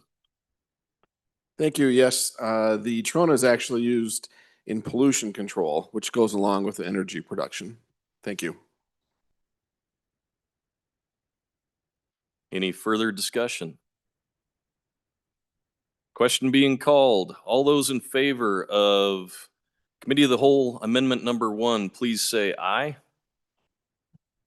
Those opposed? Committee of the Whole Amendment number 1 has passed. We are on to Committee of the Whole Amendment number 2. Representative Heiner. Thank you, Mr. Chairman. I move Committee of the Whole Amendment number 2 to Senate File 123 and urge your favorable consideration. What this does, members, is just puts the legislature in that loop so that we're aware of these projects as they're going through their funding cycle. We're not actually able to approve them, but we're able to review them and make any recommendations as they go through this process. I urge you, I vote for that. Representative Larson, GT. Thank you, Mr. Chairman. I'm not sure where I'm going to land on this one. I'm a little concerned this just adds one more step into the process that's already thoroughly vetted. So I guess I haven't made my mind up yet, but I look forward to further discussion. Speaker Nyman. Thank you, Representative Gallagher. Mr. Chairman, on and for the amendment. Ladies and gentlemen, we're trying to be as vetted as we possibly can. And if this will help us to know that these dollars are being sent with some legislative oversight, it's not a bad thing. I mean, I've talked to some of the folks who've been working with on this particular piece of legislation. They didn't see any hiccups with this. We're wanting to be able to make sure that this body, who is charged with the responsibility of the dollars, is involved in this process, and it's not just turned over and said, hey, here you go, you lucky people, spend it as you see fit. I think it's a good thing for us to be able to see this on and for the amendment. It is not a bad thing. It is a good thing to support. Representative Lawley. Thank you, Mr. Chairman. My question is more about when we're not in session. So I know it's not an approval, but what do we do? We're not here very often. And again, committees meet during the interim at sort of intervals, but I guess for me, it's that functionality of this is the things have to hold up until we get back together, or is there some way this is going to functionally work with us being a citizen legislature? And how will that mesh with this amendment? Representative Yin. Mr. Chairman, thank you. I'm fundamentally opposed to having a subset of the legislature choose what is and is not okay. If we want oversight, we should do it within our own body, not allow 10 members of the legislature to decide how money is or is not spent. So if we want to decide how that's spent, then let's put the guardrails in this bill to decide how it is or is not spent. Let's not tell 10 members that they get all the decision-making power. Thank you, Mr. Chairman. Representative Larson Lloyd. And to the good representative from up in the land of sugar, when we're not in session, Management Council and is the governing body of the legislature, rather than when we're in session, we have the two bodies with leadership on each side. And so that's typically when we have these kind of issues or issues in the interim topics, interim oversight is always referred to Management Council. Representative Campbell. Thank you, Mr. Chair. So I also, I guess, share concerns because the amendment doesn't say the legislative body will provide oversight, it's Management Council. So do share those concerns, and I'm not sure it's necessary because we just removed the language that says funds can only be used for what is detailed in this bill, and it's pretty detailed.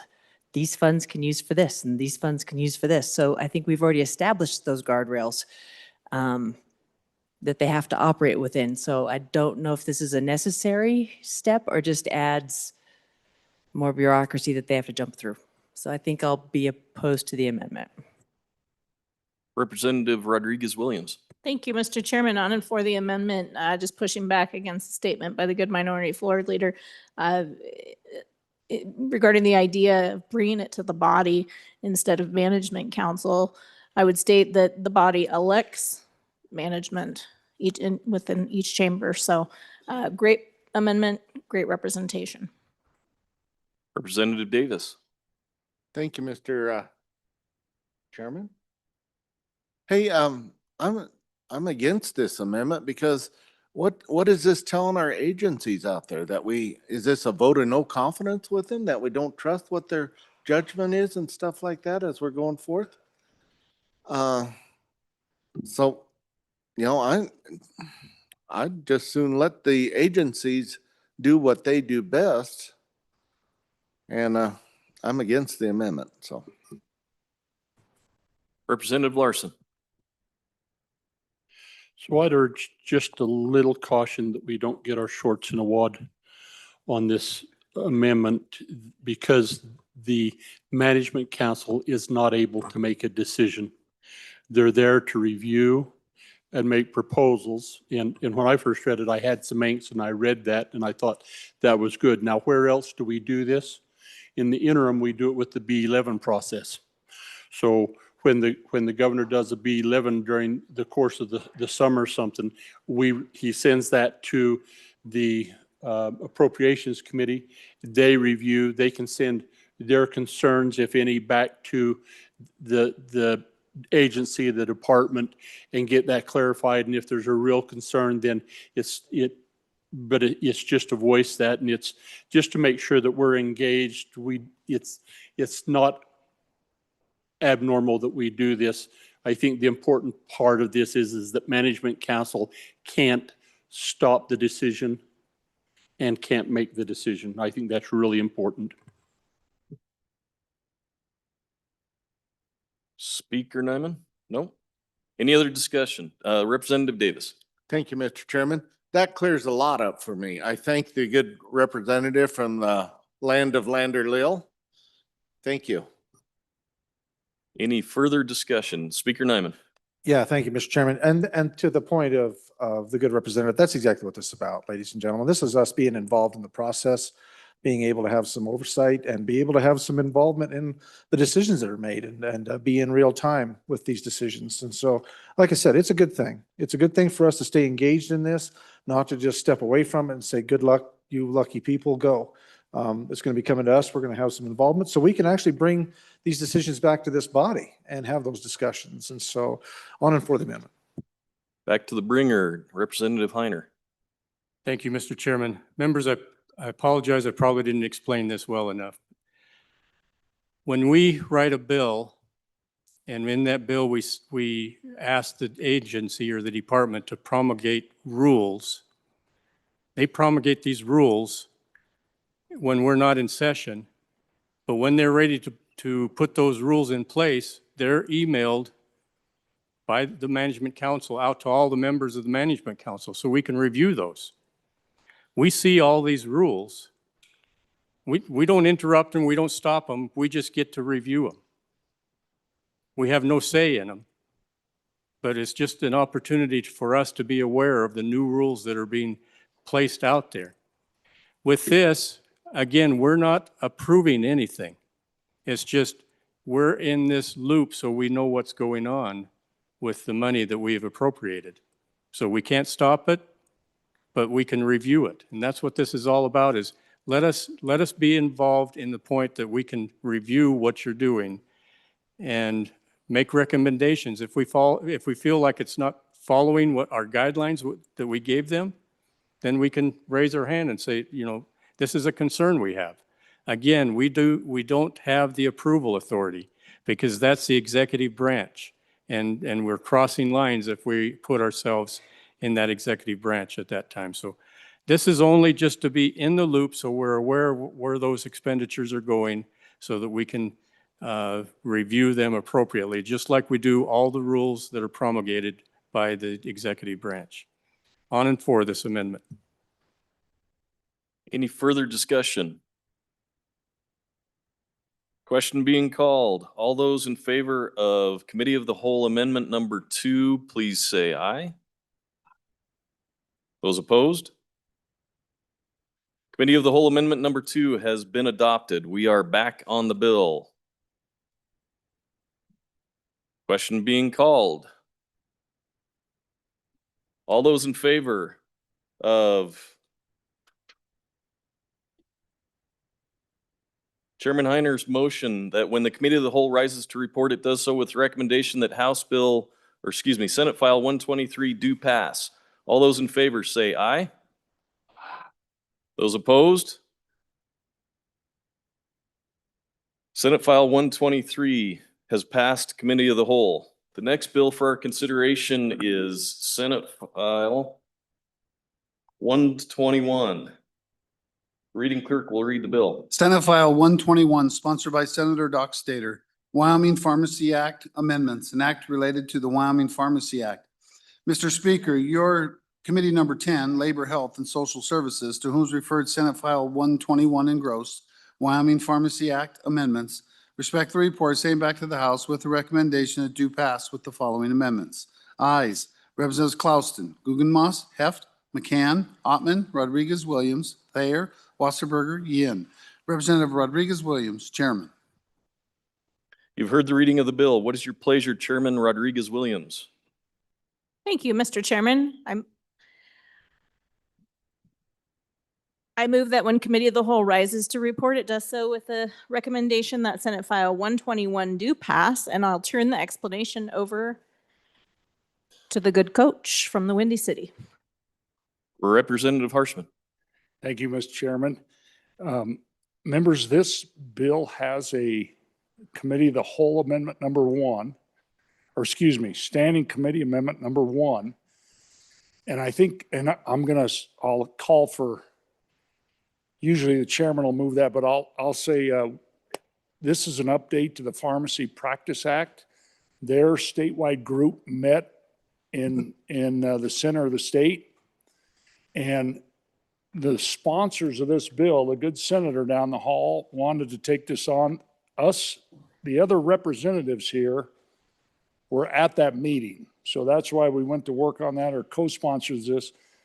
The good chairman of Labor Health has a standing committee amendment that in the bill we propose to allow pharmacists who are doctors trained in Wyoming who can give immunization shots, allow that age around the country has been updated from 7 to 3.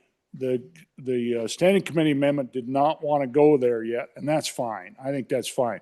So if we could, Mr. Chairman, I would call for the question on the standing committee amendment and ask for your aye vote. Thank you, Representative Harshman. I don't think we've moved the amendment yet. Mr. Chairman, I move Standing Committee Amendment number 1 to Senate File 121. And as the good coach has already explained, if he'd like to elaborate on it, I'll turn it over to him. Question. Question being called. You've heard the motion on Standing Committee Amendment number 1. Actually, Representative Connolly, did you want to speak on the amendment? Okay. You've heard the motion on the Standing Committee Amendment number 1. All those in favor, please say aye. Those opposed? Standing Committee Amendment number 1 has been adopted. We're back on the bill. Representative Harshman. Thank you, Mr. Chairman. Briefly, because we have other bills, but this bill has been really well supported by both the pharmacist doctors, obviously, but also our medical doctors and this working together. And I think we're not only rural medicine, we are really frontier medicine in some spots. So some of these, some of our communities, with this collaborative practice with physicians, we can extend more care and more health care to our citizens. So that's really about what it is. And you can see as you look at the bill, page 1 is existing language, goes into page 2, and then you can see the amendments to the Pharmacy Practice Act. And again, members, this is one healthcare provider that we actually do train in state and do a great job. So with that, I'd just turn it over to any other questions that folks might have on the bill specifically. Thank you, Mr. Chairman. Representative Connolly. Thank you, Mr. Chairman. I just rise in favor of this bill. It helps expanded patient access and allows pharmacists to administer medications and helps patients receive timely care without traveling all over to get it. It's a very collaborative, team-based care process with the pharmacists and the physicians. And it really does improve patient outcomes and efficiency across the communities and the hospital settings. And it allows our pharmacists to practice at their level. Sometimes they don't always get to do as much as they're trained to do. So it enables them to assess patients and give some initiate some care. It really does help with our frontier communities it's just another kind of a tool to help our people access care in our communities. So I ask for your favorable vote. Representative Riggins. Thank you, Mr. Chairman. I was at that same meeting in my hometown with the pharmacists, and this is just one step. I mean, they have a lot more skills that they're training. I hope there's some interim research about how more they could help further our healthcare system. And so I am on for this amendment and vote in favor of this, please. Thank you. Question being called. All those in favor of Chairman Rodriguez-Williams' motion that when the committee of the whole rises to report, it does so with the recommendation that House Bill Senate File 121 do pass. All those in favor say aye. Those opposed? Senate File 121 has passed the committee of the whole. The next bill for our consideration is Senate File 55. The reading clerk will read the bill. Senate File 55, sponsored by Senator Rothfuss. Special Purpose Depository Institution Amendments, an act relating to banks, banking, and finance. Mr. Speaker, your Committee Number 9, Minerals, Business, and Economic Development, to whom is referred Senate File 55, Special Purpose Depository Institution Amendments. Respect the report, same back to the House with the recommendation to do pass. Ayes, Representatives Campbell, Knapp, Larson, Lawley, Riggins, Tarver, Weber. Noes, Representative Heiner. Excused, Representative Schmid. Representative Heiner, Chairman. You've heard the reading of the bill. What is your pleasure, Chairman Heiner? Thank you, Mr. Chairman. I move that when the committee of the whole rises to report, it do so with the recommendation that Senate File 55 do pass And I turn the explanation over to the good singer from our chamber. Representative Singh. Thank you, Mr. Chairman. And folks, I have an exciting bill for you. Listen up. We got Senate File 55 here, which is amendments to our special purpose depository institutions. Okay. First, a little background on the current process and some of the issues with those processes. Currently, after a special purpose depository institution is granted a charter, the division that deals with banking provides the SPDI, we call them an SPDI, a speedy bank. So these speedies with a list of requirements they must include in their application for a certificate of authority or a COA. Once a speedy has a COA, they may commence business. This list of requirements includes items such as raising and paying in capital, developing policies and procedures, building out core systems, and establishing relationships with third parties, as well as other items specific to their business plan. Currently, there is no deadline for when the application for a COA may be made or must be made after obtaining a charter, which has led to long delays. Because of that issue, it is that part of this issue is that it is difficult for a speedy to raise capital unless they have a certificate of authority, but they can't get one unless they raise capital. This is one of the issues that this bill addresses. Page 3, changing the capital must be paid in prior to commencing business, and on page 4, lines 16 through 19, which changes the application process for a certificate of authority, helps provide clarity while imposing deadlines. If this bill passes, the process of getting a certificate of authority I described earlier will change. The new process is that after a speedy is granted a charter, the application for a certificate of authority will be much simpler and will include items such as providing a list of officers and directors, providing the address of the speedy, and all adopted bylaws. At the same time, the division will provide a letter which outlines the requirements for the speedy to meet prior to commencing business. These items will be similar to what I described earlier, which includes items such as capital amounts, policies and procedures, core systems, third-party vendors, and other items specific to the business plan. The speedy will then have 1 year to commence business in compliance with this letter, and if they fail to do so, then their charter shall expire. Page 5 allows for a speedy to make an application for an extension of this 1 year deadline to the banking board. The rest of page 5 allows for the decision of the commissioner or the bank board in these matters to be appealable. Other items addressed in this bill, there are changes in the initial capital amount for a speedy from 3 years of an expected operating expense to 1 year of operating expenses. This change is to make speedies consistent with traditional banks. Page 7 establishes a speedy resolution fund to be used to cover the costs of a failed speedy, since speedies are not FDIC insured. If they fail, the division is responsible for winding them down. This bill creates a savings account that is funded by a portion of existing supervisory fees that the division may use to cover these costs if failure happens. This will help protect the division and the state from having to use state funds. And this is really similar to this. In fact, mirrors what we do with trusts, with trust funds. And then this bill repeals 1312-106 and the related 1312-122BI. This repeals a required contingency account that must be maintained after a speedy is operating for 3 years. A speedy is required to back all deposits 100% by liquid assets. After 3 years, they are required to raise this by creating a contingency account of 2% of deposits. So this requires that all deposits be backed by 102%. This was originally in the law as a belt and suspenders approach to ensure an extra layer of safety. Now that the speedies have been operating, it is clear that this extra contingency account creates too many operational problems for a speedy that outweighs the protection it adds. And so that's what this bill does, and I'm here to stand for questions. Representative Lean.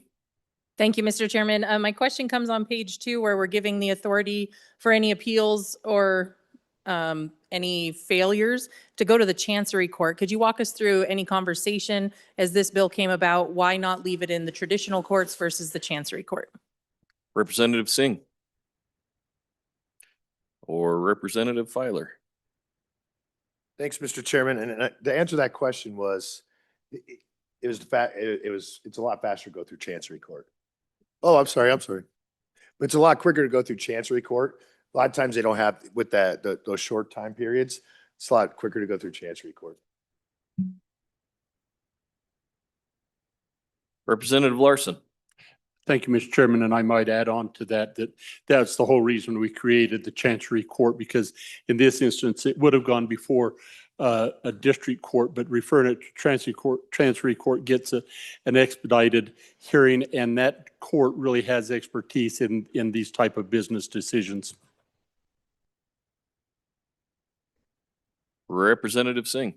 Thank you, Mr. Chairman. Yes, just to echo the previous representatives, the Chancery courts are specifically oriented towards business, and so that's why they've been designated. So this strengthens both the SPDIs as well as the Chancery courts. Any other discussion? Representative Bratton.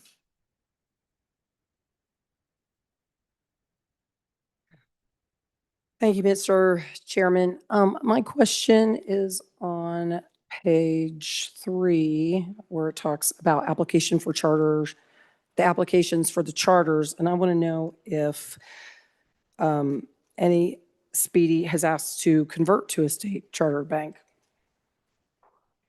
Representative Singh. Thank you, Mr. Chairman.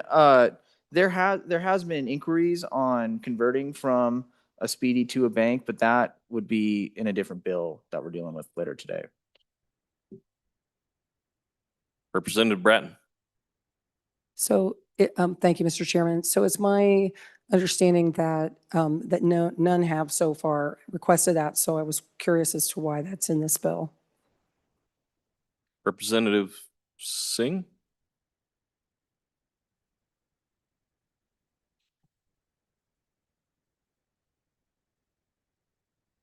Back to Representative Bratton? No, you're good. Mr. Chairman. Representative Singh. Yes, that's an issue that we'll be addressing in an upcoming Senate file. Any further discussion? Question being called. All those in favor of Chairman Heiner's motion that when the Committee of the Whole rises to a report, it does so with the recommendation that Senate File 55 do pass. All those in favor say aye. Those opposed? Senate File 55 is passed Committee of the Whole. The next bill for our consideration is Senate File 109. The reading clerk will read the bill. Senate File 109, sponsored by Senator Boner, Cowboy State Agricultural Trust Fund, an act relating to the administration of government. Mr. Speaker, your Committee Number 5, Agriculture, State and Public Lands and Water Resources, to whom is referred Senate File 109 engrossed. Cowboy State Agricultural Trust Fund, respectfully report same back to the House with the recommendation that it do pass. Ayes, Representatives Banks, Davis, Fornstrom, Ottman, Provenza, Schmid, Strzok, Winter. Noes, Representative Johnson. Representative Winter, Chairman. This bill was re-referred to Committee Number 2, Appropriations. Mr. Speaker, your Committee Number 2, Appropriations, to whom is referred Senate File 109 engrossed, Cowboy State Agricultural Trust Fund, respectfully report same back to the House with the recommendation that it do pass fail. Ayes, Representative Sherwood. Noes, Representatives Allemand, Angelos, Bear, Haroldson, Pendergraft, Smith. Representative Bear, Chairman. You've heard the reading of the bill. What is your pleasure, Vice Chairman Banks? Thank you, Mr. Chairman. I move that when the Committee of the Whole rises to report, it do so with the recommendation that Senate File 109 do pass. And to start walking us through the bill, I'll turn it over to the good representative from the city with the State Fair.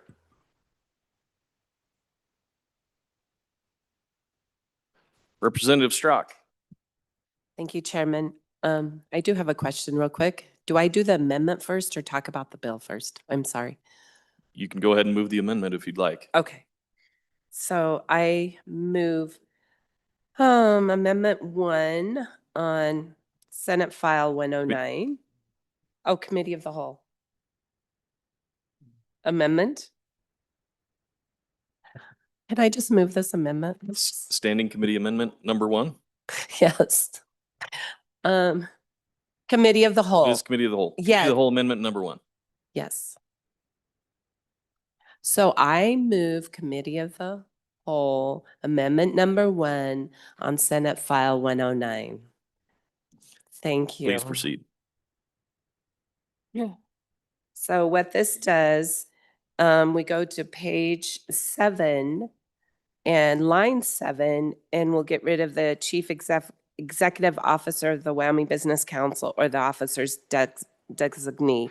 So we just want to get rid of them. And so in this bill, there are 9 different committee members that will, and so we'll get rid of that one. And then down on line 20, add 4 persons actively involved in production agriculture in Wyoming. So that is the amendment.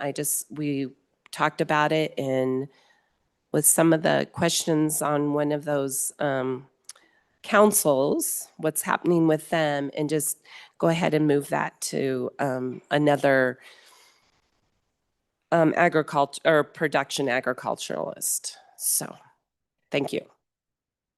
Representative Davis. Thank you, Mr. Chairman. On and for the amendment. Any other discussion on the amendment? Question being called on Committee of the Whole Amendment number 1. All those in favor say aye. Those opposed? Committee of the Whole Amendment number 1 has been adopted. I think we have another amendment. Representative Davis. Thank you, Mr. Chairman. I'd like to move our Standing Committee of the Whole Amendment number 1 or 2, right? Committee of the Whole. Number Mr. 2. Chairman, I think it would probably be better to talk about the bill first, so we kind of get an idea of what's going on here before we run into amendment, if that's okay, Mr. Chairman. That sounds great. I agree. On the bill. Representative Strzok. Okay, so what this does, this bill is an important tool to support Wyoming agriculture. Its structure encourages coordination across the industry, training for young professionals, and helps existing producers with valuable tools, including workforce development, technology, and education. And we all know the ag economy is not in a good place right now, and for many reasons. But this, we've got commodity prices, and the nationally farm bankruptcy rates are up to 70%, and we're losing agricultural operations every day. So, so that's kind of what we put together a working group and come together to find out maybe some help for our industry that is struggling. And this is what we came up with, was this lovely bill. And so I'll go with that for right now. Representative Banks. Thank you, Mr. Chairman. Appreciate my colleague giving that background. I'll just run through quickly the logistics of the bill. So what it does, for those who are unaware of what other trust funds we have in the state, is created so the state treasurer can invest the fund in accordance with our other law, and earnings from that investment will be deposited into this account, in the agricultural trust account is what we're calling it. And what this will do will provide grants, and it lays out what those will look like. Programs related to production agriculture at the University of Wyoming, agricultural workforce development programs, agriculture education programs, support for development of agricultural focused classes in Wyoming high schools, as well as community colleges, value-added agricultural programs, incorporation of new technologies, and other efforts and programs to expand the productivity, profitability, and sustainability of Wyoming agriculture. So what we want to do is really boost our agricultural sector, especially in the younger generation, people who want to get involved in agricultural. It's getting harder and harder to do that. So we want to give them the opportunities to do that. So these grants are to be made to Wyoming government entities, educational institutions, and qualified public entities to assist in those efforts. There's a 1-to-1 match. The recipients will report the expenditures and the grants. There will be a limit not to exceed $200,000 except upon specific legislative authorization. And then running quickly on what the committee will look like to develop the program, initiate the funds. the Director of the Department of Agriculture, this is all in the bill, the Dean of the University of Wyoming, Representative of Wyoming Community College Commission, Representative of Wyoming High Schools, a designee of Wyoming nonprofit entity, and 4 people involved in Wyoming production agriculture. This has an initial fund of $10 million to be invested into this account, and then an appropriation of about $43,000 to cover per diem for the committee members. So with that, that is kind of the logistics of the bill, Mr. Chairman. Representative Davis. Thank you, Mr. Chairman. And back on the bill with the good representative there, you know, this doesn't grow government because we're going to utilize the staff and agency of the Department of Ag, which already exists. This brings us back to our land grant institution. That's where this grant is going to, back to our founding roots. So I think that's a very positive also on this. You know, at the fully funded fund, we'd be looking at about, at current values, about 400,000 a biennium that would be able to go out back into our communities, all the way down to our high school level. So this is a very good grant. And I think it's worthy of this committee, of this chamber, that we should give it an aye vote on this. And with that, Mr. Chairman, do you want to have questions on the bill, or do you want me to bring an amendment? Let's continue with discussion on the bill. Representative Williams. Thank you, Mr. Chairman. Part of this conversation is what this grant is limited to. And if we look at page 4 and 5 of the bill, these grant fundings are limited to agriculture development, specifically agriculture workforce development, agriculture education in K-12 schools, value-added agriculture projects, business and technology development in agriculture, agriculture research at the College of Ag and community colleges.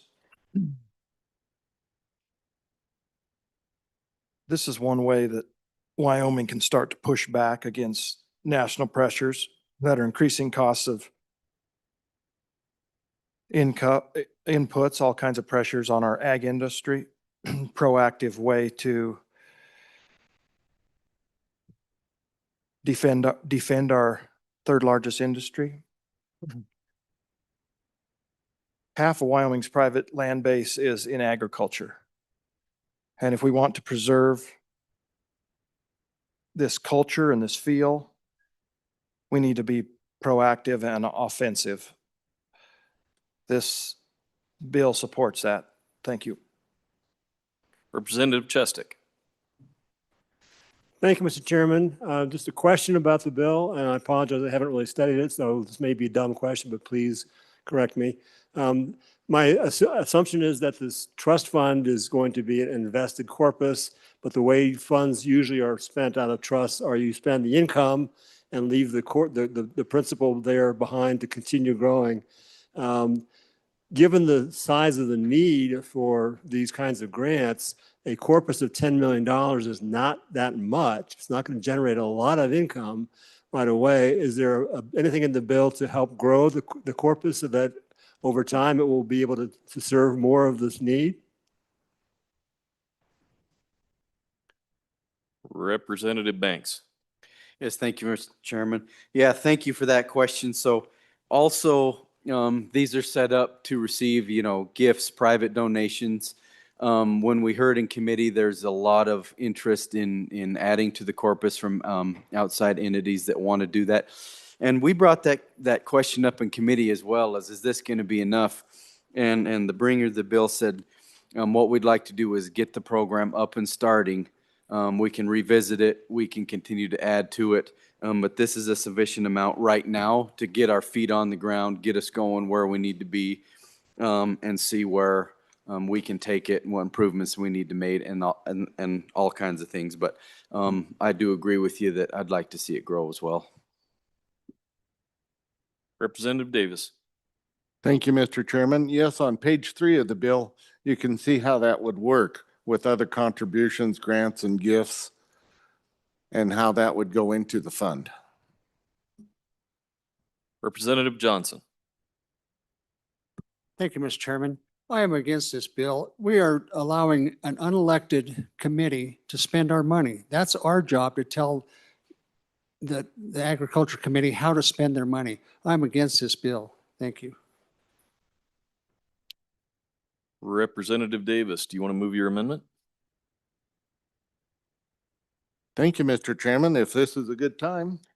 Also, folks out there, I'm sure you got this handout from on your desk. So there's some quick facts in there for you to digest too.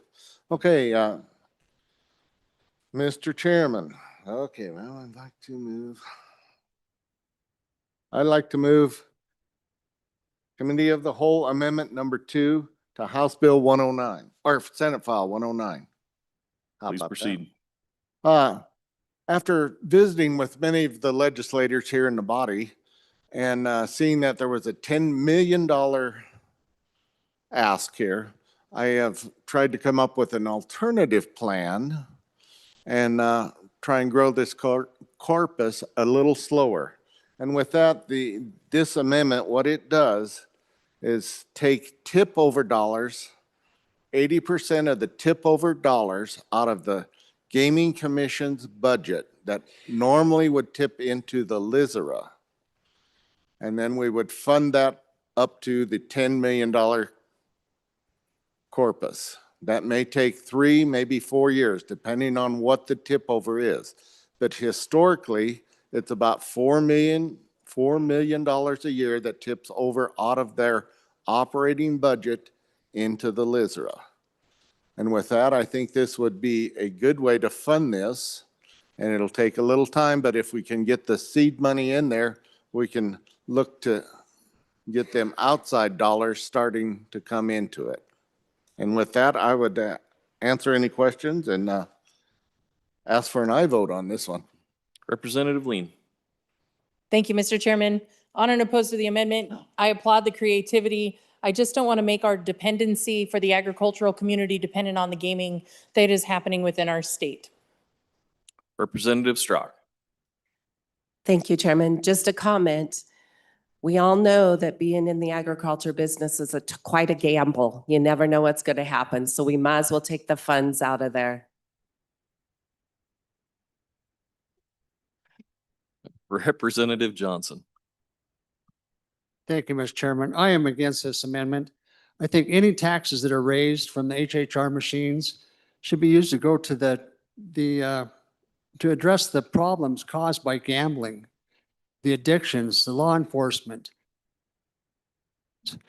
We should go there to, improve our infrastructure. We shouldn't use this for an agricultural purpose. Any taxes we raise from gambling should go to address the problems directly caused by the gambling. Thank you. I'm against this amendment.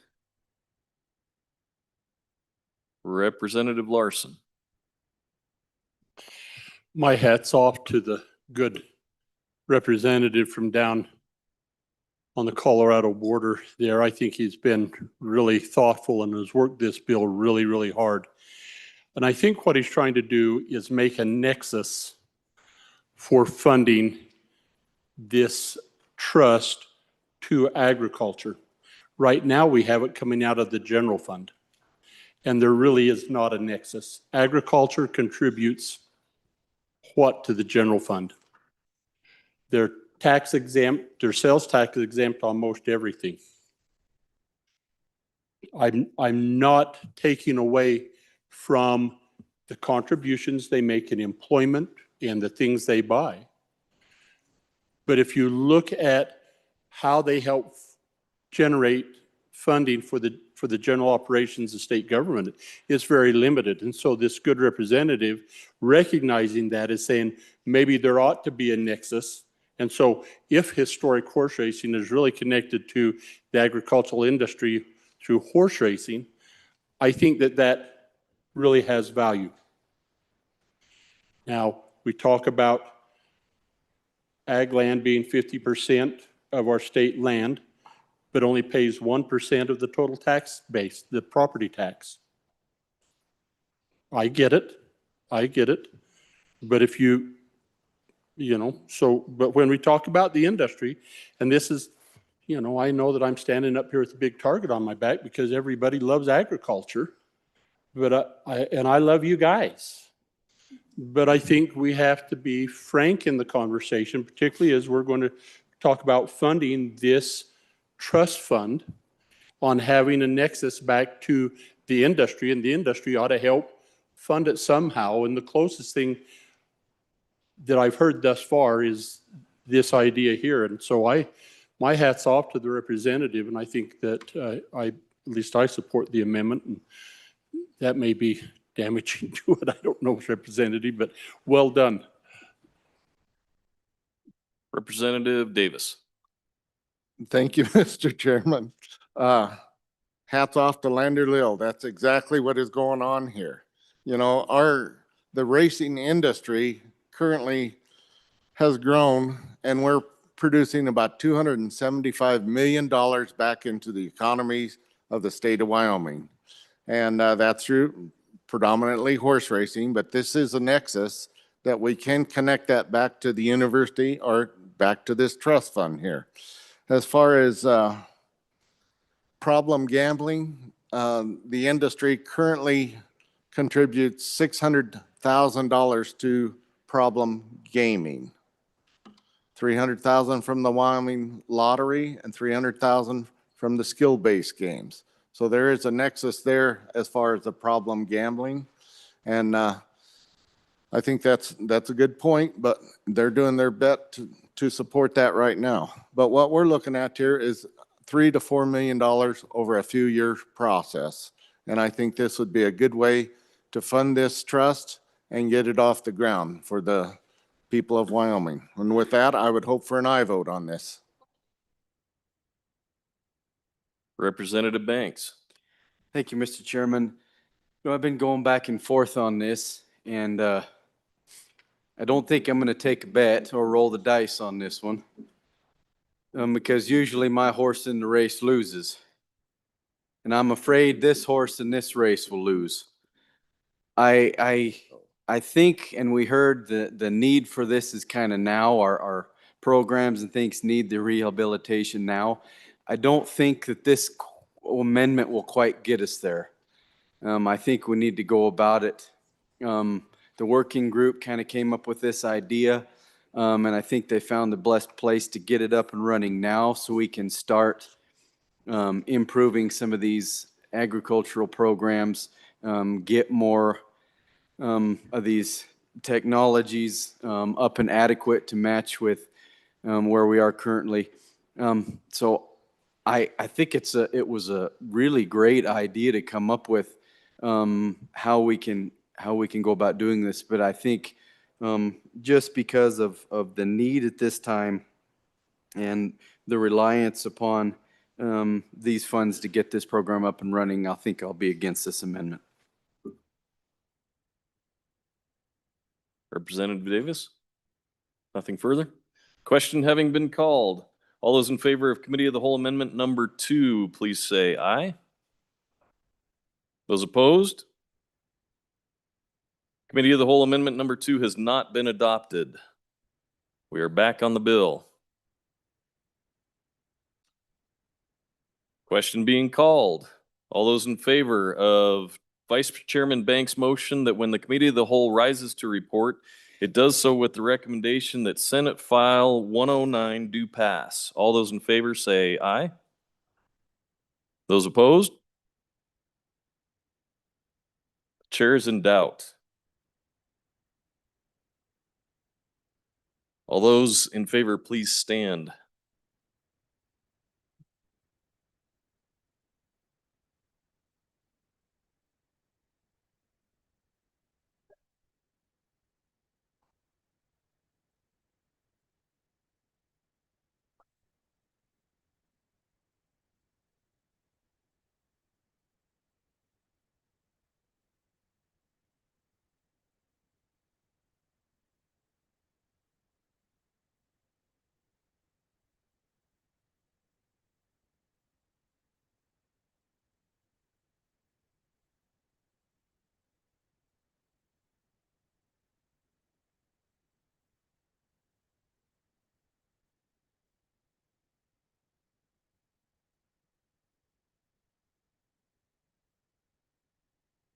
All those opposed, please stand.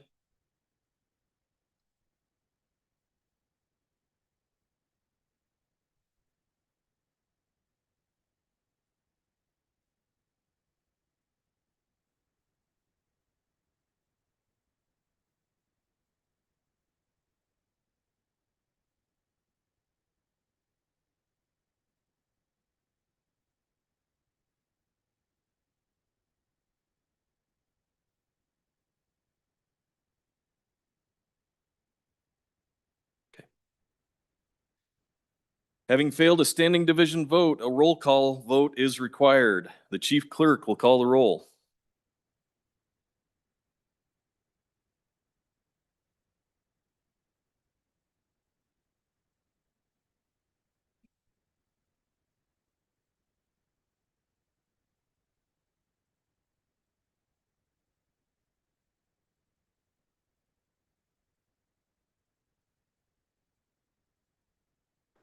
Ellamand,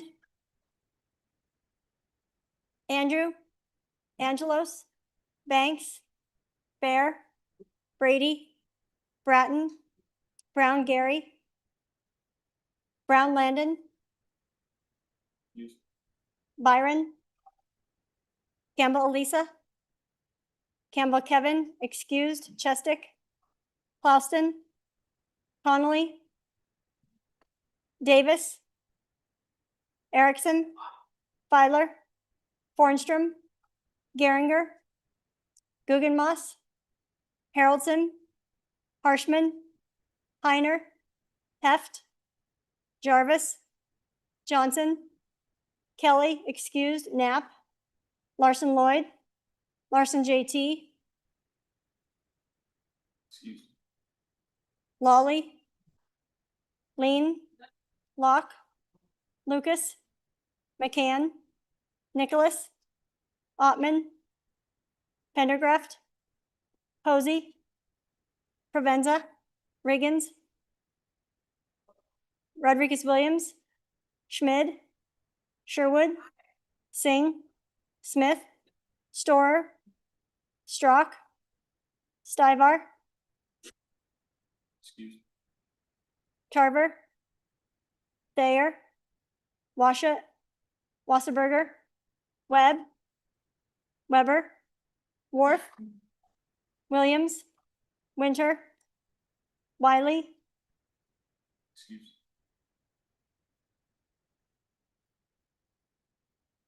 Yin. Mr. Speaker, are there any changes? Are there any changes? Closing vote. Vote closed. 28 aye, 28 no, 6 excused.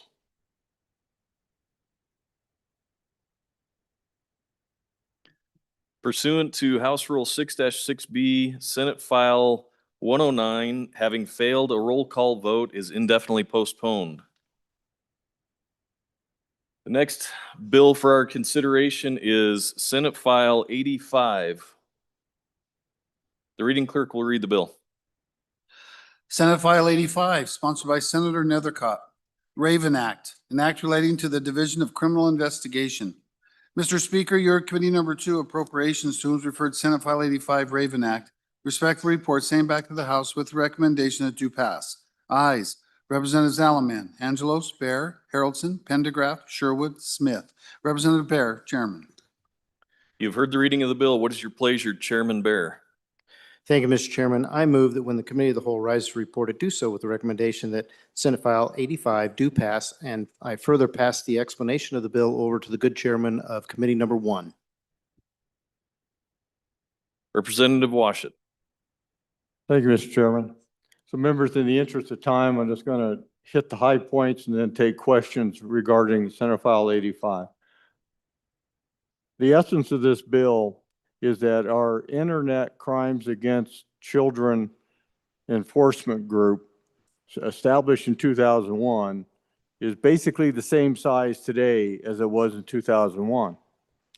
When we look back in 2011, that unit received 59 cyber tips, and these are tips that come through the National Center for Missing and children who've been exploited. 59 tips resulted in 51 criminal cases. That was in 2011. Last year, that work group received over 1,500 cyber tips. 1,500. And the workforce is no larger today than it was in 2001. And so what this bill does is it sets up a program account. Another important fact about this situation is that we have largely funded the operations of this work group through federal grants. Those federal grants are less today than they were in 2017. So what this bill is all about is for us, for the state of Wyoming, to get in the game, to contribute significant funds for the further investigations, forensic examinations, educational efforts, and victim services associated with this important work. And so this bill has a $1.6 million fiscal note, and that money will be put into this account to fund additional personnel, additional training, the resources that they need.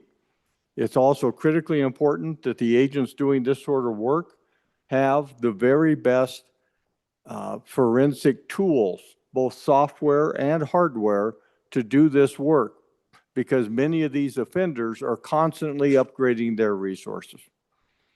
So that's what this bill is all about. It provides the resources that are vitally needed. And I'll just add, when you look at the state of Wyoming, we have ICAC personnel, Internet Crimes Against Children personnel, in only 3 locations. The headquarters here in this city, the city over where there's a spring that comes out of the rocks, and in my city. Nowhere on the northern tier of this state do we have these personnel assigned from the division. So we've got a long way to go to play catch up. This bill is critically important to getting us there. Please vote aye. Seeing no discussion, question being called. All those in favor of Chairman Bear's motion that when the committee of the whole rises to report, it does so with the recommendation that Senate File 85 do pass. All those in favor say aye. Those opposed? Senate File 85 is passed committee of the whole. The next bill for our consideration is Senate File 106. The reading clerk will read the bill. Senate File 106, sponsored by Senator Whiteman. Welfare Fraud Prevention Act Amendments, an act relating to welfare. Mr. Speaker, your committee number 10, Labor, Health, and Social Services, to whom was referred Senate File 106 engrossed, Welfare Fraud Prevention Act Amendments. Respect the report, send back to the House with the recommendation to pass with the following amendments. Ayes. Representatives Klauston, Guggenmoss, Heft, McCann, Ottman, Rodriguez, Williams, Thayer, Wasserberger, Yin. Representative Rodriguez Williams, Chairman. You've heard the reading of the bill. What is your pleasure, Chairman Rodriguez Williams? Thank you, Mr. Chairman. I move that when committee of the whole rises to report, it does so with the recommendation that Senate File 106 do pass.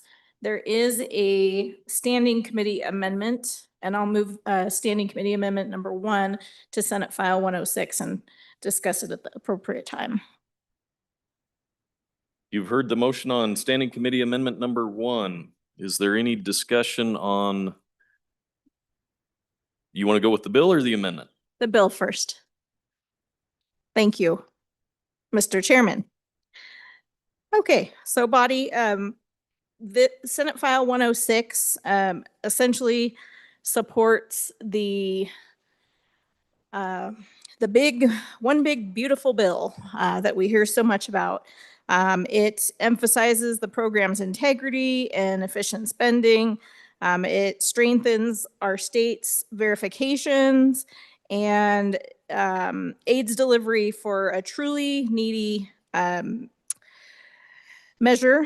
It reduces administrative waste and promotes economic opportunity. It also bolsters enforcement and penalties. It enhances reporting and investigative tools for the Department of Family Services, and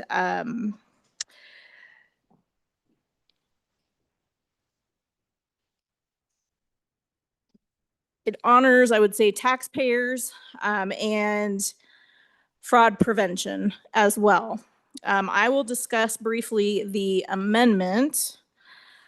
The amendment came in committee. It essentially was a collaborative effort between the association that oversees our hospitals and some other stakeholder groups that work with the bill sponsor and with other stakeholders. There were originally some onerous reporting requirements and some concerns about reporting when it came to undocumented patients that some of our hospitals see. So the amendment changes it from annual to quarterly reporting. And then it also delayed the date that gives more time for the hospitals to train internally as well. So that is the amendment, and I would urge an aye vote on the amendment, and then I'll stand for questions on the bill. Any discussion on the amendment? Representative Davis? No? Question being called. All those in favor of Standing Committee Amendment number 1, please say aye. Those opposed? Standing Committee Amendment number 1 has been adopted. We are back on the bill. Chairman Rodriguez-Williams.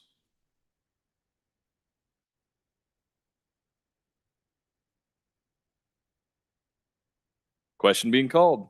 All those in favor of Chairman Rodriguez-Williams' motion that when the Committee of the Whole rises to report, it does so with recommendation that Senate File 106 do pass. All those in favor say aye. Those opposed? Senate File 106 has passed the Committee of the Whole. The next bill for our consideration is Senate File 113. The reading clerk will read the bill. Senate File 113, sponsored by Senator Crago, 2026 Election Hand Count Comparison, an act relating to elections. Mr. Speaker, your Committee Number 7, Corporations, Elections, and Political Subdivisions, to whom is referred Senate File 113 engrossed, 2026 Election Hand Count Comparison, respect the report, same back to the House with the recommendation that do pass with the following amendments. Ayes, Representatives Brown, Heft, Johnson, Knapp, Locke, Lucas, Weber. Noes, Representative Yin. Excused, Representative Webb. Representative Knapp, Chairman. You've heard the reading of the bill. What is your pleasure, Chairman Locke? Thank you, Mr. Chairman. I move that when the Committee of the Whole rises to report, it do so with the recommendation that Senate File 113 do pass, and I further move the adoption of the Standing Committee Amendment.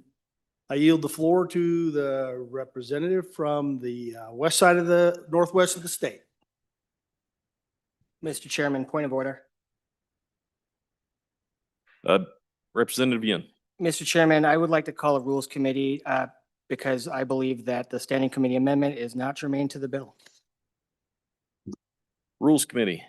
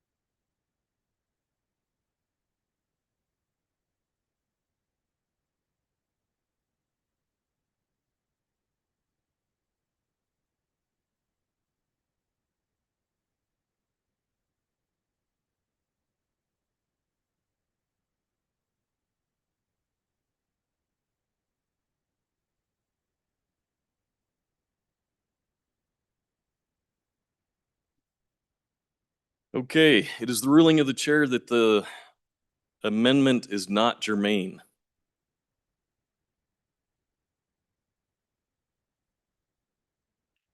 We're back on the bill. Chairman Heiner. I would like to challenge the ruling of the chair. The ruling of the chair has been challenged. Is there discussion? Discussion? Representative Williams. Thank you, Chairman. So, Chairman, shut me down if this is more information than we need, but I believe it's hard to determine for the body whether this amendment is germane without the bill being explained at this point. And so I would give a brief explanation of the bill, if that's acceptable at this time. Please proceed. Please proceed, Chair, Representative Williams. So Senate File 113, election integrity bill that was worked on with our county clerks and as written currently. It's crafted in a way that the clerks can actually implement it and do so in a timely manner so that if there are problems, they can address them within our statutory timelines. And when you read the bill, you see that the hand count comparison will not review all races. Rather, it will allow the secretary or our chief elections officer to pick 2 races to review, 1 federal and 1 statewide. And it will review all legislative races. This bill is a test run. It only applies to 2026. If we find problems with machine counts, then we can address that issue next year. This standing committee amendment changes this bill from a 1-year test into an every-year practice. The intent of the bill as written is to audit and see if there's an issue with the machines. And if we have an issue, we'll act. But if we don't, why would we do this every year?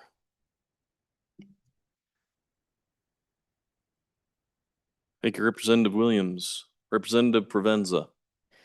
Thank you, Mr. Chairman. So on and against the objection to the chair.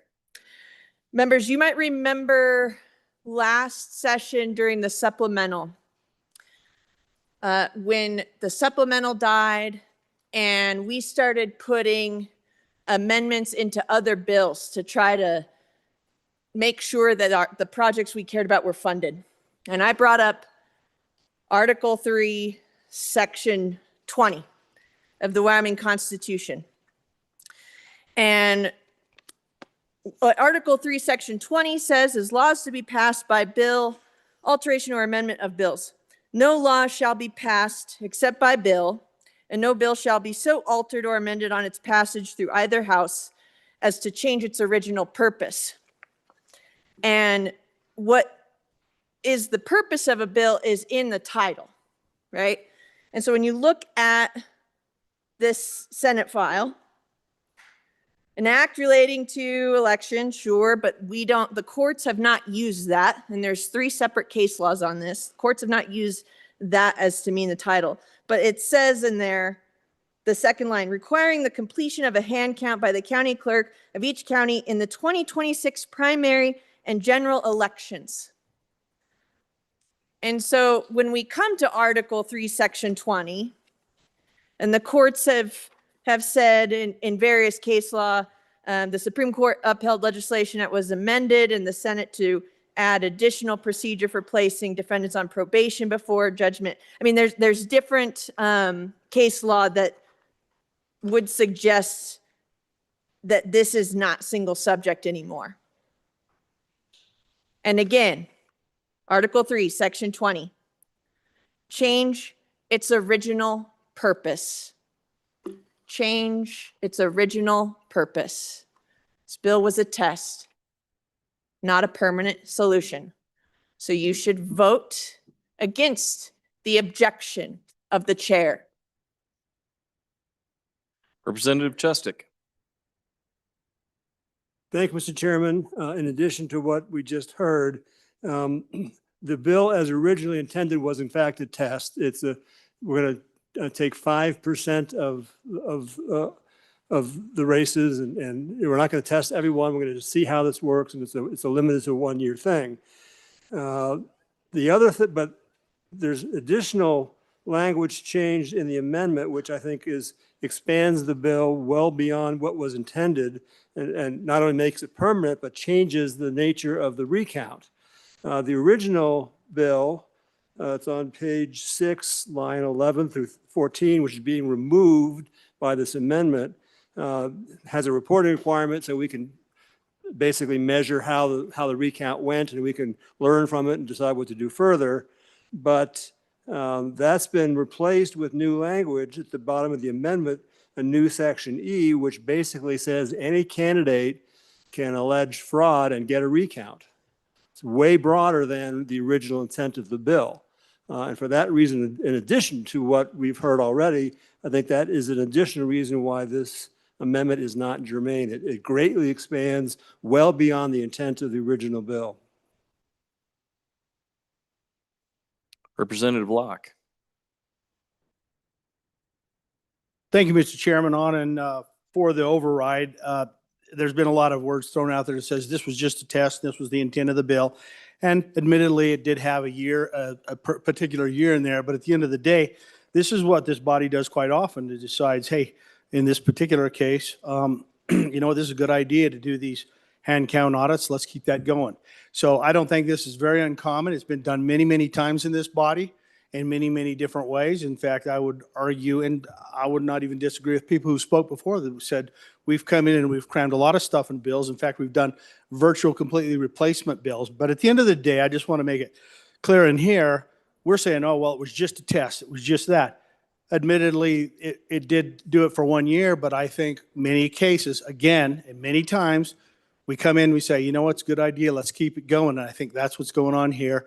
And at the end of the day, we say, oh, it's a significant changes. We're still talking about hand counting and audits, okay? And so on and for the override. Representative Heiner. Thank you, Mr. Chairman. And with your pleasure, I'd like to read a little bit from the Mason's Manual. Please Would do. that be okay? So this is in section 402 on page 284, if you have your Mason's Manual with you, in paragraph 3. And this is amendments must be germane is the title of this section. To be germane, the amendment is required only to relate to the same subject. Only to relate to the same subject. It may entirely change the effect of or be in conflict with the spirit of the original motion or proposal and still be germane to the subject.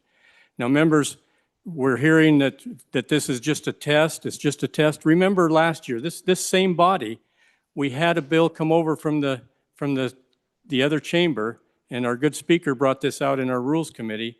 It was concerning 25% tax exemption. That was a test. It was a 2-year test. What did this body do? We made it permanent. So if this bill that says election hand count comparison is for just 2026, we're just taking that limitation and it's still election hand count comparison, but we're doing the same thing as we did with our property tax exemption that we did last year. We made it permanent. So it's not something that's out of the ordinary for us. It's the same thing as what we did last year. So I'm on and for the overriding the motion. Representative Clouston. Thank you, Mr. Chair. Against the override, I'm one of the co-sponsors here. So it was written specifically for 1 year. This is an audit for 1 year. This is not a recount bill. So the amendments change this to make it a recount, which it is not. And this is really about election integrity. So we can do this for a year and see if there's need to do recounts and do some of the things that the amendment says, but that is not the basis of the bill. As far as Masons go, I mean, I understand that's there, but I'll let somebody else speak to it. You know, our Wyoming Constitution overrides Masons in this event, and that needs to be talked about a little bit. So again, I'm going to ask everyone to resist the opposition, support the chair. Thank you. Representative Williams?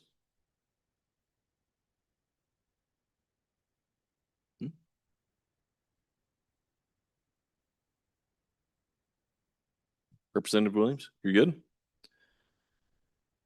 Representative Provenza? Thank you, Mr. Chairman. I know this little blue book looks little, but it is far more powerful than this one. The Wyoming Supreme Court has declared unconstitutional a bill that prohibited the importation and transportation of untaxed liquors that was amended to increase the liquor excise tax. The Supreme Court has had a narrow definition of this. Mason's doesn't, but it's irrelevant because this is more powerful than this. Vote no. Thank you. Any other discussion? All right, so the vote is whether or not the chairman's ruling was in order to declare the amendment not germane. So a vote of aye would be to overrule the chair. A vote of no would be to support the chair. The reading clerk will take the roll. Chief clerk.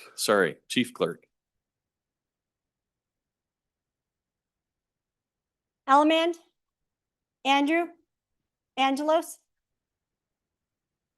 Banks, Bear, Brady, Bratton, Brown Gary, Brown Landon, excused Byron, Campbell Elisa, Campbell Kevin, excused Chestick, Plouston, Connolly, Davis, Erickson, Filer, Bornstrom, Geringer, Guggenmoss, Haroldson, Harshman, Heiner,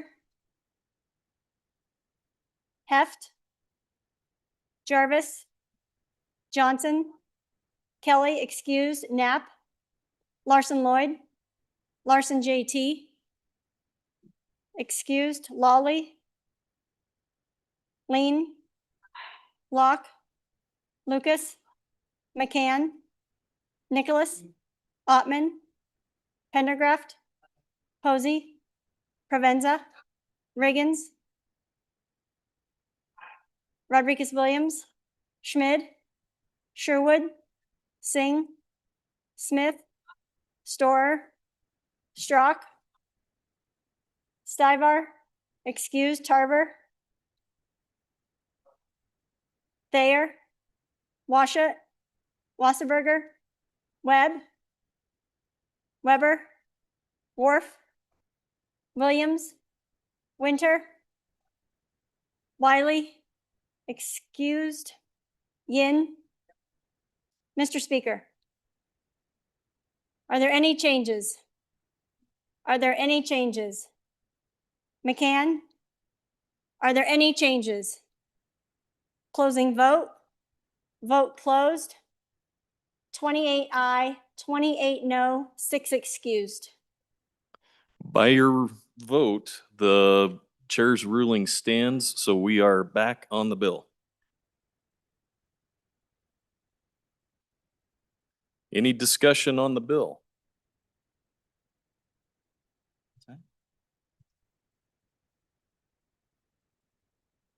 Representative Weber, you need to withdraw your amendment. Thank you, Mr. Chairman. I withdraw Standing Committee Amendment Number 1 to Senate File 113. Committee of the Whole. Or was it standing? Was it standing? Okay.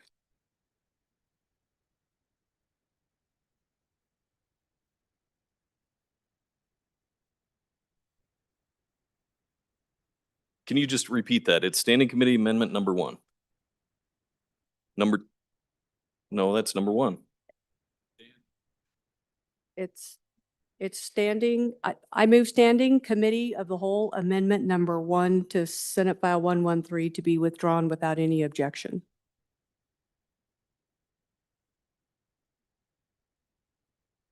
Okay, it is a Standing Committee Amendment. Point of order, Mr. Chairman. Representative Williams. It's my understanding that the intent was to withdraw. Correct. And it is a standing committee amendment. So we need to withdraw the standing committee amendment number 1.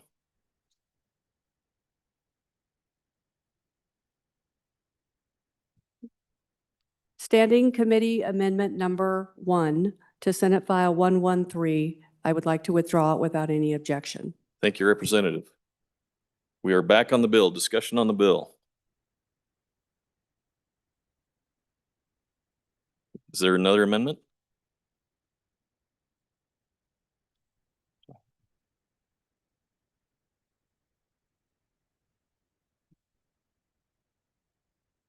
Representative Lucas. Thank you, Mr. Chairman. Without objection, I move to withdraw Committee of the Whole Amendment Number 1 from Senate File 113. Committee of the Whole Amendment number 1 has been withdrawn. We are on Committee of the Whole Amendment number 2, 3, 2. Representative Heft. Thank you, Mr. Chairman. I respectfully withdraw amendment number 2 to Senate File 113. Committee of the Whole Amendment number 2 has been withdrawn. Representative Williams? Question being called. All those in favor of Chairman Locke's motion that when the Committee of the Whole rises to report, it does so with the recommendation that Senate File 113 do pass. All those in favor say aye. All those opposed? Senate File 113 has passed the Committee of the Whole. Then, did I hear division? Division. Needs to be on the floor. Okay. The next bill for our consideration is Senate File 99. The reading clerk will read the bill. Senate File 99, sponsored by Senator Cooper. Prescriptive easements for electricity delivery, an act relating to property conveyances and security transactions. Mr. Speaker, your committee number 9, Minerals, Business, and Economic Development, to whom is referred Senate File 99 engrossed. Prescriptive easements for electricity delivery. Respect the report, same back to the House with the recommendation that do pass with the following amendments. Ayes, Representative Heiner, Knapp, Larson, Lawley, Riggins, Tarver, Weber. Excused, Representatives Campbell and Schmid. Representative Heiner, Chairman. You've heard the reading of the bill. What is your pleasure, Chairman Heiner? Thank you, Mr. Chairman. I move that when the Committee of the Whole rises to report, it do so with recommendation that Senate File number 99 do pass, and I further move the adoption of the Standing Committee Amendment. And I turn over the explanation of the bill to the good representative from the least populated county. Representative Williams. Thank you, Mr. Chairman. Members, Senate File 99, prescriptive easements for electricity delivery. You might recall from last year, we had this conversation. And if you have the bill in front of you on the bottom of page 1, it begins a fairly simple explanation. During the electrification of rural Wyoming, it was common for multiple landowners, moving to page 2, to allow the construction of electrical distribution lines across their property for the purpose of distributing electricity to the area residents. In many cases, line 10 on page 2, in many cases, those arrangements were not supported with written documentation. This was there of the handshake contract. These permissions were in the public interest and warrant legal protection. So this bill, if you go on to page 4 on line 17 and 18, any easement before 20 years ago, 2006 is that year in those lines. If the easement's 20 years old, it's legal regardless of whether it's supported by a legal contract. And so the situation we find ourselves in now is when someone moves to our beautiful state, buy a property that has a power line on it that was put in on a handshake agreement, they oftentimes don't understand why the utility company is there to trim trees or to do maintenance, et cetera. And so this gives an easement. On page 6, you can see there on line 16, no more than 30 feet on either side for the utility to maintain their infrastructure. The amendment that was moved on page 6, line 7, took out an addition that the body on the other end of the building had put on there that the committee determined to be unnecessary. And also on page 7 at the bottom of the page, it adds G. Before electric utility is granted an easement, the utility must publish a notice in the newspaper or customer newsletter.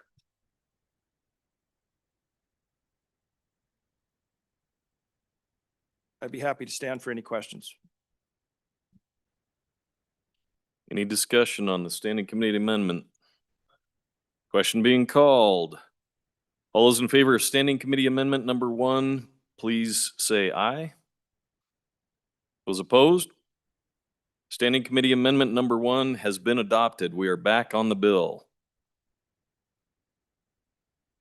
Question being called. All those in favor of Chairman Heiner's motion that when the committee of the whole rises to report, it does so with the recommendation that Senate File 99 do pass. All those in favor say aye. Those opposed? Senate File 99 has passed the committee of the whole. The next bill for our consideration is Senate Joint Resolution number 9. The reading clerk will read the bill.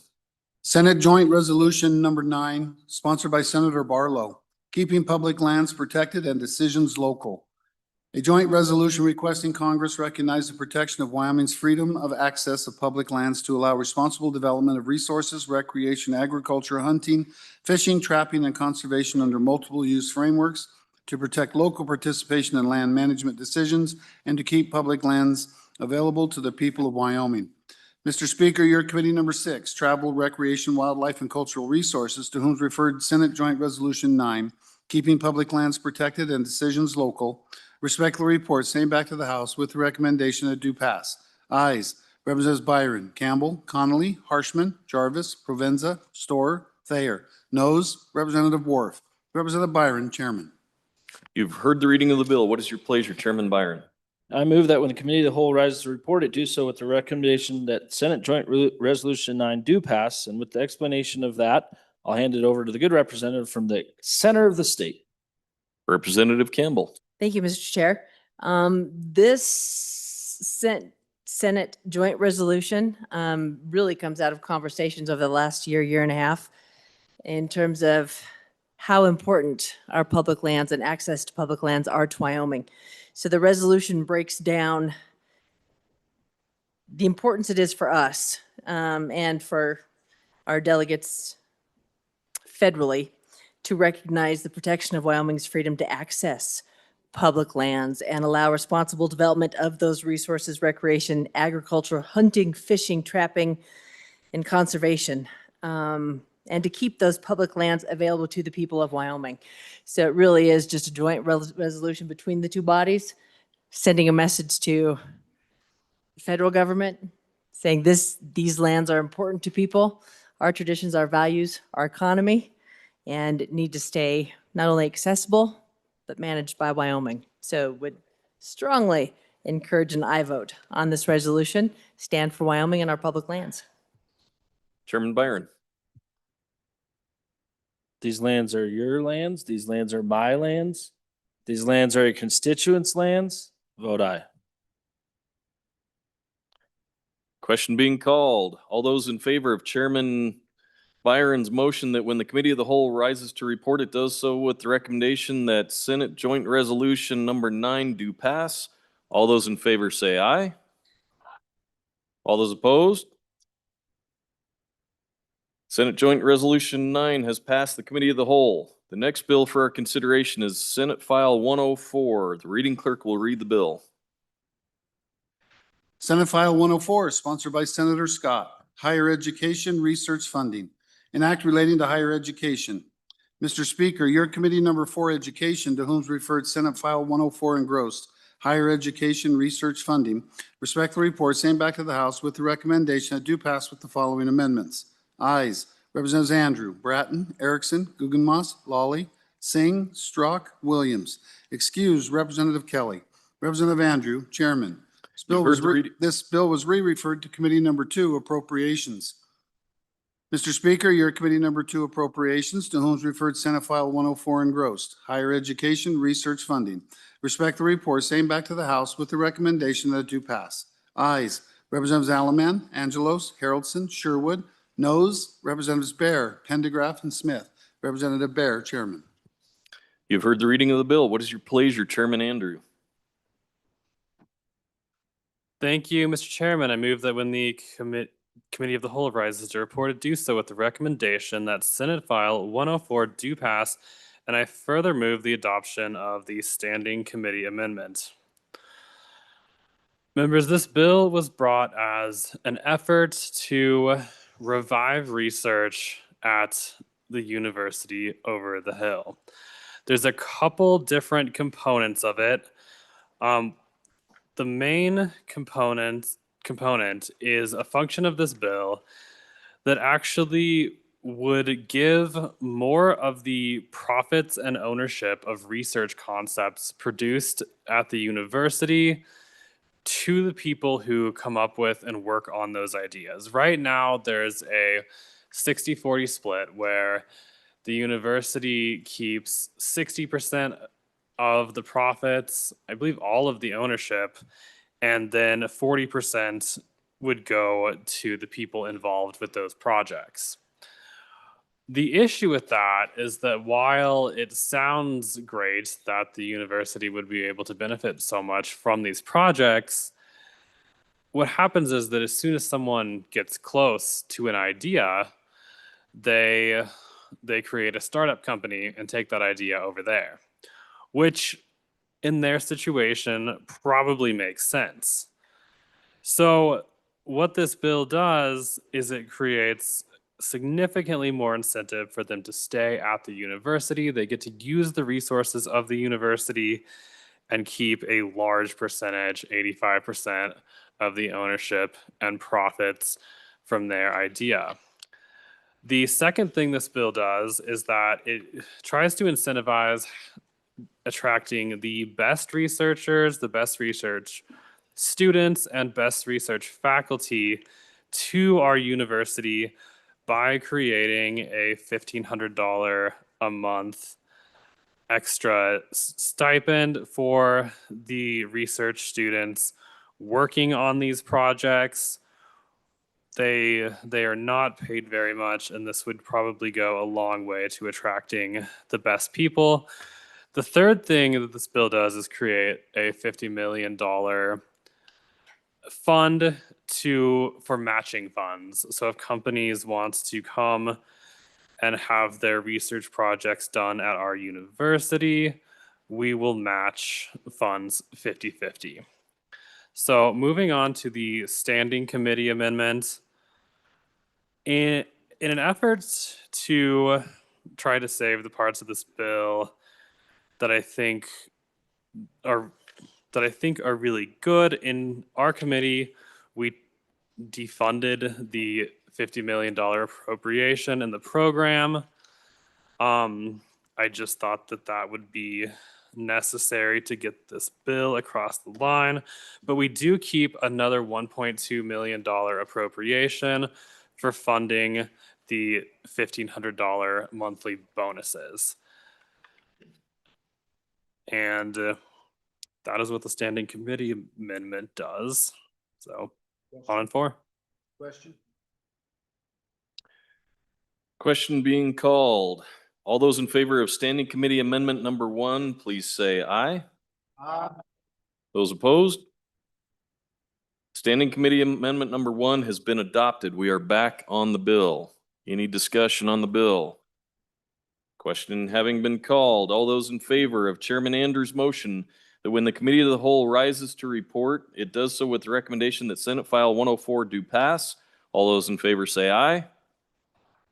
Those opposed? Senate File 104 is passed committee of the whole. The next bill for our consideration is Senate File Division.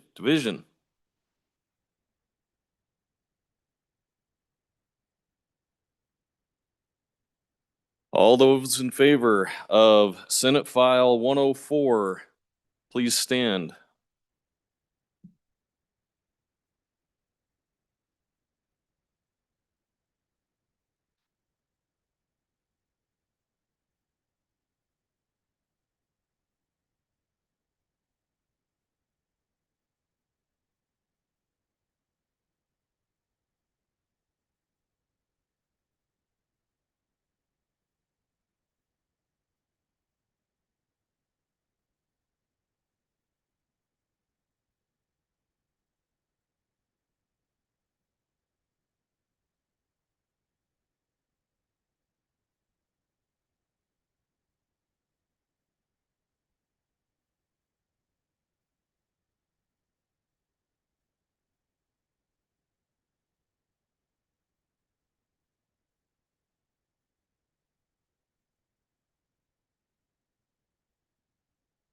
All those opposed, please stand.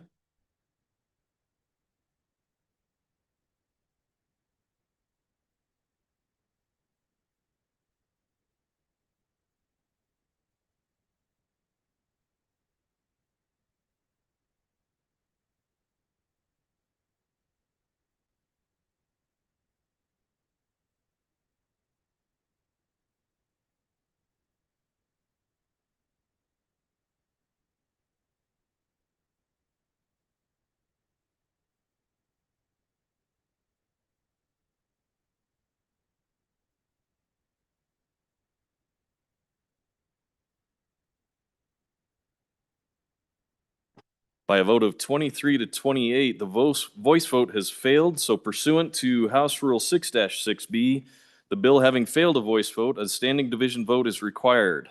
Excuse me. Pursuant to having failed a standing division vote, a roll call vote is required. The chief clerk will call the roll.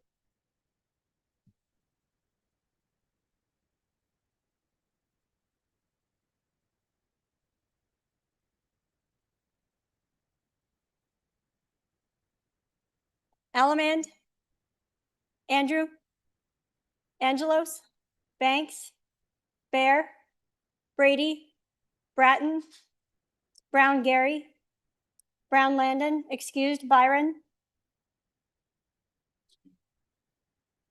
Campbell Elisa, Campbell Kevin, excused Chestick, Plouston, Connolly, Davis,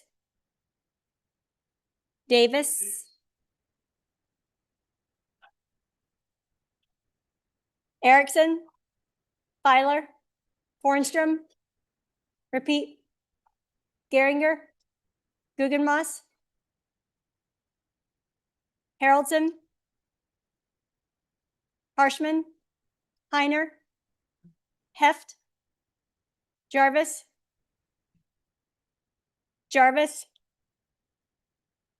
Johnson, Kelly, excused, Knapp, Larson Lloyd, Larson JT, excused, Lawley, Lean, Locke, Lucas, McCann, Nicholas, Ottman, repeat, Pendergraft, Posey, Provenza, Riggins, Rodriguez Williams, Schmid, Sherwood, Singh, Smith, Storer, Strock, Stivar, excused, Tarver, Thayer, Washut, Westerberger, Weber, Wharf, Williams, Winter, Wiley, excused. Yin. Mr. Speaker, are there any changes? Lean, aye. To no. Further changes. Guggenmoss, aye. To no. Further changes. Further changes. Closing vote. Vote closed. 25 aye, 30 no, 7 excused. Pursuant to House Rule 6-6B, Senate File 104, having failed a roll call vote, is indefinitely postponed. The next bill for our consideration is Senate File 54. The reading clerk will read the bill. Senate File 54, sponsored by Senator Rothfuss. State banks and SPDI conversions, an act relating to banks, banking, and finance. Mr. Speaker, you're at Committee Number 9, Minerals, Business, and Economic Development, to whom is referred Senate File 54, State Banks and SPDI Conversions. Respect the report, same back to the House with the recommendation that do pass. Ayes. Representatives Campbell, Heiner, Knapp, Larson, Lawley, Riggins, Tarver, Weber. Excused, Representative Schmid. Representative Heiner, Chairman. You've heard the reading of the bill. What is your pleasure, Chairman Heiner? Thank you, Mr. Chairman. I move that when the Committee of the Whole rises to report, it do so with the recommendation that Senate File 54 do pass, and I turn over the explanation of the bill to the good singer, the good tenor from our quorum. Representative Singh. Thank you, Mr. Chairman, and I'm going to try to be speedy about this presentation, folks. Senate File 54 is a straightforward banking modernization bill that gives Wyoming financial institutions the ability to convert between two types of charters that already exist under law.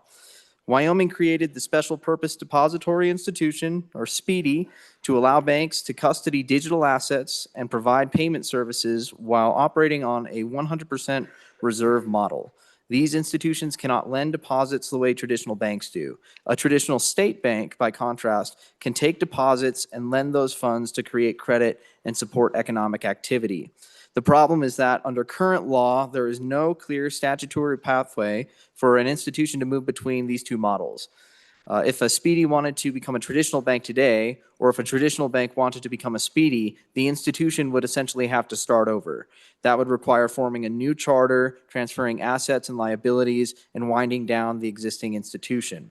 Senate File 54 fixes that gap. It creates a formal conversion process overseen by the banking commissioner and the state banking board.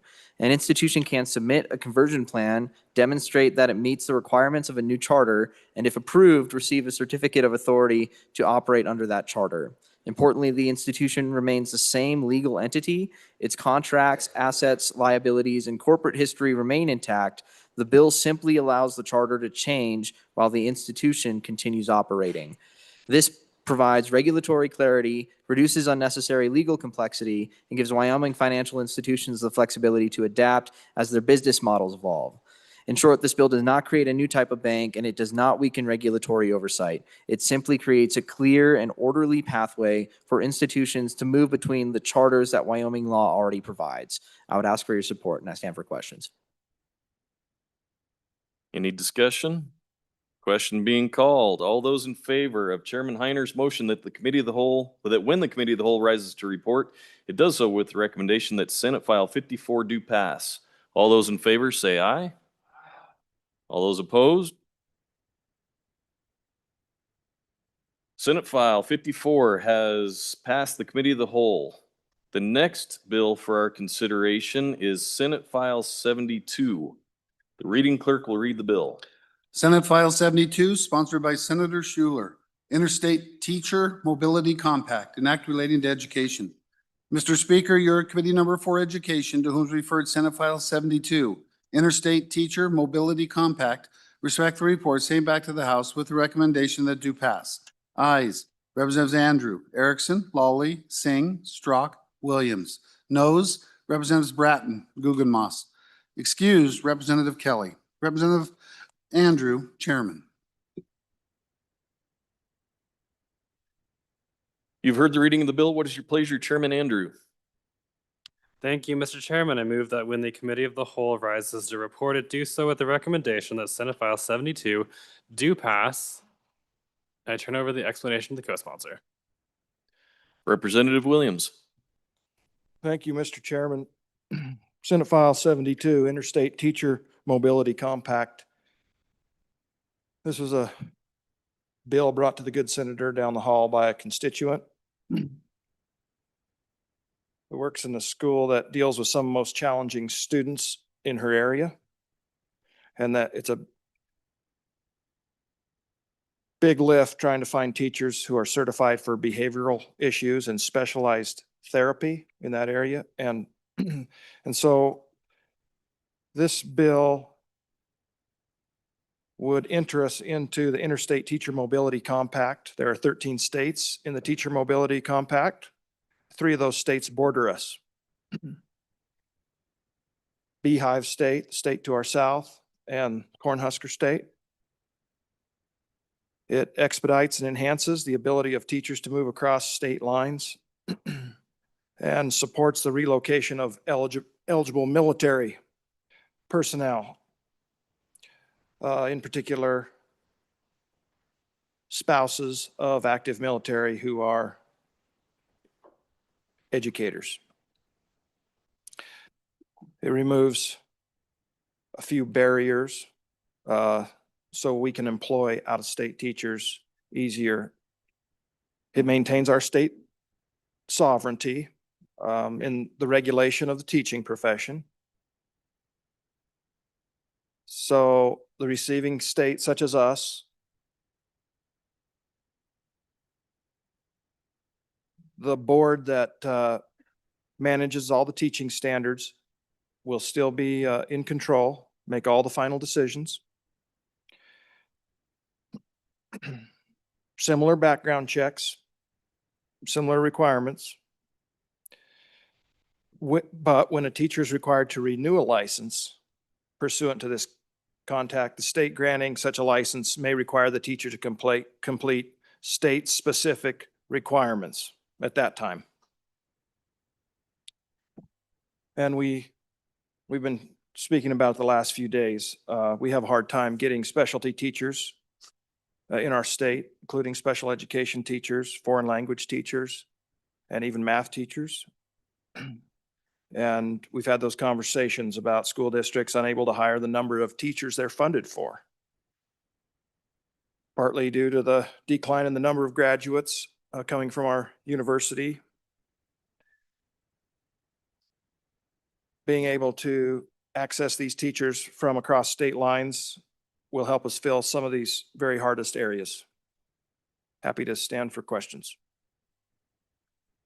Representative Erickson. Thank you, Mr. Chairman. Just real quick on this, definitely a teacher magnet bill, and it will make it much easier. I especially like the mobility that it provides for our military individuals that move possibly here, and their spouse may be a teacher. And it makes it to where they can become certified much easier and cuts out some of that problematic move back and forth. So where we're looking for teachers, this is something that we should throw our support behind. Thank you. Representative Bratton. Thank you, Mr. Chairman. All right, so I was on the committee. I voted no on this bill. And the reason I voted no, I asked the board that certifies our teachers. They actually came and they testified for this bill, but they are the board that certifies our teachers. And I asked them, can't you already change the rules? You're the ones who promulgate the rules on how to go about this. And can you change those rules? And they looked at me and said, yes. So I'm not really sure why we're doing this bill, because they can already change those rules to allow more teachers to get certified in our state. So that's happy to answer any questions. Chairman Bear. Thank you, Mr. Chairman. I always get a little concerned when I see interstate compact, and it has to do with our sovereignty as a state. And as the bringer mentioned, you know, the states that surround us that might actually be interchanging teachers with us, I'm not sure I want them dictating how we certify our teachers. And I think that's really what this leads to. So as was the previous speaker's testimony, this could be done via rule. I could say we could even pass a law that we would allow teachers from other states to use their certification. But I certainly would caution us entering into a compact with other states, especially when we have a lot less voting power than they do in a lot of those instances. So on and opposed to the bill. Representative Nicholas. Thank you, Mr. Chairman. On and in favor of the bill, ladies and gentlemen. You have to think of the counter to this, and that is we have 3 states around us who are taking our teachers who are trained here and stealing them from us. So if we don't play on the same playing field, we're losing ground. Representative Jarvis. Thank you, Mr. Chairman. I think there's also a component of this bill that they're trying to address as well. Our military families, when they move in, the process to get certified in the state of Wyoming takes an extensive time. So what this bill is really designed to do is if that military spouse is coming in with an already certified or already holding certification in one of the other compact states, they can go to work teaching immediately. Representative Chestick. Thank you, Mr. Chairman. I was intrigued by the question asked by the representative from up north about whether the department that handles our education can do this by rule or not. This bill it enters us into a compact, which is a mutual agreement between states, which seems like it would give us some rights that rulemaking could not. And I'm not quite sure what those rights might be. So if somebody could explain to me why what rights the compact would give us that the rulemaking would not, I'd like to know that.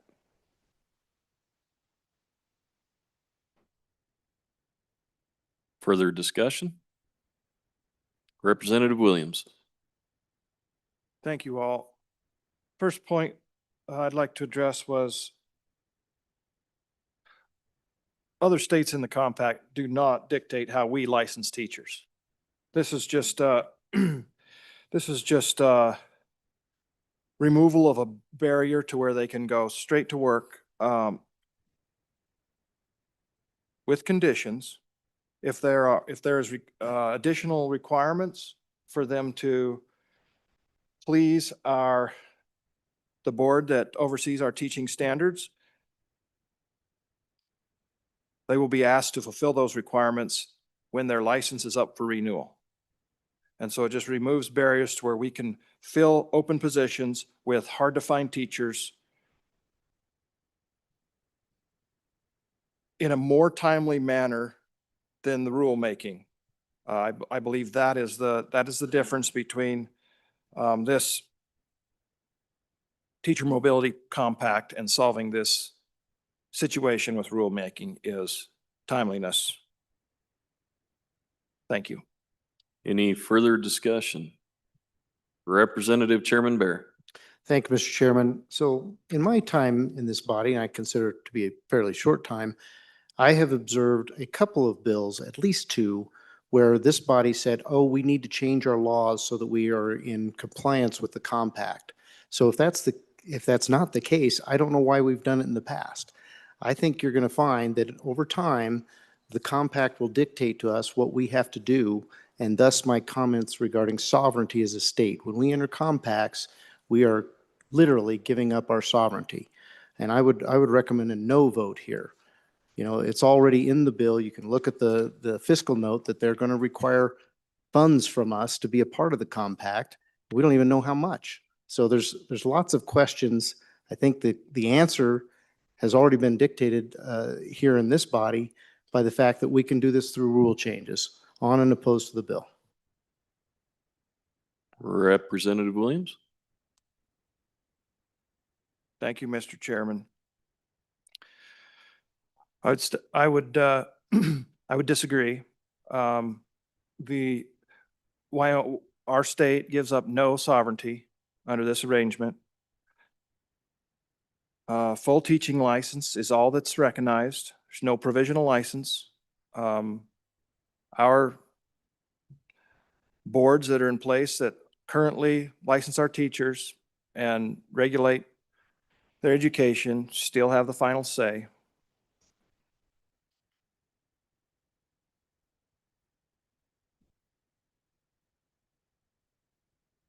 Any further discussion? Question being called. All those in favor of Chairman Andrews' motion that the committee of the whole, when the committee of the whole rises to report, it does so with the recommendation that Senate File 72 do pass. All those in favor say aye. Those opposed?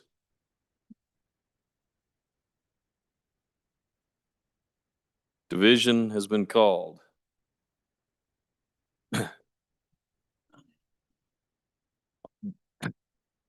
All those in favor, please stand.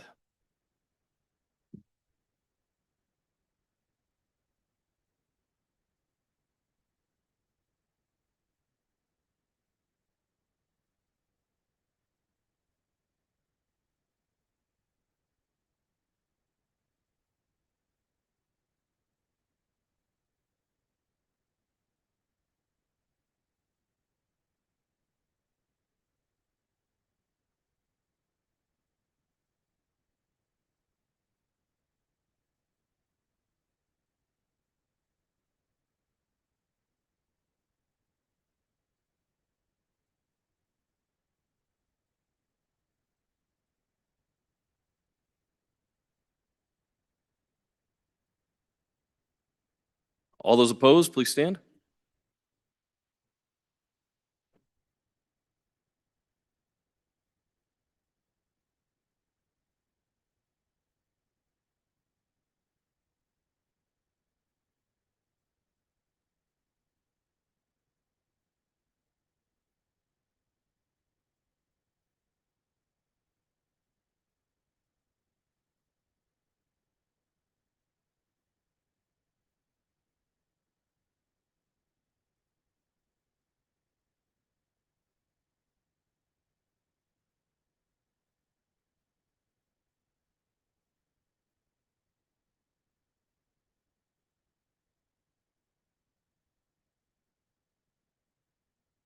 By a vote of 21 to 30, the bill has failed, but having failed a standing division vote, a roll call vote is required. The chief clerk will call the roll.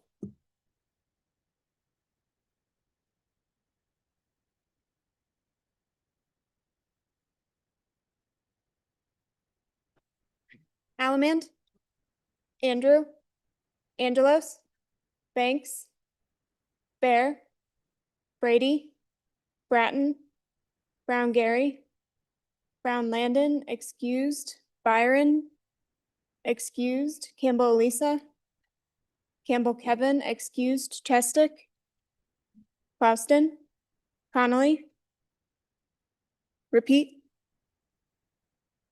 Davis, Erickson, Filer, Pornstrom, Geringer, Gugemas, Haraldson, Harshman, Heiner, Heft, Jarvis, Johnson, Kelly, excused, Knapp, Larson Lloyd, Larson JT, excused, Lally,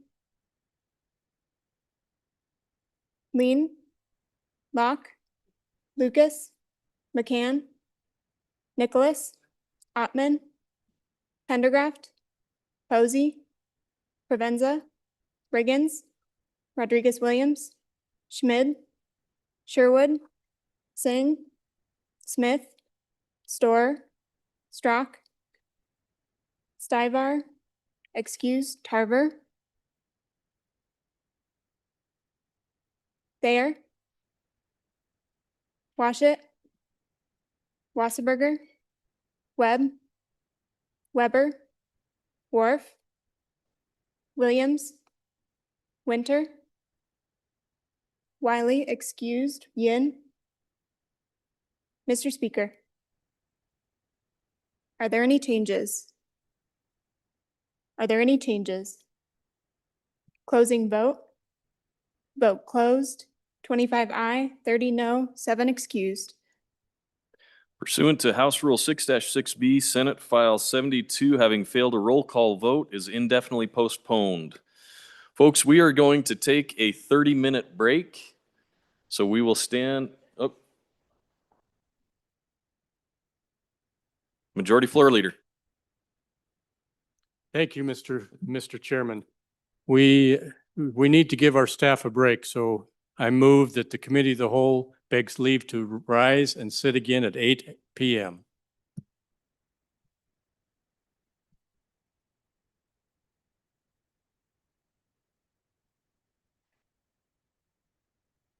Don't tell him.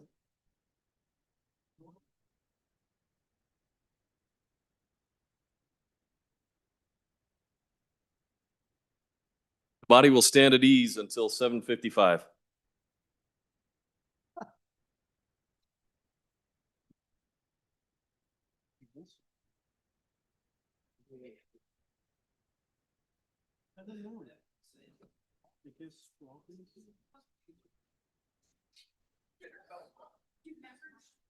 Well, this is a new test. How are you? Oh, my God. 7:55. Now,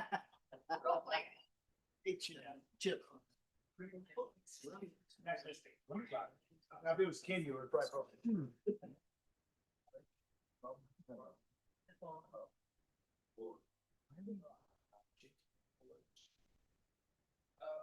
Taco Tuesday. He's ill. He's sleeping. Yeah. You don't want candy? Yeah, I wouldn't all day, but it's too bad. Are you going hard? Okay. Huh?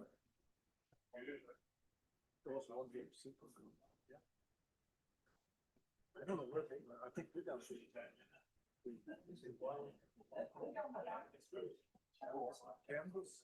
Campbell, no, Campbell's with his mother, I mean, his wife, funeral.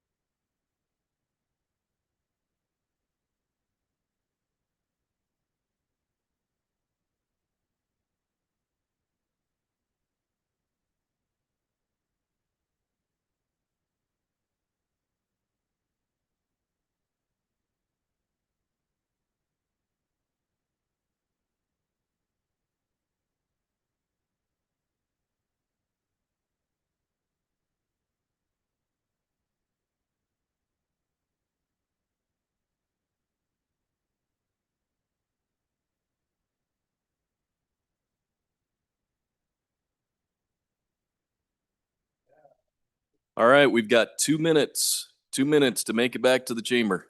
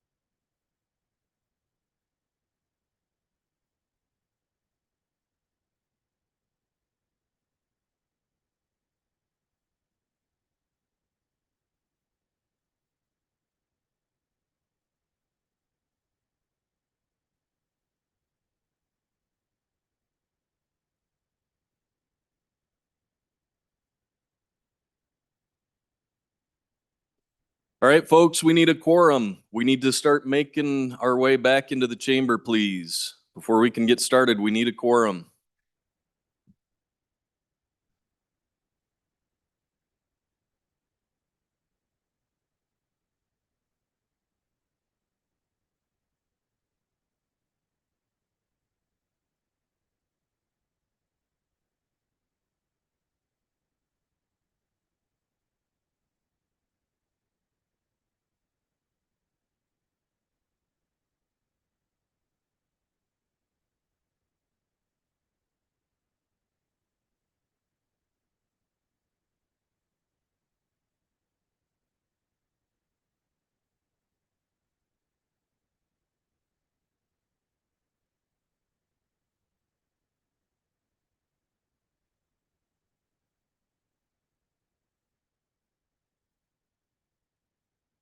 Committee of the whole will come to order.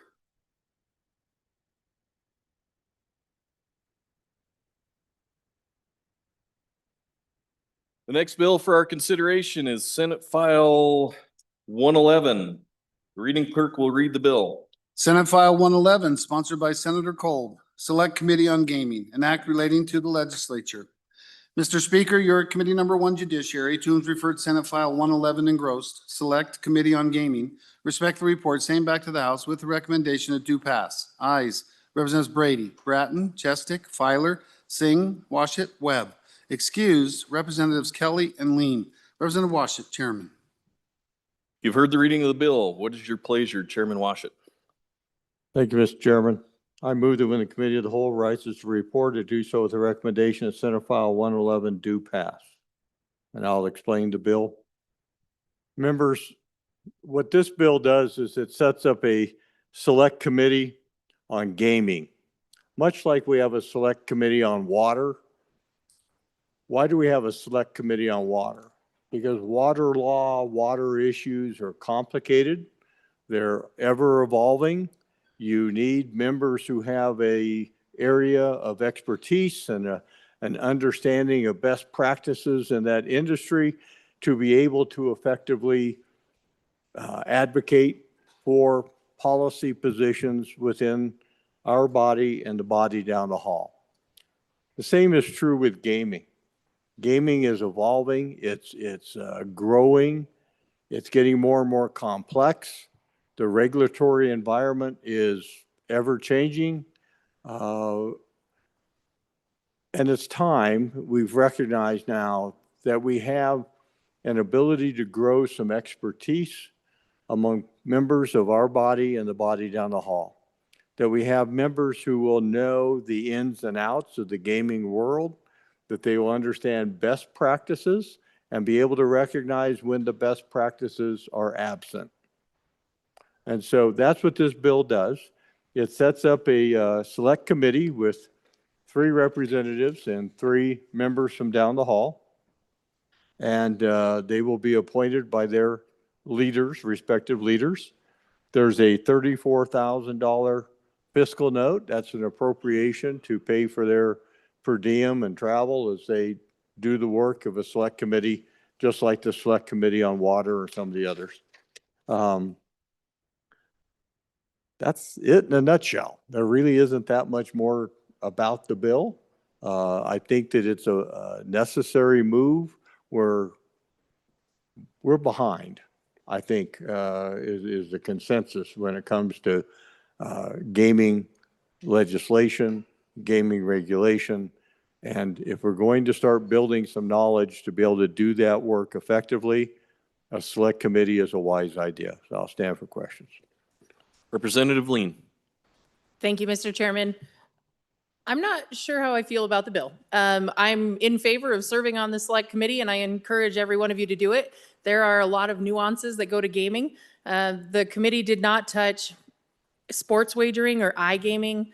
There was many facets of gaming that we did not talk about. We predominantly went over historic horse racing, parimutuel wagering, anti-money laundering definitions, those kinds of things. I do believe that a standing committee could do it. It's going to take a lot of work on whoever's standing committee receives it to be able to learn the nuances, to be able to make good policy decisions surrounding gaming. So make your best judgment call. Representative Larson. Thank you, Mr. Chairman.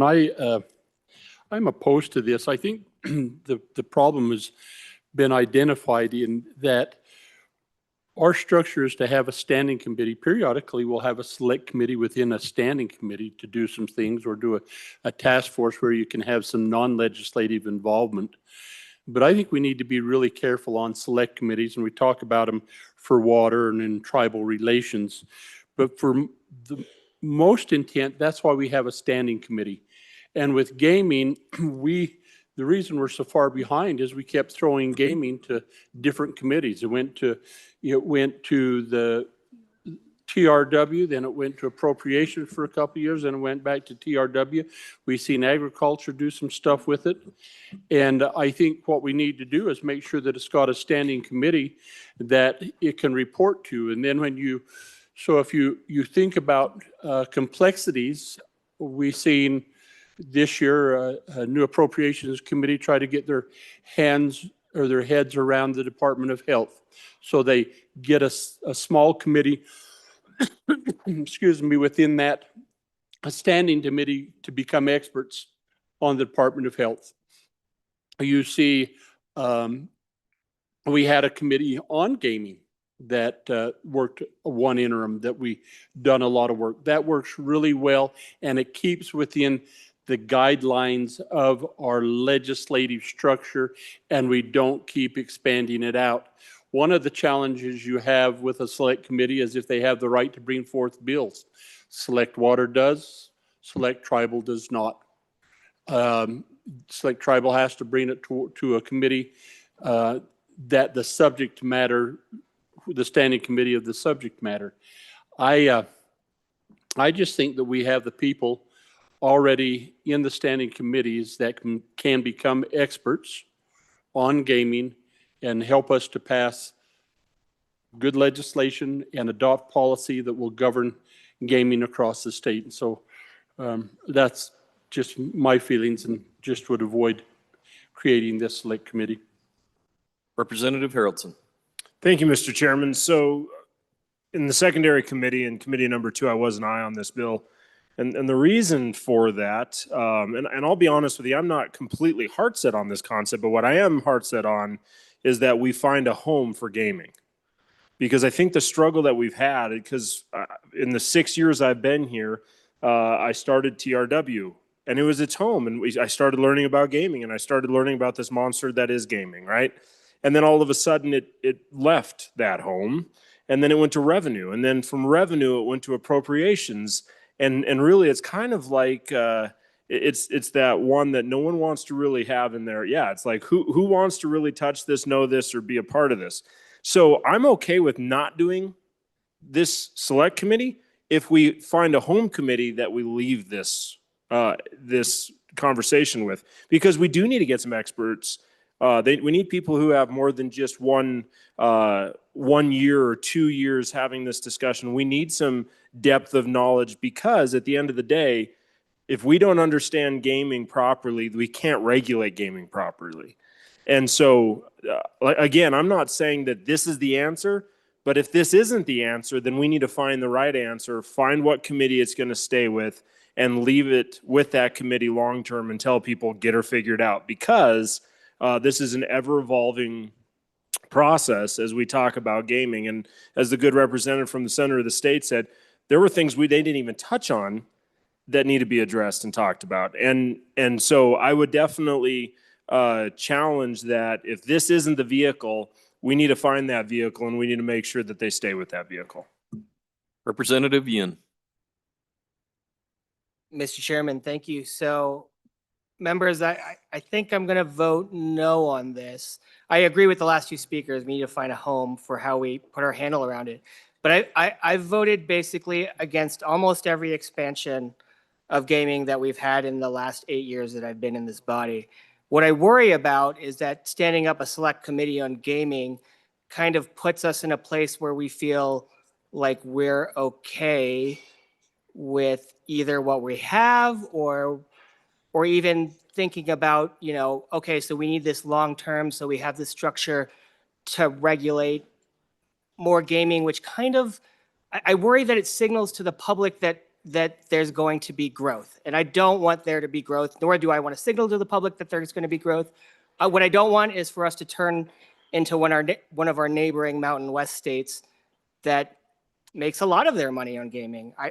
And so I worry about standing up a select committee that might send a signal that says we're okay with gaming, and I don't want to be okay with gaming. Representative Pendergraft. Thank you, Mr. Chairman. I can't see outside, but if I could, I think I would see that the moon must be blue. Because every once in a while, I agree with the good representative from the land of Dur, and even with the one from over where the mountains are pointy. I don't want to see us legitimize gambling. I don't want to see the state become dependent upon gambling. For those two reasons, and also it was pointed out, and I appreciate the comments, that we needed to get up to speed on some things. And so I worked very, very hard on trying to get a handle of the Department of Health. Do I have a complete handle on that? Probably not, but made a lot of ground. And I think that is a better way to approach it. Now, if we've tried that for a couple of years and we find out that they're still more necessary, then maybe we bring that up now. But I'm going to be a no on the expansion of government in this case. Representative Worf. Thank you, Mr. Chair. I guess I stand in opposition to this too. I kind of think, it's since I've associated with this body and in a prior life when I was on the other side of the bar, it was usually housed within TRW. And I think that's a better way to go, to have it tied in with one committee. And like we just did interim topics, there was a lot of discussion about some of the gambling issues, some of the gaming issues. And I think it's better to maybe have it tied to a stable committee and create that select committee. We have one already stood up. I think it makes sense to me to maybe leave it with TRW, and in the event that we have an issue or a topic that is taking a lot of time, we would have the ability to ask for a select committee to be brought up. And that's just kind of my thoughts on this. I don't like to grow government any more than we need to either, but I do know that there are times when it would be nice to have that select committee available to our disposal. Representative Webb. Thank you, Mr. Chairman. I'm in support of having a gaming commission. We have a problem in Wyoming. Whether we want to realize it or admit it, we have a problem. And that problem is growing. And it's not going to be pretty. And we need to have some control over it. And for that purpose, I am in full support of having a committee that is dedicated to gaming. Thank you. Representative Brady? Nope. Representative Bear?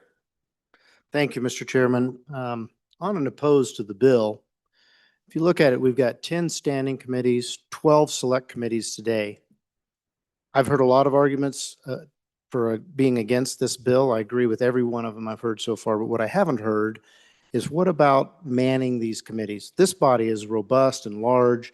We can be on lots of different committees and we can man up more committees because of the size of it. Nobody's talked about our colleagues down the hall. And they have to man up these committees as well. You continue to add more and more committees.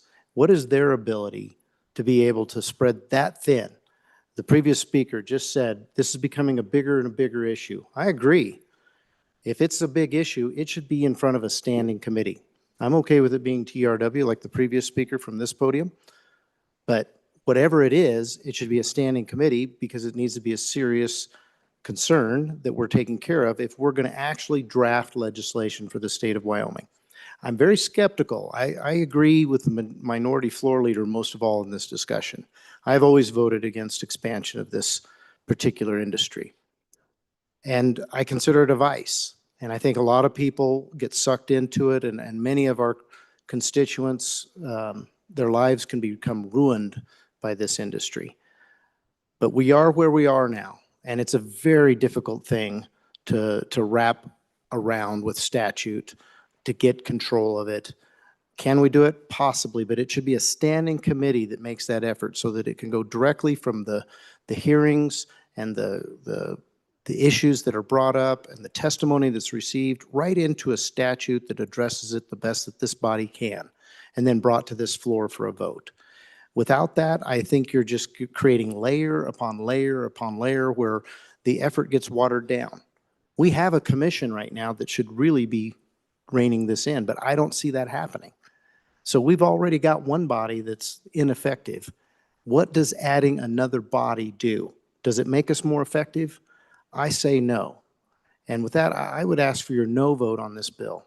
Thank you. Representative Brady? Thank you, Chairman. I was just wanting to say I was on the committee myself and voted to advance it because I did want to hear all the comments on the floor. And I just want to say that I would like to keep it where it is. And because if we, like other comments have been made, it expands government. And then number two, I feel like it legitimizes the industry.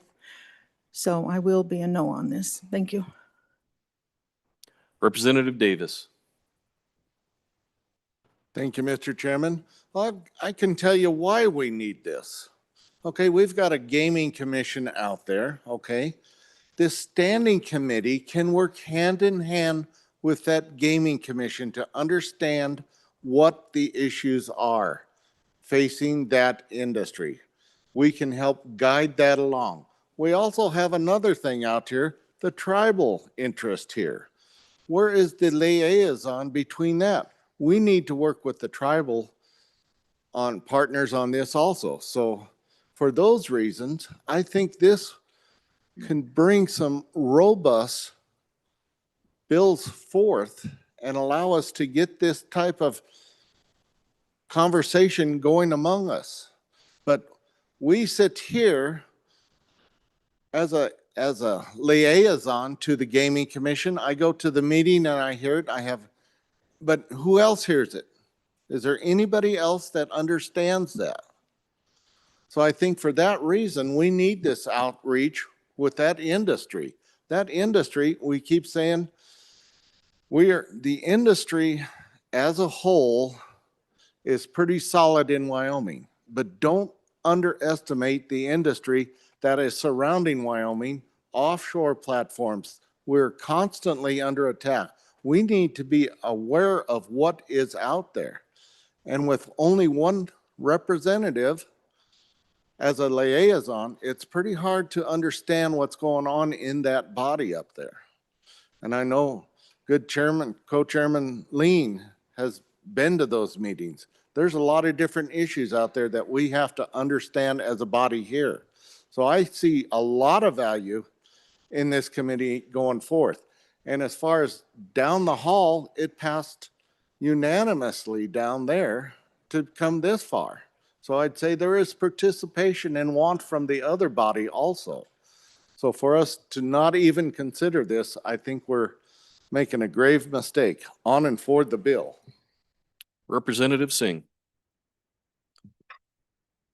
Thank you, Mr. Chairman. And so I voted for this bill in committee because I recognize that there is a problem that our state is, we're wrestling with the issue of gaming and how are we going to make sure that our people are safe. I guess I'm really concerned about the mechanics of the committee itself. And so I chair the blockchain committee, right? And so, and we chose as a body to make sure that we reinforce the additional safeguards that exist within that select committee. And this proposed select committee, I'm just curious as to whether or not there are additional accountability measures that any of these this legislation would need to be vetted through an additional committee. Would any of that be assigned? If so, what would be the parent committee of this smaller select committee?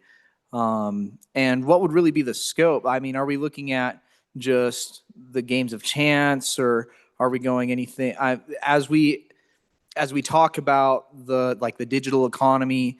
There are things called loot boxes, right? And loot boxes, some folks, they consider them like a predatory practice that was incorporated into the video game industry. And so I'm wondering if that type of activity would fall under the purview of this specific committee. Thank you. Representative Chestick. Thank you, Mr. Chairman. I was also an aye in committee on this. I was an ambivalent aye because I'm not a fan of gambling, and I see the risks of it, and I understand the concerns about the harm that it can do. I've heard several speakers so far tonight worry that creating this committee somehow legitimizes gambling and suggests that we're open for gambling, and I'm not sure I agree with that.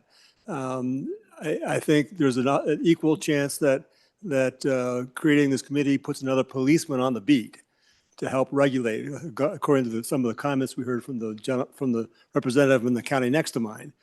So maybe this will help us keep a lid on it. It's here, and this is real politics. It's here. It's not going away, and maybe we're smarter to get on top of it and keep it regulated and understand what it's doing so we can protect our people. And that's why I think I'm probably going to still be a yes on this vote. Representative Lucas. Thank you, Mr. Chairman. I am on and against this. I feel as a relatively new legislator that we already have quite a few committees, and sometimes we don't get very much done. I'm not sure how adding another one would improve on that record. On and against. Representative Washit. Thank you, Mr. Speaker. So twice in my career, I've heard the idea that a standing committee ought to take over gaming. We need a home committee, and that standing committee is going to build the expertise, and they're going to be able to tackle this monster of gaming in Wyoming. I can tell you twice, 1 year, there were only two of us, the good country lawyer from over the hill and I were the only two returning members of our standing committee after election season and retirements and people running for the body down the hall. Two out of the whole committee. And 1 year, I was the only returning member to my standing committee. The only one. How in the world do you build expertise in that environment? Now, a select committee is not a guarantee. You could always have a fluke of an election or whatever, but if you think about trying to train up an entire standing committee that also has 10 or 12 other important topics that they have to wrestle with, how long does it take to build that kind of expertise among every member of that standing committee, only to see that diluted at the next election? I think we have a much better chance to take a small number of people and invest in them, get them the training and the knowledge and the skills that they need to manage this topic. I just think a select committee is the way to go. But it sounds like the alternative is kick the can down the road. We kill this bill, and someplace down the road, we'll take up the issue of gaming and finding a home committee for the topic. Representative Larson.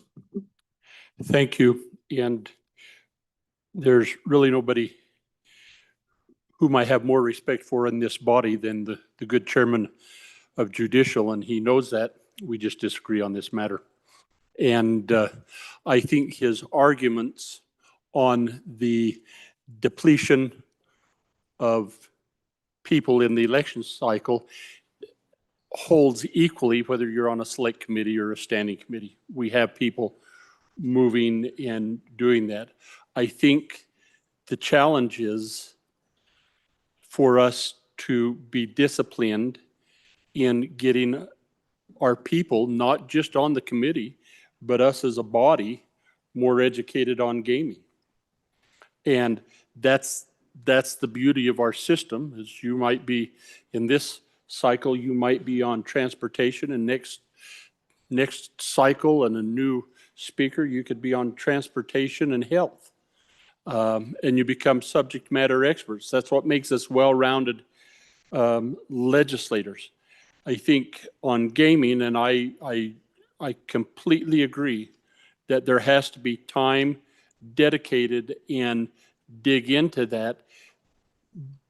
But you can't sit down. Well, you can try to swallow the whole enchilada, but it generally gets caught in your throat in one sitting. And so you have to tackle, just like we do on everything else, you have to tackle whether it's the budget and understanding the budget, or the Department of Health or Transportation. You have to study it one subject at a time and get around that. We do have a good gaming commission. I think we've come a long way with that. But how, I don't see where getting a select committee dedicated to focus on that gets us any further down the road than what we already are. And I know that me and my good colleague that sits right there disagree on that, but there we are. Representative Lean. Thank you, Mr. Chairman. Having had the privilege of sitting on this select committee, I do think it's important to know that you build a relationship with the good commission that oversees our gaming while you do that.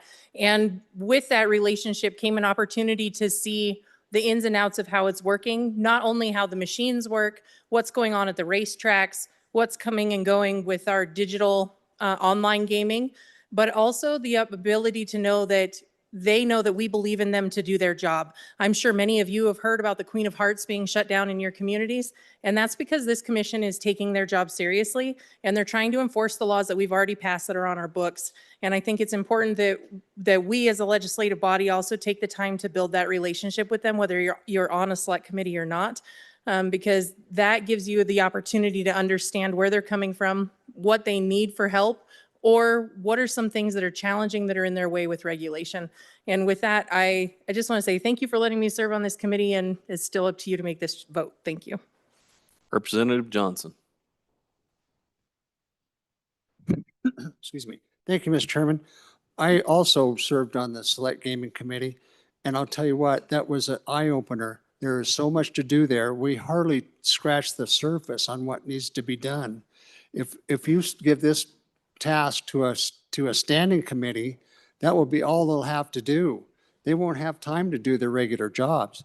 You need a standing committee, a select committee, to look at all the ins and outs of this. If you look at the problems that gaming causes, the taxation, where you're going to use it, how are you going to solve the problems that are caused by gaming? We've already opened the lid on Pandora's box. We're just trying to stuff a few of these tentacles back in, and it's overwhelming. If you put it in one committee, they're going to be overwhelmed with just nothing but gaming. So I am for this bill. Thank you. Representative Davis. Thank you, Mr. Chairman. One final thing on this from me, folks, is, you know, the commission can only do what is in statute. And we can't identify those things by not being and working with them. So with that, I would leave it at that, on and for the bill. Representative Bear. Thank you, Mr. Chairman. I just want to take the body through a little bit of a history, gambling in Wyoming. In the early 1800s and 1900s, gambling was it was widespread in this state, but it was not legal. In 1901, there was a crackdown with the McGill Act of 1901. We've been dealing with this, trying to outlaw it, trying to control it since 1901. And it was still happening, places like Jackson Hole. The persistent gambling continued, illegal gambling, throughout the 1930s and 1950s. It was in places like the Wart Hotel and the Cowboy Bar in Jackson. Hidden illegal machines. In 1967, it was for the first time it was legalized. That was the year my sister was born in. I remember that well. We have tribal gambling was allowed in 2000. And since 2010, we've continued to expand it. In 2013, the state lottery and online wagering on horse races were authorized. In 2021, Wyoming became the first state in the United States to legalize online only sports betting. I remember that. I was here. It was my freshman year. The bill was in serious trouble. The bringer of the bill hadn't really gone out and talked to the tribes. And the tribal representation in this body stood up and said, no, you didn't even come and talk to us. And the bill died. It's the first time I ever saw a bill resurrected, if you will. I remember sitting in the break room and hearing the coach say, it's not over till the lady sings. You know which lady I'm talking about. And he mustered up those votes, and that bill came through the next day. In 2024, the industry, including historical horse racing machines, grew to about $2 billion. Folks, there is so much money in this particular industry. It is going to be very difficult for us to control. And as one of the members of the select committee got up and said, it is something we have got to address. Well, if it's a primary concern like that, it should be important enough for us to put it into a select committee. I remember my days in the Navy. We had gambling problems there too. We could not control it. It was completely outlawed. And every time we caught somebody gambling, we had to deal with it. We never were able to completely control it. So I'm very, very skeptical of what we're going to be able to do with more and more laws on the books. We've been dealing with this since the 1800s in the state of Wyoming. We're going to be dealing with it for decades and maybe a century to come. Not saying that we shouldn't try, but if we're going to do it, let's make it serious enough to put it in a standing committee. On and opposed to the bill. With that history, it sure did sound like the coach. Representative Washington. Thank you, Mr. Chairman. So member, Senate File 111 is not a referendum on gaming in Wyoming. Not what this bill is. There's nothing in this bill that says if we vote for this, we're going to grow gaming in Wyoming. That's an independent decision that will be made as time goes on. None of those things are in this bill. This bill simply sets up an opportunity for this body to finally start building a level of expertise necessary to deal with this growing issue in our state. We can kick the can down the road if you wish. Doesn't solve the problem. Please vote aye. Any further discussion? Question being called. All those in favor of Chairman Washat's motion that when the committee of the whole rises to report, it does so with the recommendation that Senate File 111 do pass. All those in favor, say aye. Those opposed?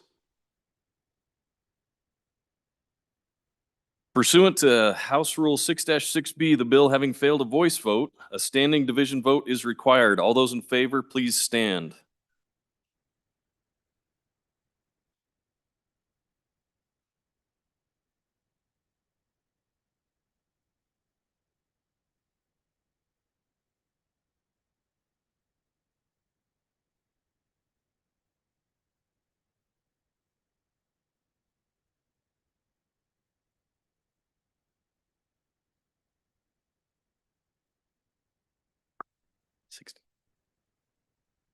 Those opposed, please stand.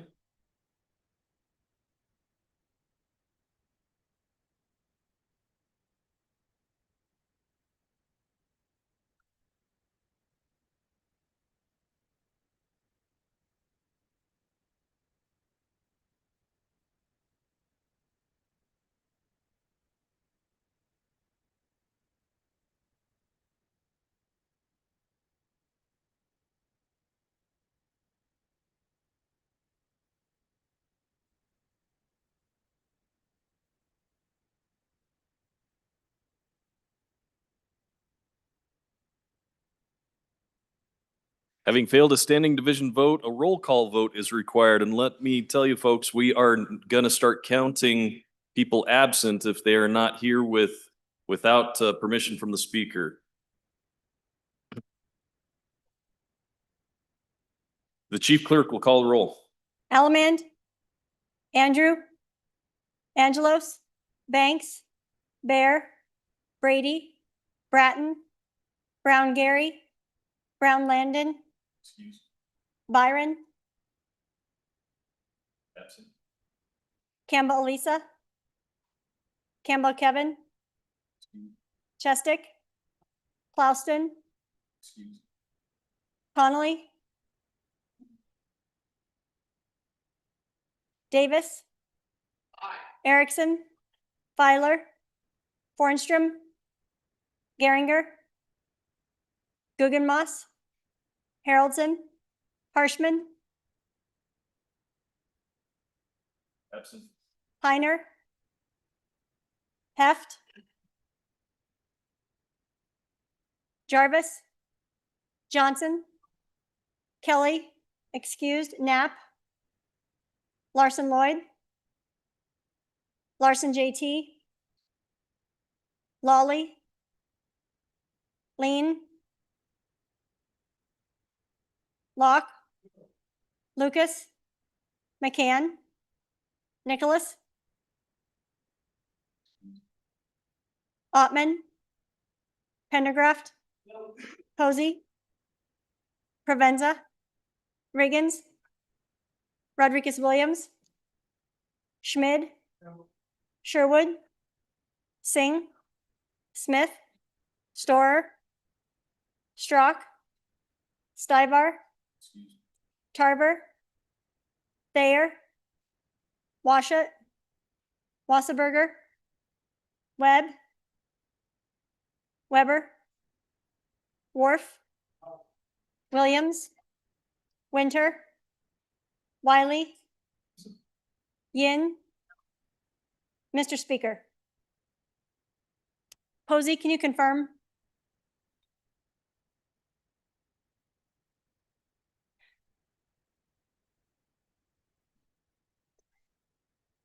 Are there any changes? Are there any changes? Lean, aye, to no, further changes? Further changes? Closing vote. Vote closed. 16 aye, 36 no, 6 excused. Pursuant to House Rule 6-6B, Senate File 111, having failed a roll call vote, is indefinitely postponed.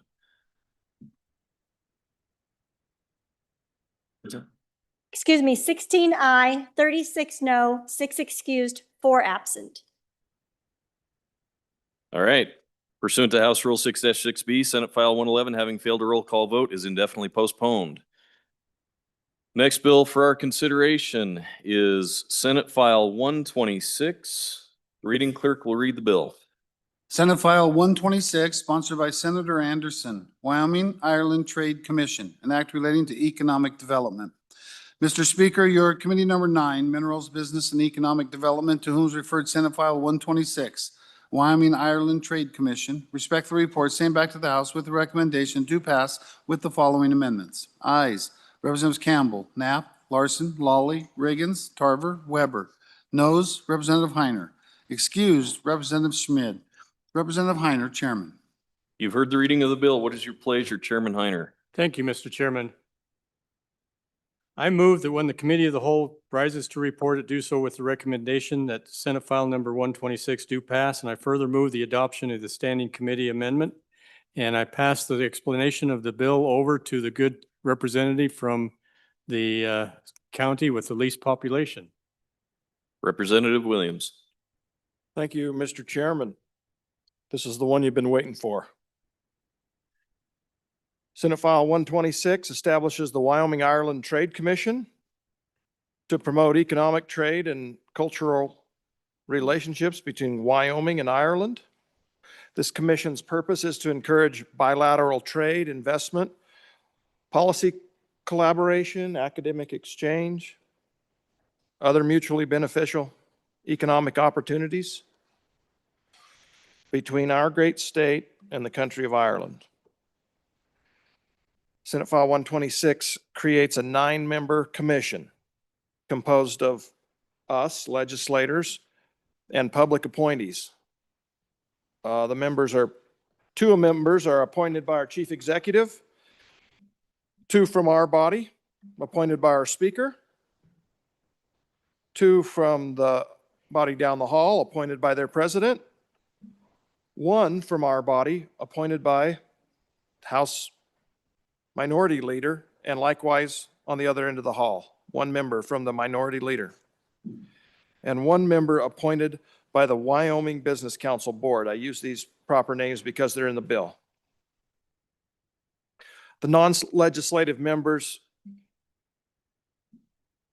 on this commission will represent Wyoming higher education institutions, our Irish American community, also Wyoming industries engaged in trade with Ireland, and business or economic development organizations interested in expanding trade to Ireland. Non-legislative members serve 2-year terms, while legislative members only serve during the biennium in which they are appointed. The commission meets quarterly, and a legislator is elected as its chairman. The commission submits written reports to the governor, speaker, president, down the hall within 1 year of its first meeting and annually thereafter. And these reports outline the activities, the results, and the recommendation that the Wyoming Ireland Trade Commission determines. The House Standing Committee that we just heard, it removed provisions that were in this bill that allowed legislative members to receive salary and per diem and travel reimbursement for serving on the commission, which moves this bill closer to being budget neutral. And I'll stand for any questions. Question having been called. Oh, Representative Lean. Thank you, Mr. Chairman. I just have a question. Why Ireland? Why not Greenland or pick another country, but why Ireland? Representative Williams.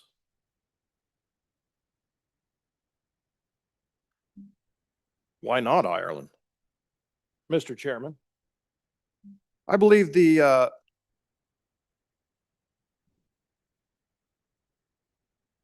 possibilities have been explored in the past with Ireland.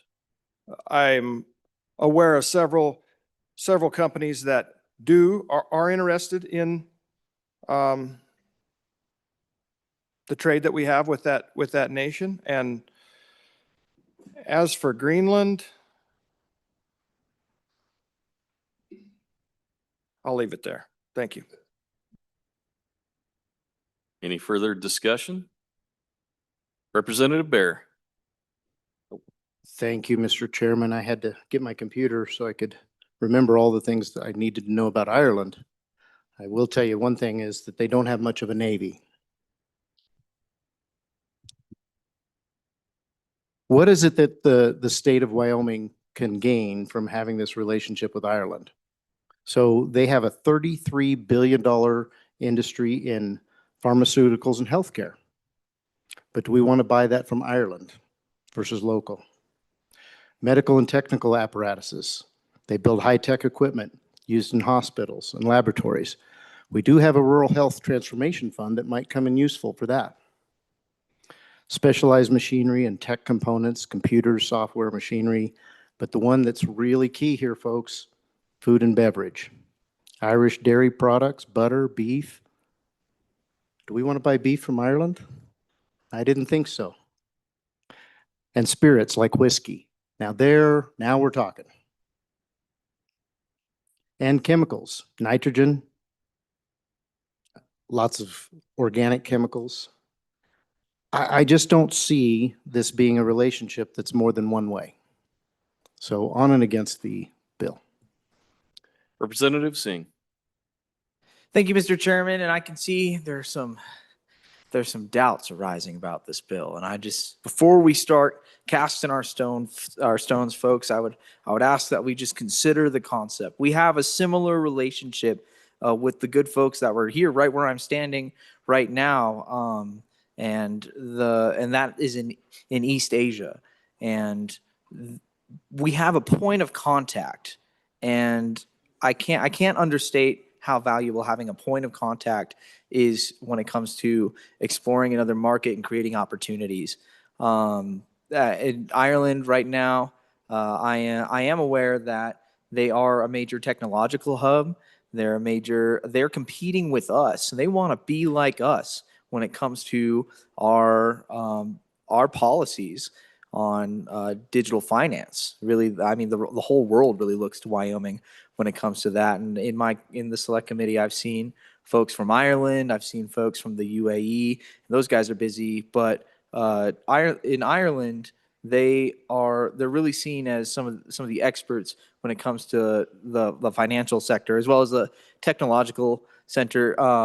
That fruit-based company that has to do with computers and phones, they do a significant amount of business with Ireland. And so I guess I have a question, and I want to be able to support this bill.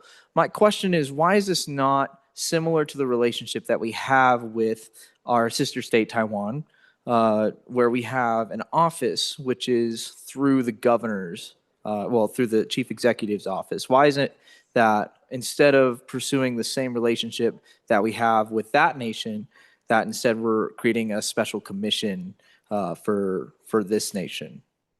Thank you, Mr. Chairman. Representative Pendergraft. Thank you, Mr. Chairman. I hear the fly fishing is really good in Ireland. Representative Williams. Thank you all for that riveting debate. I would remind you that the commission's purpose is to explore and to encourage bilateral trade, two-way trade, investment in our country, policy collaboration, academic exchange, mutually beneficial economic opportunities. We have what Ireland wants. Please vote aye. Any further discussion on the amendment? Question having been called, all those in favor of Standing Committee Amendment number 1, please say aye. All those opposed? Standing Committee Amendment number 1 has not been adopted. We are back on the bill. Any further discussion? Question having been called, all those in favor of Chairman Heiner's motion that when the Committee of the Whole rises to report, it does so with the recommendation that Senate File 126 do pass. All those in favor say aye. Those opposed? Pursuant to House Rule 6-6B, the bill having failed a voice vote, a standing division vote is required. All those in favor, please stand.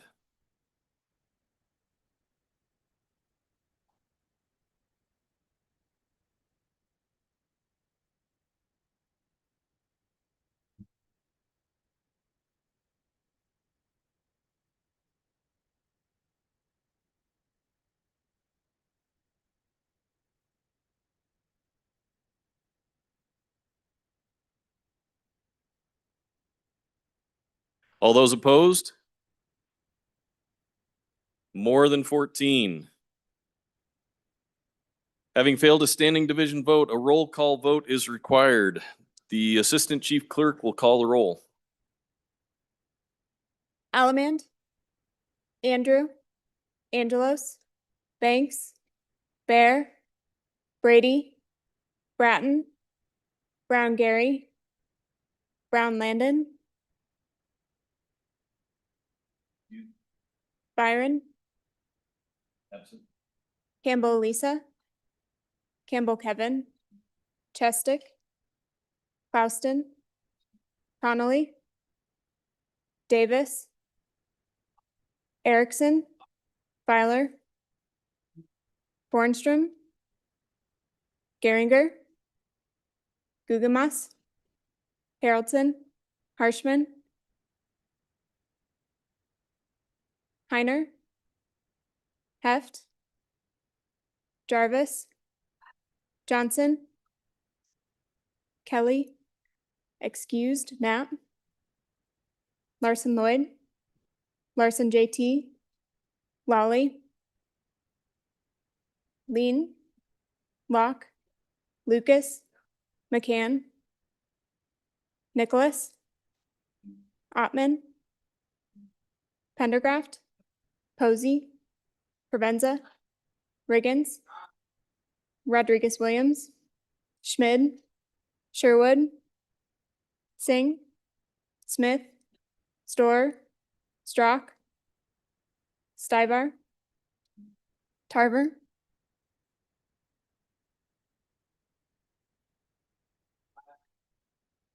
Thayer, Washut,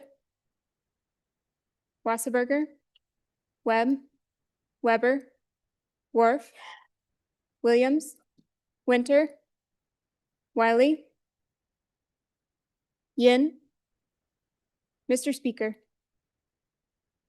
are there any changes? Are there any changes?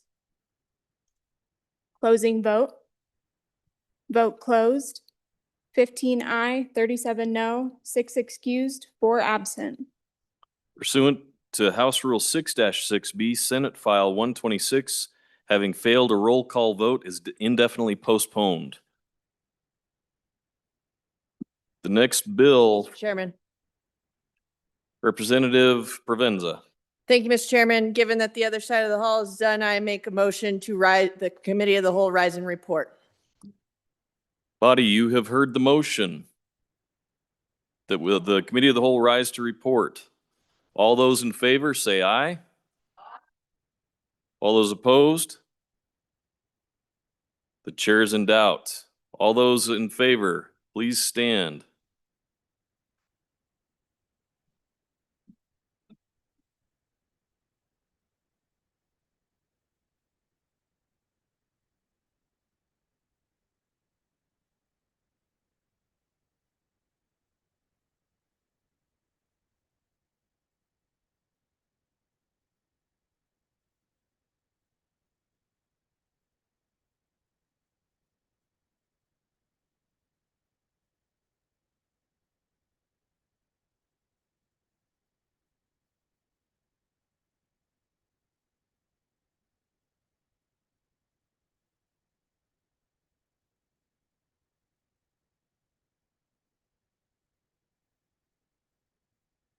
All those opposed, please stand.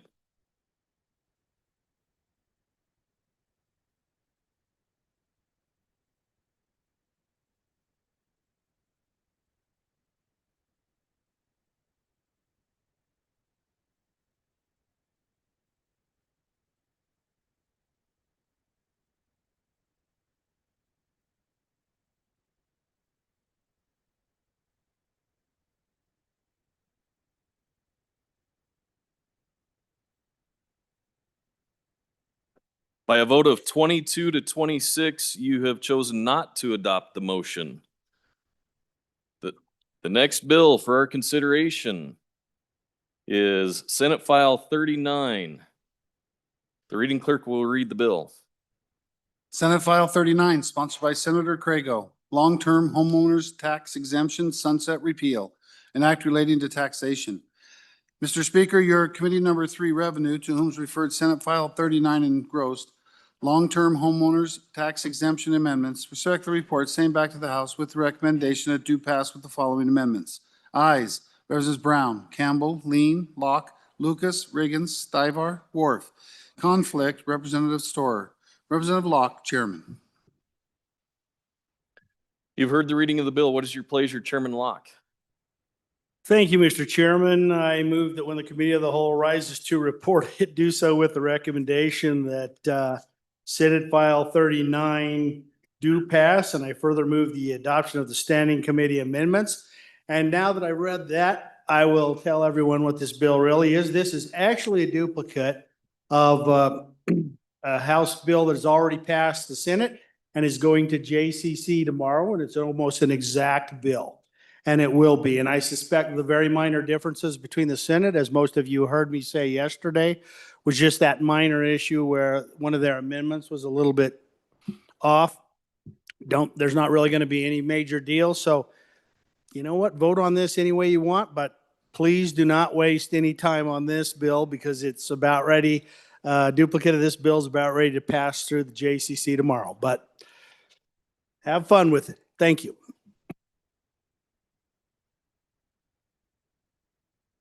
The question having been called, all those in favor of standing committee amendment number 1, please say aye. All those opposed? Come on, folks, I need some energy here. All those opposed? Okay, standing committee amendment number 1 has not been adopted. We are back on the bill. Question having been called. All those in favor of Chairman Locke's motion that when the committee of the whole rises to report, it does so with the recommendation that Senate File 39 do pass. All those in favor say aye. All those opposed? Pursuant to House Rule 6-6B, the bill having failed a voice vote, a standing division vote is required. All those in favor, please stand.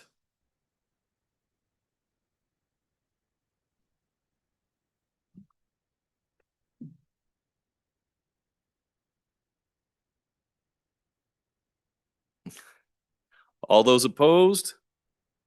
More than 6. Having failed a standing division vote, a roll call vote is required. The chief clerk will call the roll. Allemand? Andrew? Angelos? Banks? Bear? Brady? Bratton? Brown Gary? Brown Landon? Byron? Campbell Elisa? Campbell Kevin? Chestick?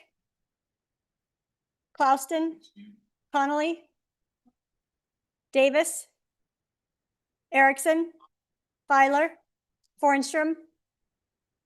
Geringer? Guggenmoss? Haroldson? Harshman? Heiner? Heft? Jarvis? Johnson? Kelly, excused. Knapp? Larson Lloyd? Larson JT? Lawley? Lean? Locke? Lucas, McCann, Nicholas, Ottman, Pendergraft, Posey, Provenza, Riggins, Rodriguez Williams, Schmid, Sherwood, Singh, Smith, Storer, Strock, Stivar, Tarver, Thayer, Washut, Wasserberger, Webb, Weber, Wharf, Williams, Winter, Wiley, Yin, Mr. Speaker. Harshman, absent 2 aye. Allemand, no. 2 aye. Mr. Speaker. Riggins, no. 2 aye. Singh, no. 2 aye. Bratton, no. 2 aye. Further changes. Closing vote. Vote closed. 23 aye, 29 no, 1. Oh.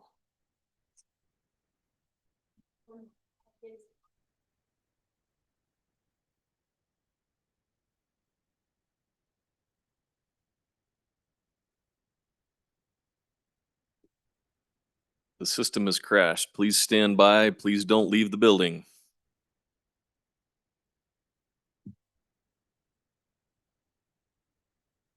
Mr. Chairman. Mr. Chairman. Chairman Bear. Thank you, Mr. Chairman. I just want the body to know we did fund all of the technology replacement and computer systems, the state in the budget as it was passed. Good call, Mr. Chairman.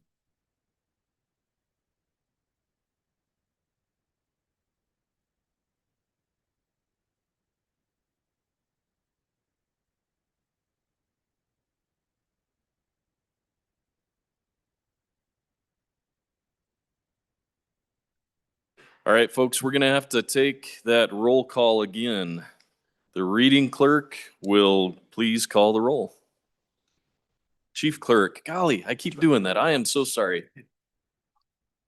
Reading clerk, you've been promoted. Allemand,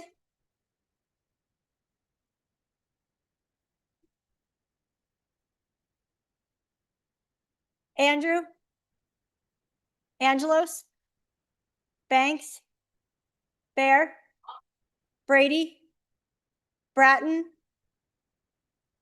Brown Gary, Brown Landon, Byron, Campbell Elisa, Campbell Kevin,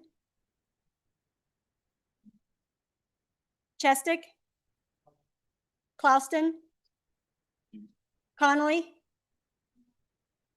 Davis, Erickson, Filer, Fornstrom, Geringer, Guggenmoss, Haraldson, Harshman, Heiner, Heft, Jarvis, Johnson, Kelly, excused, Knapp, Larson Lloyd, Larson JT, Lawley, Lean, Locke, Lucas, McCann, Nicholas, Ottman, Pendergraft, Posey, Provenza, Riggins, Rodriguez Williams, Schmid, Sherwood, Singh, Smith, Storer, Strock, Stivar, Tarver, Thayer, Washut, Wasserberger, Webb, Weber, Wharf, Williams, Winter, Wiley, Yin, Mr. Speaker, are there any changes? Brown, Gary, no. To aye.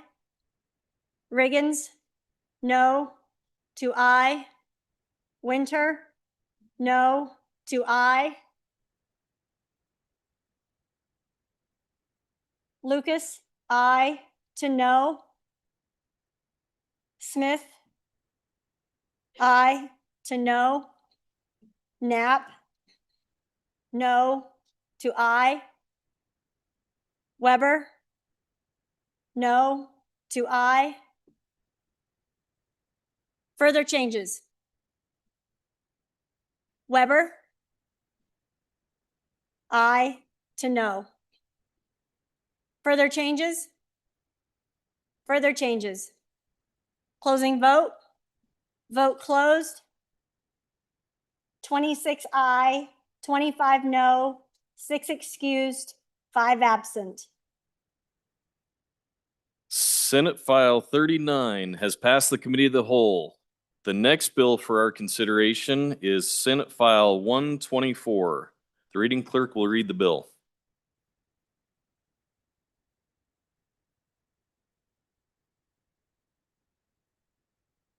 Senate File 124 is sponsored by Senator Driscoll. Economic Development, Rodeo Museum, an act relating to tourism. Mr. Speaker, your committee number 6, Travel, Recreation, Wildlife, and Cultural Resources, to whom is referred Senate File 124 engrossed. Economic Development, Rodeo Museum, respectfully report same back to the House with recommendation that do pass. Ayes, Representatives Byron, Campbell, Connolly, Harshman, Jarvis, Provenza, Storer, Thayer, Wharf. Representative Byron, Chairman. This bill was re-referred to Committee Number 2, Appropriations. Mr. Speaker, your Committee Number 2, Appropriations, to whom is referred Senate File 124 engrossed. Economic Development, Rodeo Museum, respectfully report same back to the House with the recommendation amend and do pass fail.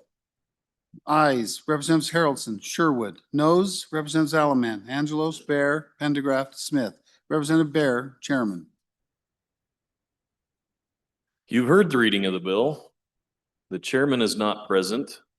Representative Harshman was going to introduce this.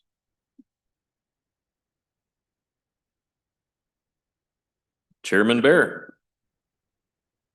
Thank you, Mr. Chairman. I move that when the Committee of the Whole rises to report, it do so with the recommendation that Senate File 101, 124 do pass. And I further move the adoption of the Standing Committee amendment. And I will pass the description of that over to the good Speaker Pro Tem and ask for your aye vote. Is it 124? Representative Harrelson. Thank you, Mr. Chairman. So, ladies and gentlemen, this is the Senate File 124 is the Economic Development Rodeo Museum bill. This was a second horse in the race for the budget amendment that we had. That budget amendment has passed. And so with that, this is no longer needed. So vote your conscience. Question having been called. All those in favor of Chairman Bear's motion that when the Committee of the Whole rises to report, there is an amendment. There is an amendment. Question having been called. All those in favor of Standing Committee Amendment number 1, say aye. Opposed, no. Standing Committee Amendment number 1 has not been adopted. We are back on the bill. Chairman Bear. Thank you, Mr. Chairman. I would recommend a no vote here. We've got suspenders already. We don't need a belt. Any further discussion? Question having been called. All those in favor of Chairman Bear's motion that when the Committee of the Whole rises to report, it does so with the recommendation that Senate File 124 do pass. All those in favor say aye. All those opposed? Pursuant to House Rule 6-6B, the bill having failed a voice vote, a standing division vote is required. All those in favor, please stand.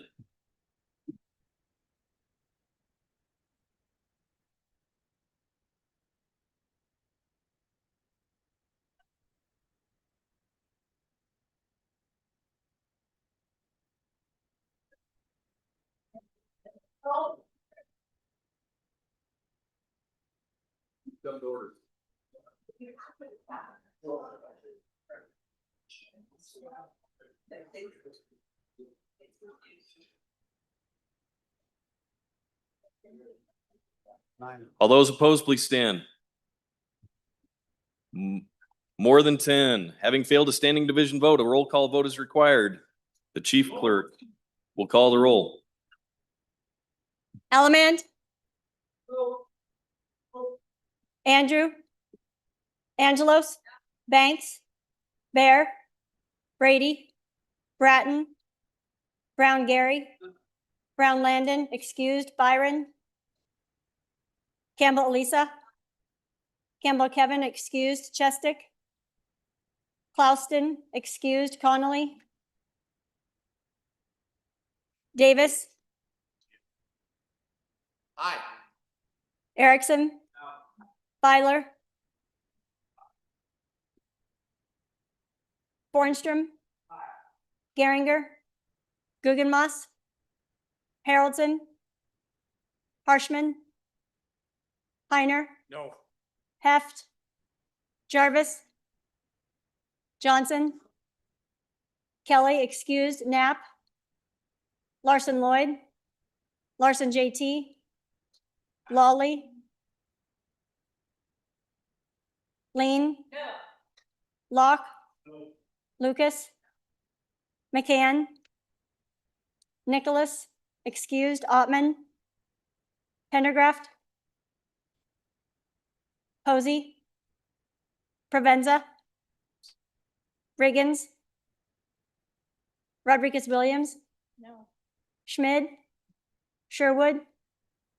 Singh. Smith. Storer. Strock. Stivar, excused. Tarver. Thayer. Washut. Wasserberger. Webb. Weber. Worf. Williams. Winter.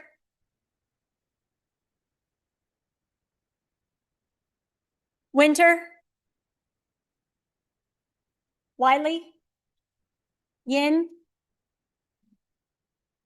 Mr. Speaker, are there any changes? Banks? No to aye. Riggins? No to aye. Further changes? Further changes? Closing vote? Vote closed. 17 aye, 34 no, 6 excused, 5 absent. Pursuant to House Rule 6-6B, Senate File 124, having failed a roll call vote, is indefinitely postponed. The next bill for our consideration is Senate File 101. The reading clerk will read the bill. Senate File 101, sponsored by Senator Beitman. Second Amendment Protection Act, Amendments 3, an act relating to the protection of constitutional rights. Mr. Speaker, your committee number 2 appropriations, to whom is referred Senate File 101 engrossed. Second Amendment Protection Act, Amendments 3, respectful report, same back to the House with the recommendation to pass with the following amendments. Ayes, Representatives Allemand, Angelos, Bear, Haroldson, Pendergraft, Smith. Noes, Representative Sherwood. Representative Bear, Chairman. You've heard the reading of the bill. What is your pleasure, Chairman Bear? Thank you, Mr. Chairman. I move that when the committee of the whole rises to report it, do so with the recommendation that Senate File 101 do pass, and I further move the adoption of the standing committee amendment. And I will leave the description over to the good representative from the southwest corner of the state, and go for it. Representative Worf. Thank you, Mr. Chairman. Basically, this is a pretty simple amendment. What it does, it takes page 6, line 19 through 22, and deletes that entirely, goes to page 7, lines 1 and 2, and it deletes that entirely. And then it inserts under Romanet II, an interested party may bring a civil action to enforce the provisions of this subsection. A court of competent jurisdiction may order injunctive or other equitable relief, recovery of damages, or other remedies permitted by law, and payment of reasonable attorney's fees. Sovereign immunity shall not be an affirmative defense in any action brought under this subsection. It goes on, page 7, line 4, it just deletes everything after E. And then page 7, line 5, it deletes everything through section, or lines through section.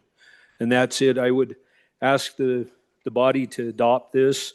It really, I think, just puts this provision in the right spot on the bill. So with that, I can answer any questions you have. Please vote aye on the amendment, aye on the bill. Question having been called, all those in favor of Standing Committee Amendment number 1, please say aye. Those opposed?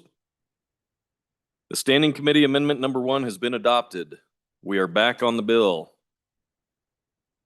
Question having been called, all those in favor of Chairman Bear's motion that when the Committee of the Whole rises to report, it does so with the recommendation that Senate File 101 do pass. All those in favor say aye. Those opposed? Senate File 101 has passed the Committee of the Whole. The next bill for our consideration, and the last one for the day, is Senate Joint Resolution 5. The reading clerk will read the bill. Senate Joint Resolution 5, sponsored by Senator Driscoll, Convention of States. A joint resolution requesting Congress to call a convention for proposing amendments to the United States Constitution as specified. Mr. Speaker, your Committee Number 4 Education has referred Senate Joint Resolution 5, Convention of States. Respect the report, send back to the House with the recommendation that do pass. Ayes, Representatives Andrew, Erickson, Lawley, Singh, Williams. Noes, Representatives Bratton, Guggenmoss, Strzok. Excused, Representative Kelly. Representative Andrew, Chairman. You've heard the reading of the bill. What is your pleasure, Chairman Andrew? Thank you, Mr. Chairman. I move that when the Committee of the Whole rises to report, it do so with the recommendation that Senate Joint Resolution 5 do pass, and I turn over the explanation to the co-sponsor. Representative Williams. Thank you, Mr. Chairman. Senate Joint Resolution 5, Convention of States. I'm a co-sponsor of Convention of States because I believe that the dysfunction in our nation's capital will not fix itself. Convention of States is outlined in Article 5 of our Constitution. I am unwilling to do nothing. At this time, I am not interested in going outside of our Constitution. I understand some of us may want to take time on the camera this evening to explain our votes to all the people at home who strongly support Convention of States. But I would remind you that as late in our debate here tonight is not going to change anyone's mind. Many of you are very passionate about the issue, and so I will yield to the discussion that I'm confident will hit all the high points. Thank you. Any discussion? Representative Webb.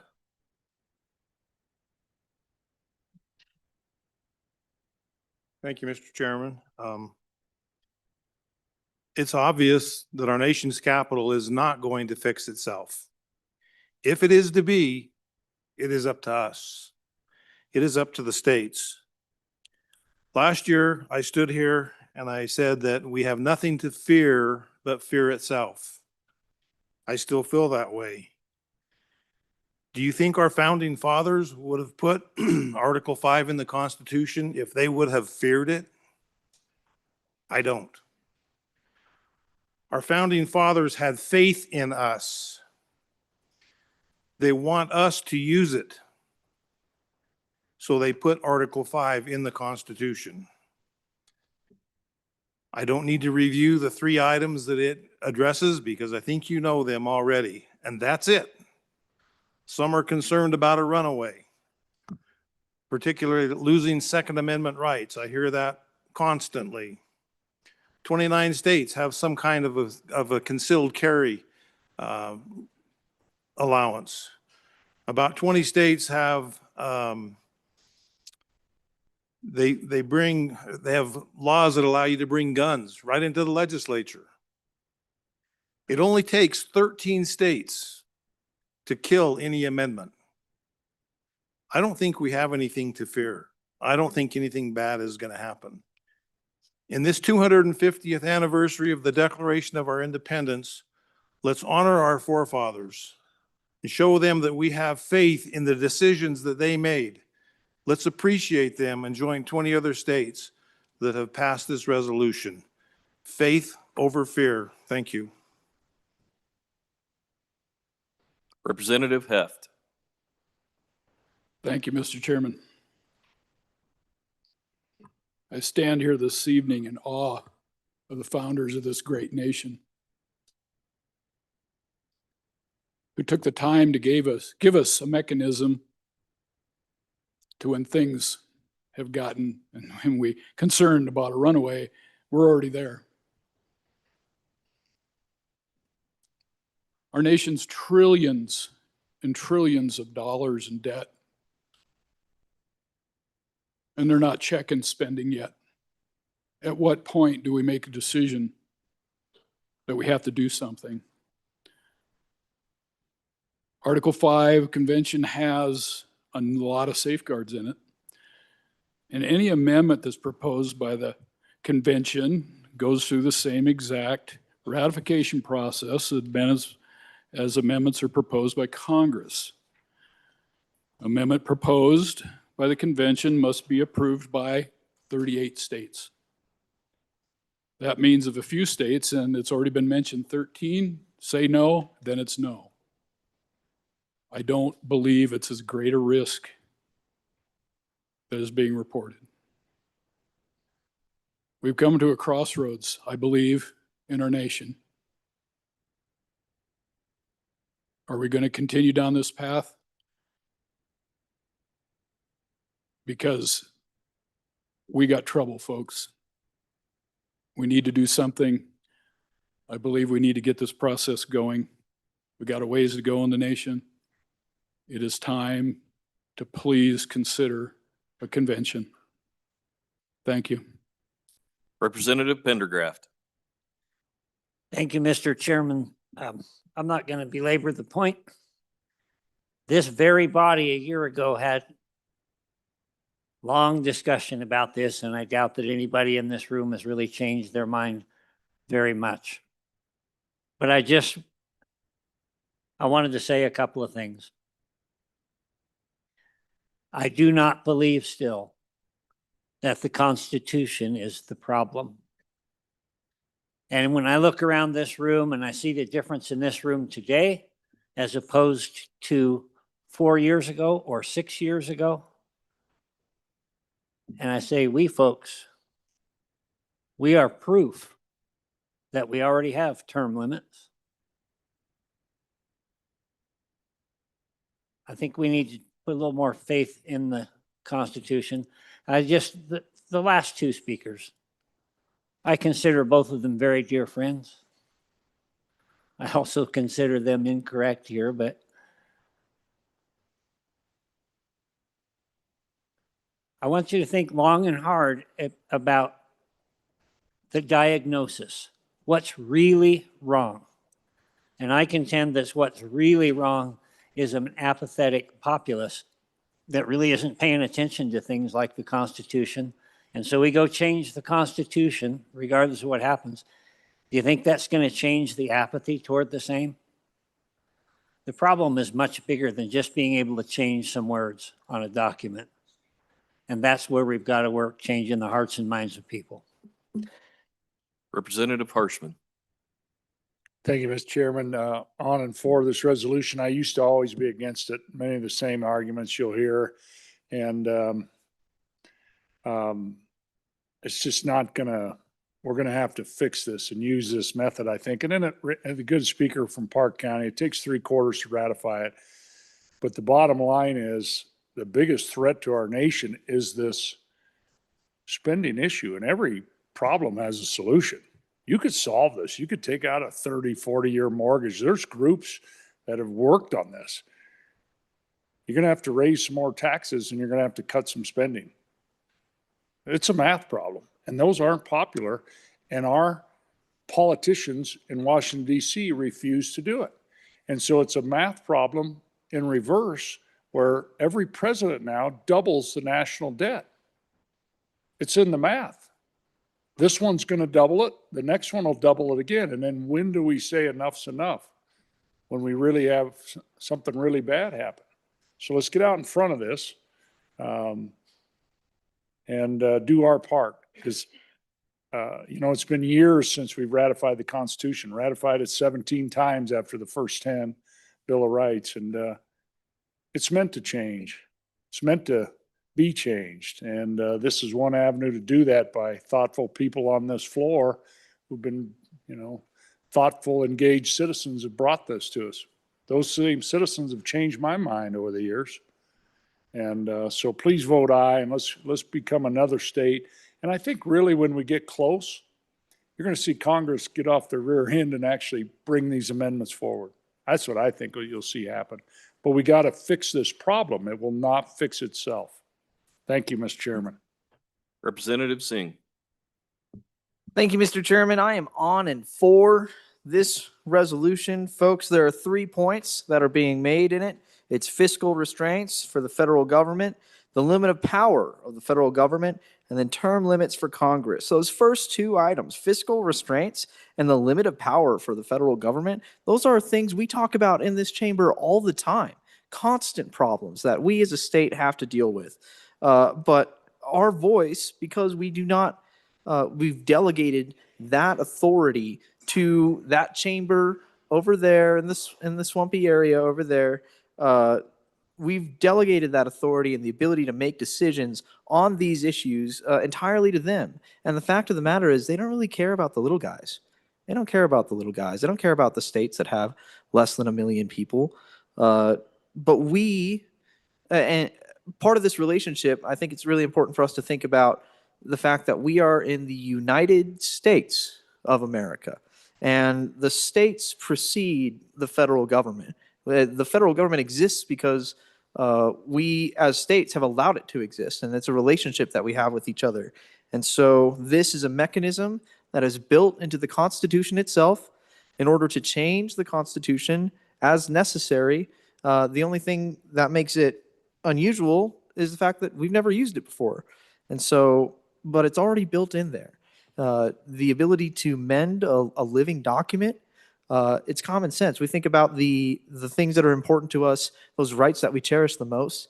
Those are actually amendments to the Constitution. Those are changes that had to be made to the original Constitution. And so to say that we shouldn't touch the document itself ever, well, the reality is that we are faced with new challenges in our time, and we need to address those challenges. And in order for us to adequately represent our people and protect their rights, we need to make sure that we're able to outline them in a constitution. And that includes fiscal restraints to make sure that our next generation isn't shackled in debt. It includes limiting the power of the federal government so that the federal government doesn't step on the smaller states like us. And it includes term limits for Congress, because it's a shame that people grow old in a chamber like this. And so I'm on and for this resolution, and I hope you are too. Thank you. Representative Brady. Thank you, Mr. Speaker. Our current administration is favorable, in my opinion, to the people, but they can't do it alone. We're not guaranteed a friendly administration in the future. And how do we know that the convention will really be limited to the topic stated in the application? Over 400 applications for a convention of states have been passed, but we have never had one, because there have never been 34 applications seeking a convention for the same purpose. This demonstrates that the scope of the amendments specified in the application does matter.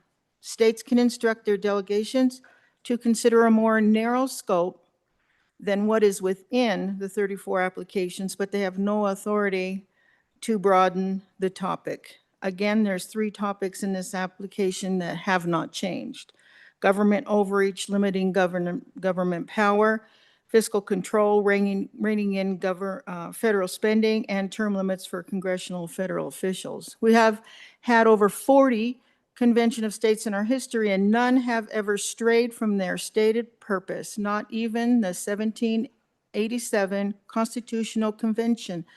The delegates to that convention followed their instructions. The Article 5 convention process has more limitations than Congress, which can propose amendments to any topic at any time they're in session. They will never propose amendments to limit their own power, but we can. Please vote aye. Thank you. Representative Lucas. Thank you, Mr. Chairman. I'll be brief because it is late. We've amended the U.S. Constitution, 27 times? Couple of those weren't so great. We've removed the ability for those amendments. So we know that touching the U.S. Constitution is something that should not be done lightly. It most especially should not be done because we are not willing to enforce laws that are already on the books. I urge a no vote on this. Representative Worf. Thank you, Mr. Chairman. And I'm sure that everybody's already in their proper camps, but I feel like I got to stand up and speak in opposition to this measure. It really concerns me when I see discussions moving forward about amending the Constitution. I look at just the stuff, the problems that we face in our state. I believe in state sovereignty. I believe in states' rights. I believe that we have a duty to stand up and push back against federal government. That is the government that we were given. It's supposed to have the states pushing back against the federal government. But I think that's going down a very dangerous path when we start talking about amending the Constitution, which they already don't follow. And I think it's very naive to think that the current administration, with the inability for Congress or the big government to the east, they're so dysfunctional right now, I can't believe anybody would dare trust them to amend the Constitution to begin with. I think before we can amend the Constitution, we have to get our own house in order. We have discussion all the time. We're asking the federal government to give us back authority over the lands which are in our state. And it boggles my mind that we say, out of one side, we're okay with it, but yet nobody's fighting to really assess or assert our sovereignty. I look at the problems that we have. We're begging our congressional staff to write letters to allow us to retain more of our mineral rights. If we truly thought we were sovereign, we wouldn't be asking them to write a letter and pass a bill. We would be acting as though we were a sovereign state. I think we beg too much, and I don't think going through a CONCON or Convention of the States is a way to fix this. I think we got to learn to stand on our own before we can expect the other states to stand up. And so that's the problem that I see with this. I'm worried that this is a false sense of hope, but I think it opens up a constitution. And I can tell you, I don't want to be obligated to follow a constitution that significantly varies or differs from the one that we have today, because that will make me an outlaw. The minute we change that constitution, I'm not willing to give up on the constitution we have today for one that we think we can improve upon. I don't think we have the ability under today's climate to improve that. So I would urge a no vote. Thanks for your listening ear. Representative Worf. Schmid, sorry. That was that guy. Representative Schmid, go ahead. It's late. Thank you, Mr. Chairman. It's getting late. Members, I'm kind of like our colleague, our great coach from the center of the state, the oil city. It took me a while to get here, but I support this resolution. I'll kind of repeat what I said last year. You know, when we talked about this, I think everybody in this body has probably at one time talked about how brilliant our founders were, how smart they were, how they put all these documents together for us to live by, and look at the nation we built because of it, what it's become. But when it comes to this, evidently they weren't so smart. That's what a lot of people seem to believe. How did they miss this one? I think they were brilliant enough to know that this day was coming. And I think it would be a shame if we didn't use the tool in the toolbox that they put together for us. Is there risk? Yeah, there is risk. But think about the risk this country's made in the 250 years we've been here. Everything we've done has been risky. From the day of the Revolution, some of the things Washington did, Lincoln did, everything's been risky. This will have some risks. But I think we're good enough to overcome those risks. I trust us and I trust our founders. That's why they give us this tool. I urge you to vote yes. Thank you. Representative Riggins. Thank you, Mr. Chairman. I can't tell you how much fun I think a convention would be. All the buildup, all the drama, all the excitement. I would love to be there and watch a convention. But I thought maybe before we give that a try, I thought we're all members of a smaller political subdivision. Why don't we try grabbing one of those favorite amendments that they want to pass? I don't care, pick one. The one you think everybody's going to vote for. Start at that political subdivision, move it up to the next subdivision, bring it up to the next higher subdivision, and see if that amendment looks anything like you started with. I mean, just as an exercise, I think it'd be worth doing. I thought about it when I was in a smaller political subdivision. Grabbing one, if I could just get them to agree amongst a bunch of agreeable people, and I wasn't having much success.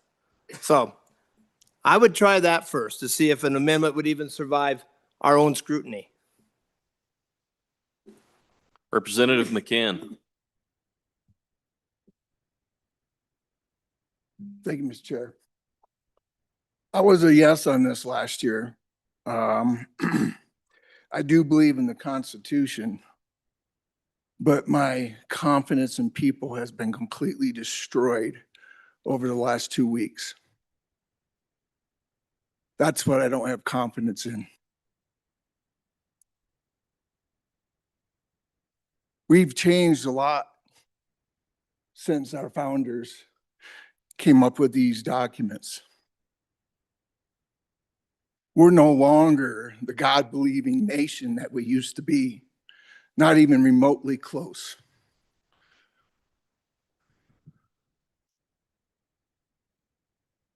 I have every confidence in our founders and the Constitution. It's the people I don't have the confidence in. I will be a no. Representative Locke. Thank you, Mr. Chairman. I'm against this bill. Or this resolution, excuse me. It's been said, I'll try not to bore everybody, but the long and the short of it is, I think Representative said it beautifully. We have all kinds of opportunities to take back our sovereignty. Okay, changing the Constitution isn't going to fix this problem. Us going back and making a few changes to the Constitution, we're going to do it better? I don't think so. At the end of the day, why don't we start here, taking back our sovereignty, quit selling ourselves out to federal dollars, and really take this back and do it right and do it locally, take it back here first. Again, I'm against the resolution. Representative Brady.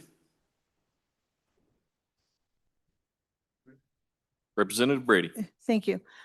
Just want to say, all those of my colleagues that see differently than I still love them. The Constitution is not the problem, it's the answer. For the other representative, those whom you don't have confidence in, since the last couple of weeks, they were here before. So, another representative mentioned con-con. It is not a con-con, and that phrase needs to be, perhaps they need to be educated on what this is. It's not a constitutional convention, it's a convention of the states. Just want to make those corrections. Thank you. Representative Bear. Thank you, Mr. Chairman. I just want to point out, Article 1, Section 8, Clause 13, United States Navy was formed. I would hate to lose that. I would hate to lose any portion of this great document, the Constitution and the amendments that we have so far. But this resolution asks for a constraint on federal spending. What would that do when we already have spending on things that are unconstitutional at the federal level? We have agencies which are basically used to coerce the states. There's nothing in the Constitution for an FBI, a DEA, a BATF, an FTC, an FEC, a National Weather Service, a Department of Education. These are all things that are used to coerce the states to behave the way the federal government would like us to act, rather than being sovereign. So if we were to pass a resolution that says that we will put fiscal constraints on a government that's already spending outside of its constitutional responsibilities, we will have codified those spending measures, effectively putting it so that they're in the Constitution, things that are not there now. If we will just enforce the Constitution that we have, we will be able to control the spending, but it's going to take hard work. Every one of us has got to put our heart and soul into it. But I really don't want to lose the Navy. On and against. Representative Weber. Thank you. You know what I'm worried about right now is when I look at our body right here, and one of the first things we've done in committee meetings and even in the House committee, one of the first things we've done is suspend the rules. I don't know if there's a guarantee from anything that I've read supporting this resolution that that wouldn't happen. I don't want to trust that. I'm against this. Representative Williams. Thank you, Mr. Chairman. Thank you for the discussion. I'll remind you, it takes 34 states to approve this resolution to call a convention. 20 states have approved it so far. It takes 38 states to ratify any change that come out of the convention. I understand some of you are fearful of an amendment, a change that would come out of that convention. But consider writing down the list of the 38 states that would ratify that. This is a very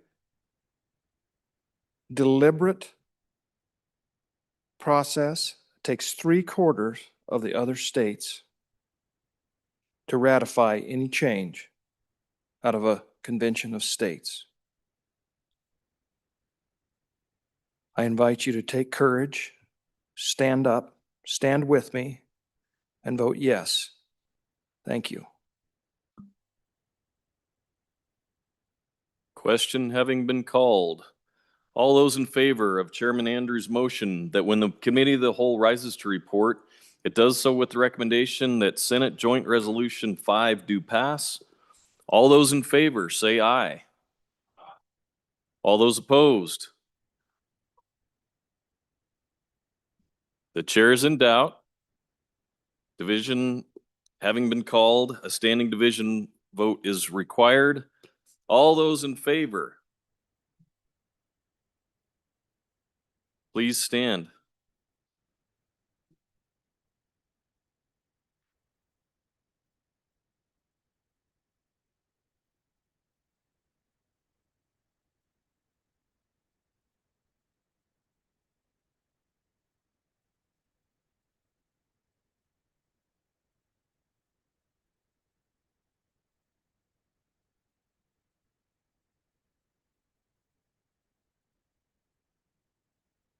All those opposed, please stand.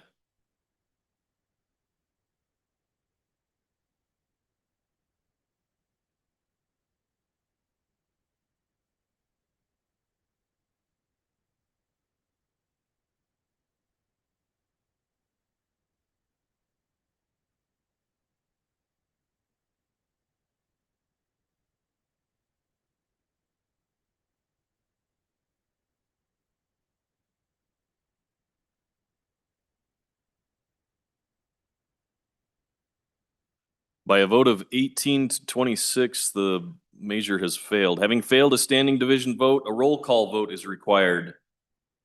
The chief clerk will call the roll. Ellamand, Andrew, Angelos, Banks, Bear, Brady, Bratton, Brown Gary, Brown Landon, Byron, Campbell Elisa, Campbell Kevin, excused, Chestick, Clauston, excused, Connolly, Davis, Erickson, Filer, Bornstrom, Geringer, Guggenmoss, Haroldson, Harshman, Heiner, Heft, Jarvis, Johnson, Kelly, excused, Knapp, Larson Lloyd, Larson JT, Lawley, Lean, Locke, Lucas, McCann, Nicholas, excused, Ottman, Pendergraft, Posey, Provenza, Riggins, Rodriguez Williams, Schmid, Sherwood, Singh, Smith, Storer, Strock, Stivar, excused, Tarver, Thayer, Washut, Wasserberger, Webb, Weber, Worf, Williams, Winter, Wiley, Yin. Mr. Speaker, are there any changes? Are there any changes? Weber? Are there any changes? Closing vote? Vote closed. 21 aye, 28 no, 7 excused, 6 absent. Pursuant to House Rule 6-6B, Senate Joint Resolution 5 having failed, a roll call vote is indefinitely postponed.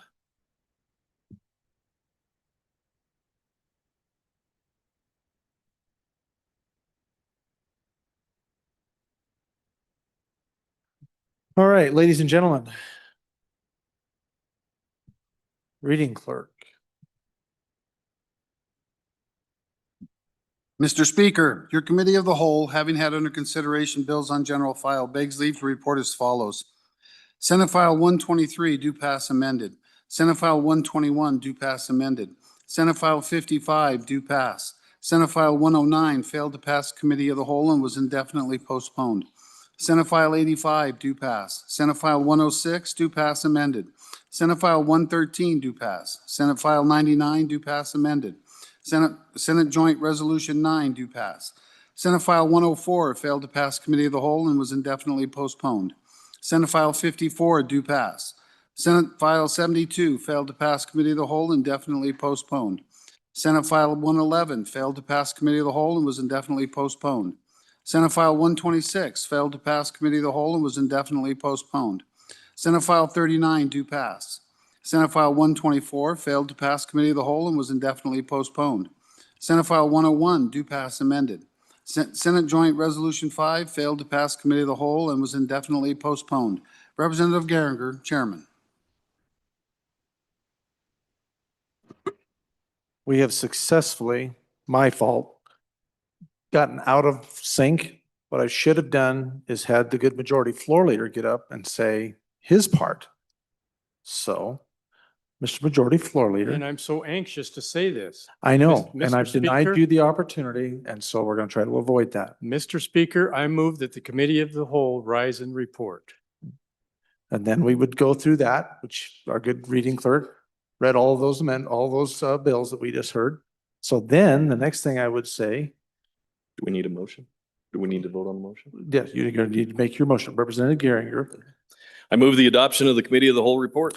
You have heard the motion. All those in favor signify by saying aye. All those opposed, no. Congratulations, Representative Geringer. Well done.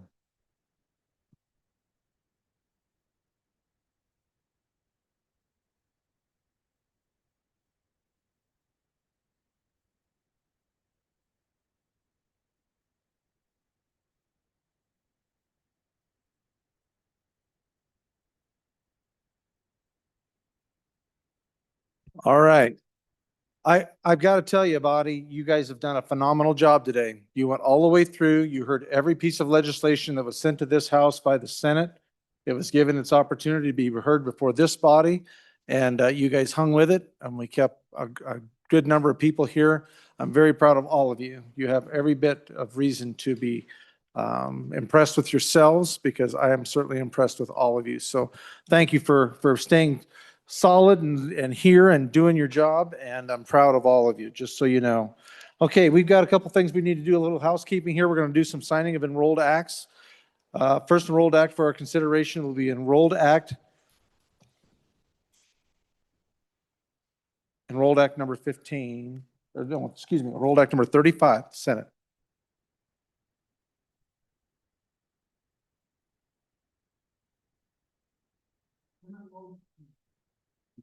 Senate Enrolled Act number 35, being original Senate File 26. An act relating to taxation and revenue, exempting specified real property owned by the Wyoming Game and Fish Commission from property taxation, amending a special tax on real property owned by the Wyoming Game and Fish Commission that is used for other purposes, specifying applicability and providing for an effective date, being enacted by the Legislature of the State of Wyoming. I'm about to sign Enrolled Act number 35, having been original Senate File 26. I have so signed. Next Enrolled Act 36. Senate Enrolled Act number 36, being original Senate File 90. An act relating to education, imposing requirements for rental fees charged by school districts for the use of school district property as specified, specifying applicability and providing for an effective date, being enacted by the Legislature of the State of Wyoming. I'm about to sign Enrolled Act number 36, having been original Senate File 90. I have so signed. Next Enrolled Act 37. Senate Enrolled Act number 37, being original Senate File 105. An act relating to real estate brokers and salespersons, amending the definition of customer for the purposes of real estate transactions and licensing provisions, amending the disclosures that are required when establishing a broker relationship, specifying applicability and providing for effective date, being enacted by the Legislature of the State of Wyoming. I'm about to sign Enrolled Act number 37, having been original Senate File 105. I have so signed. Next Enrolled Act 38. Senate Enrolled Act number 38, being original Senate File 44.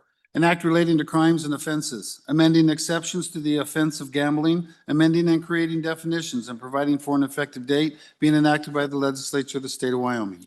I'm about to sign Enrolled Act number 38, having been original Senate File 44. I have so signed. Next Enrolled Act 39. Senate Enrolled Act number 39, being original Senate File 46. An act relating to gaming, limiting the licensed liquor establishments where skill-based amusement games may be located, specifying applicability and providing for an effective date, being enacted by the Legislature of the State of Wyoming. I'm about to sign Enrolled Act number 39, having been original Senate File 46. I have so signed. Next and last Enrolled Act number 20, House Enrolled. House Enrolled Act number 20, being original House Bill 87. An act relating to water development projects, authorizing specified level 1 and level 2 studies, providing appropriations, requiring reports, providing for the revision of the unexpended funds, authorizing unobligated funds to be used to complete other designated projects as specified, providing an appropriation for the Office of Water Programs, extending an existing level 2 study, and providing for an effective date, being enacted by the Legislature of the State of Wyoming. I'm about to sign Enrolled Act number 20, in the House of Representatives, being original House Bill 87. I have so signed. Okay, next up we have messages from the Senate. Message 241, Mr. Speaker, Senate File 45, local approval for simulcasting. The Senate failed to concur on House amendments to the bill listed above by the vote indicated. Ayes 0, noes 30, excused 1. Message 242, Mr. Speaker, The Senate appointed Senate conferees to meet with the Light Committee number 1 from the House on amendments to Senate 45. The Senate conferees are Senator Olson, Chairman, Senator Crago, Senator Kolb. Message 243. Mr. Speaker, the Senate appointed Senate conferees to meet with the Light Committee number 1 from the House on amendments to House Bill 45. The Senate conferees are Senator McEwen, Chairman, Senator Ide, Senator Pearson. Message 244. Mr. Speaker, the Senate appointed Senate conferees to meet with the Light Committee number 1 from the House on amendments to House Bill 111. The Senate conferees are Senator Driscoll, Chairman, Senator Guru, Senator Salazar. Message 245. Mr. Speaker, House Bill 69, Department of Health, Land Transfers. The House bill listed above passed on third reading in an amended form as follows by the vote indicated. Ayes 20, noes 10, excused 1. The Senate respectfully asks the House to concur by adopting the listed amendments. Message 246. Mr. Speaker, House Bill 78, Forest Health Grant Program. The House bill listed above passed on third reading in an amended form as follows by the vote indicated. Ayes 30, excused 1. The Senate respectfully asks the House to concur by adopting the listed amendments. Message 247. Mr. Speaker, the bill listed below passed the Senate on third reading by the vote indicated. House Bill 87, Omnibus Water Bill Planning. Ayes 30, excused 1. Message 248. Mr. Speaker, House Bill 3, Wyoming Pregnancy Centers, Autonomy and Rights. The House bill listed above passed on third reading in an amended form as follows by the vote indicated. Ayes 26, noes 5. The Senate respectfully asks the House to concur by adopting the listed amendments. Message 249. Mr. Speaker, upon reconsideration, the Senate adopted the Committee of the Whole report, passed the bill listed below by the vote indicated. House Bill 145, removing triple taxation for resident EV drivers. Ayes 18, noes 12, excused 1. Message 250. Mr. Speaker, the Senate adopted the Committee of the Whole report, failing the bill listed below by the vote indicated. House Bill 22, recall of elected municipal officers. Ayes 10, noes 20, excused 1.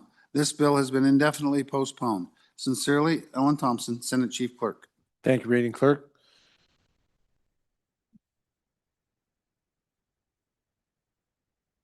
Okay, committee announcements.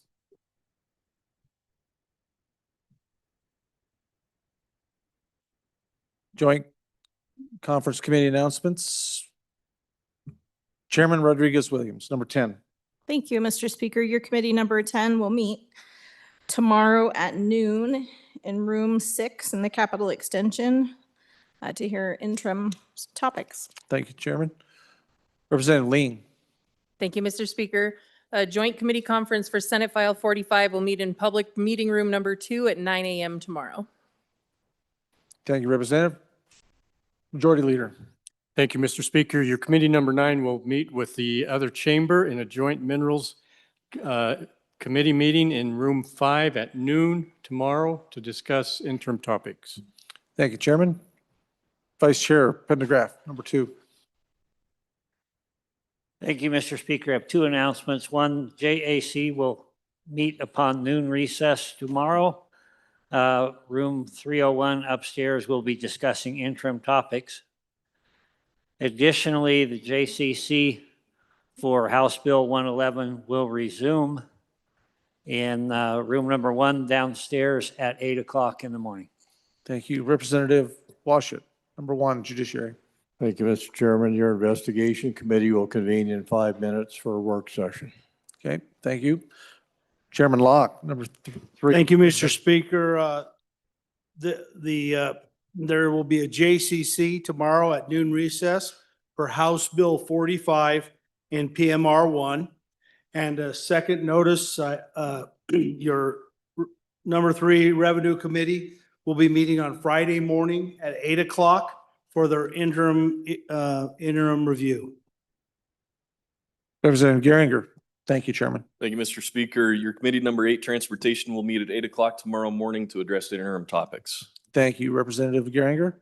By the way, good job again. Representative Knapp, number 7. Mr. Speaker, your management audit will meet tomorrow upon adjournment for interim topics. Thank you, Representative. That was management audit. Any other announcements? Seeing none? All right. That clears the deck. Majority Leader. Mr. Speaker, I think we've done well. We've worked hard. Let's take a little bit of time off and so I move that we adjourn until 10 o'clock tomorrow morning, March 4th. You have heard the motion. All those in favor signify by saying aye. All those opposed, no. The motion carries. See you tomorrow morning, 10 a.m. House stands adjourned.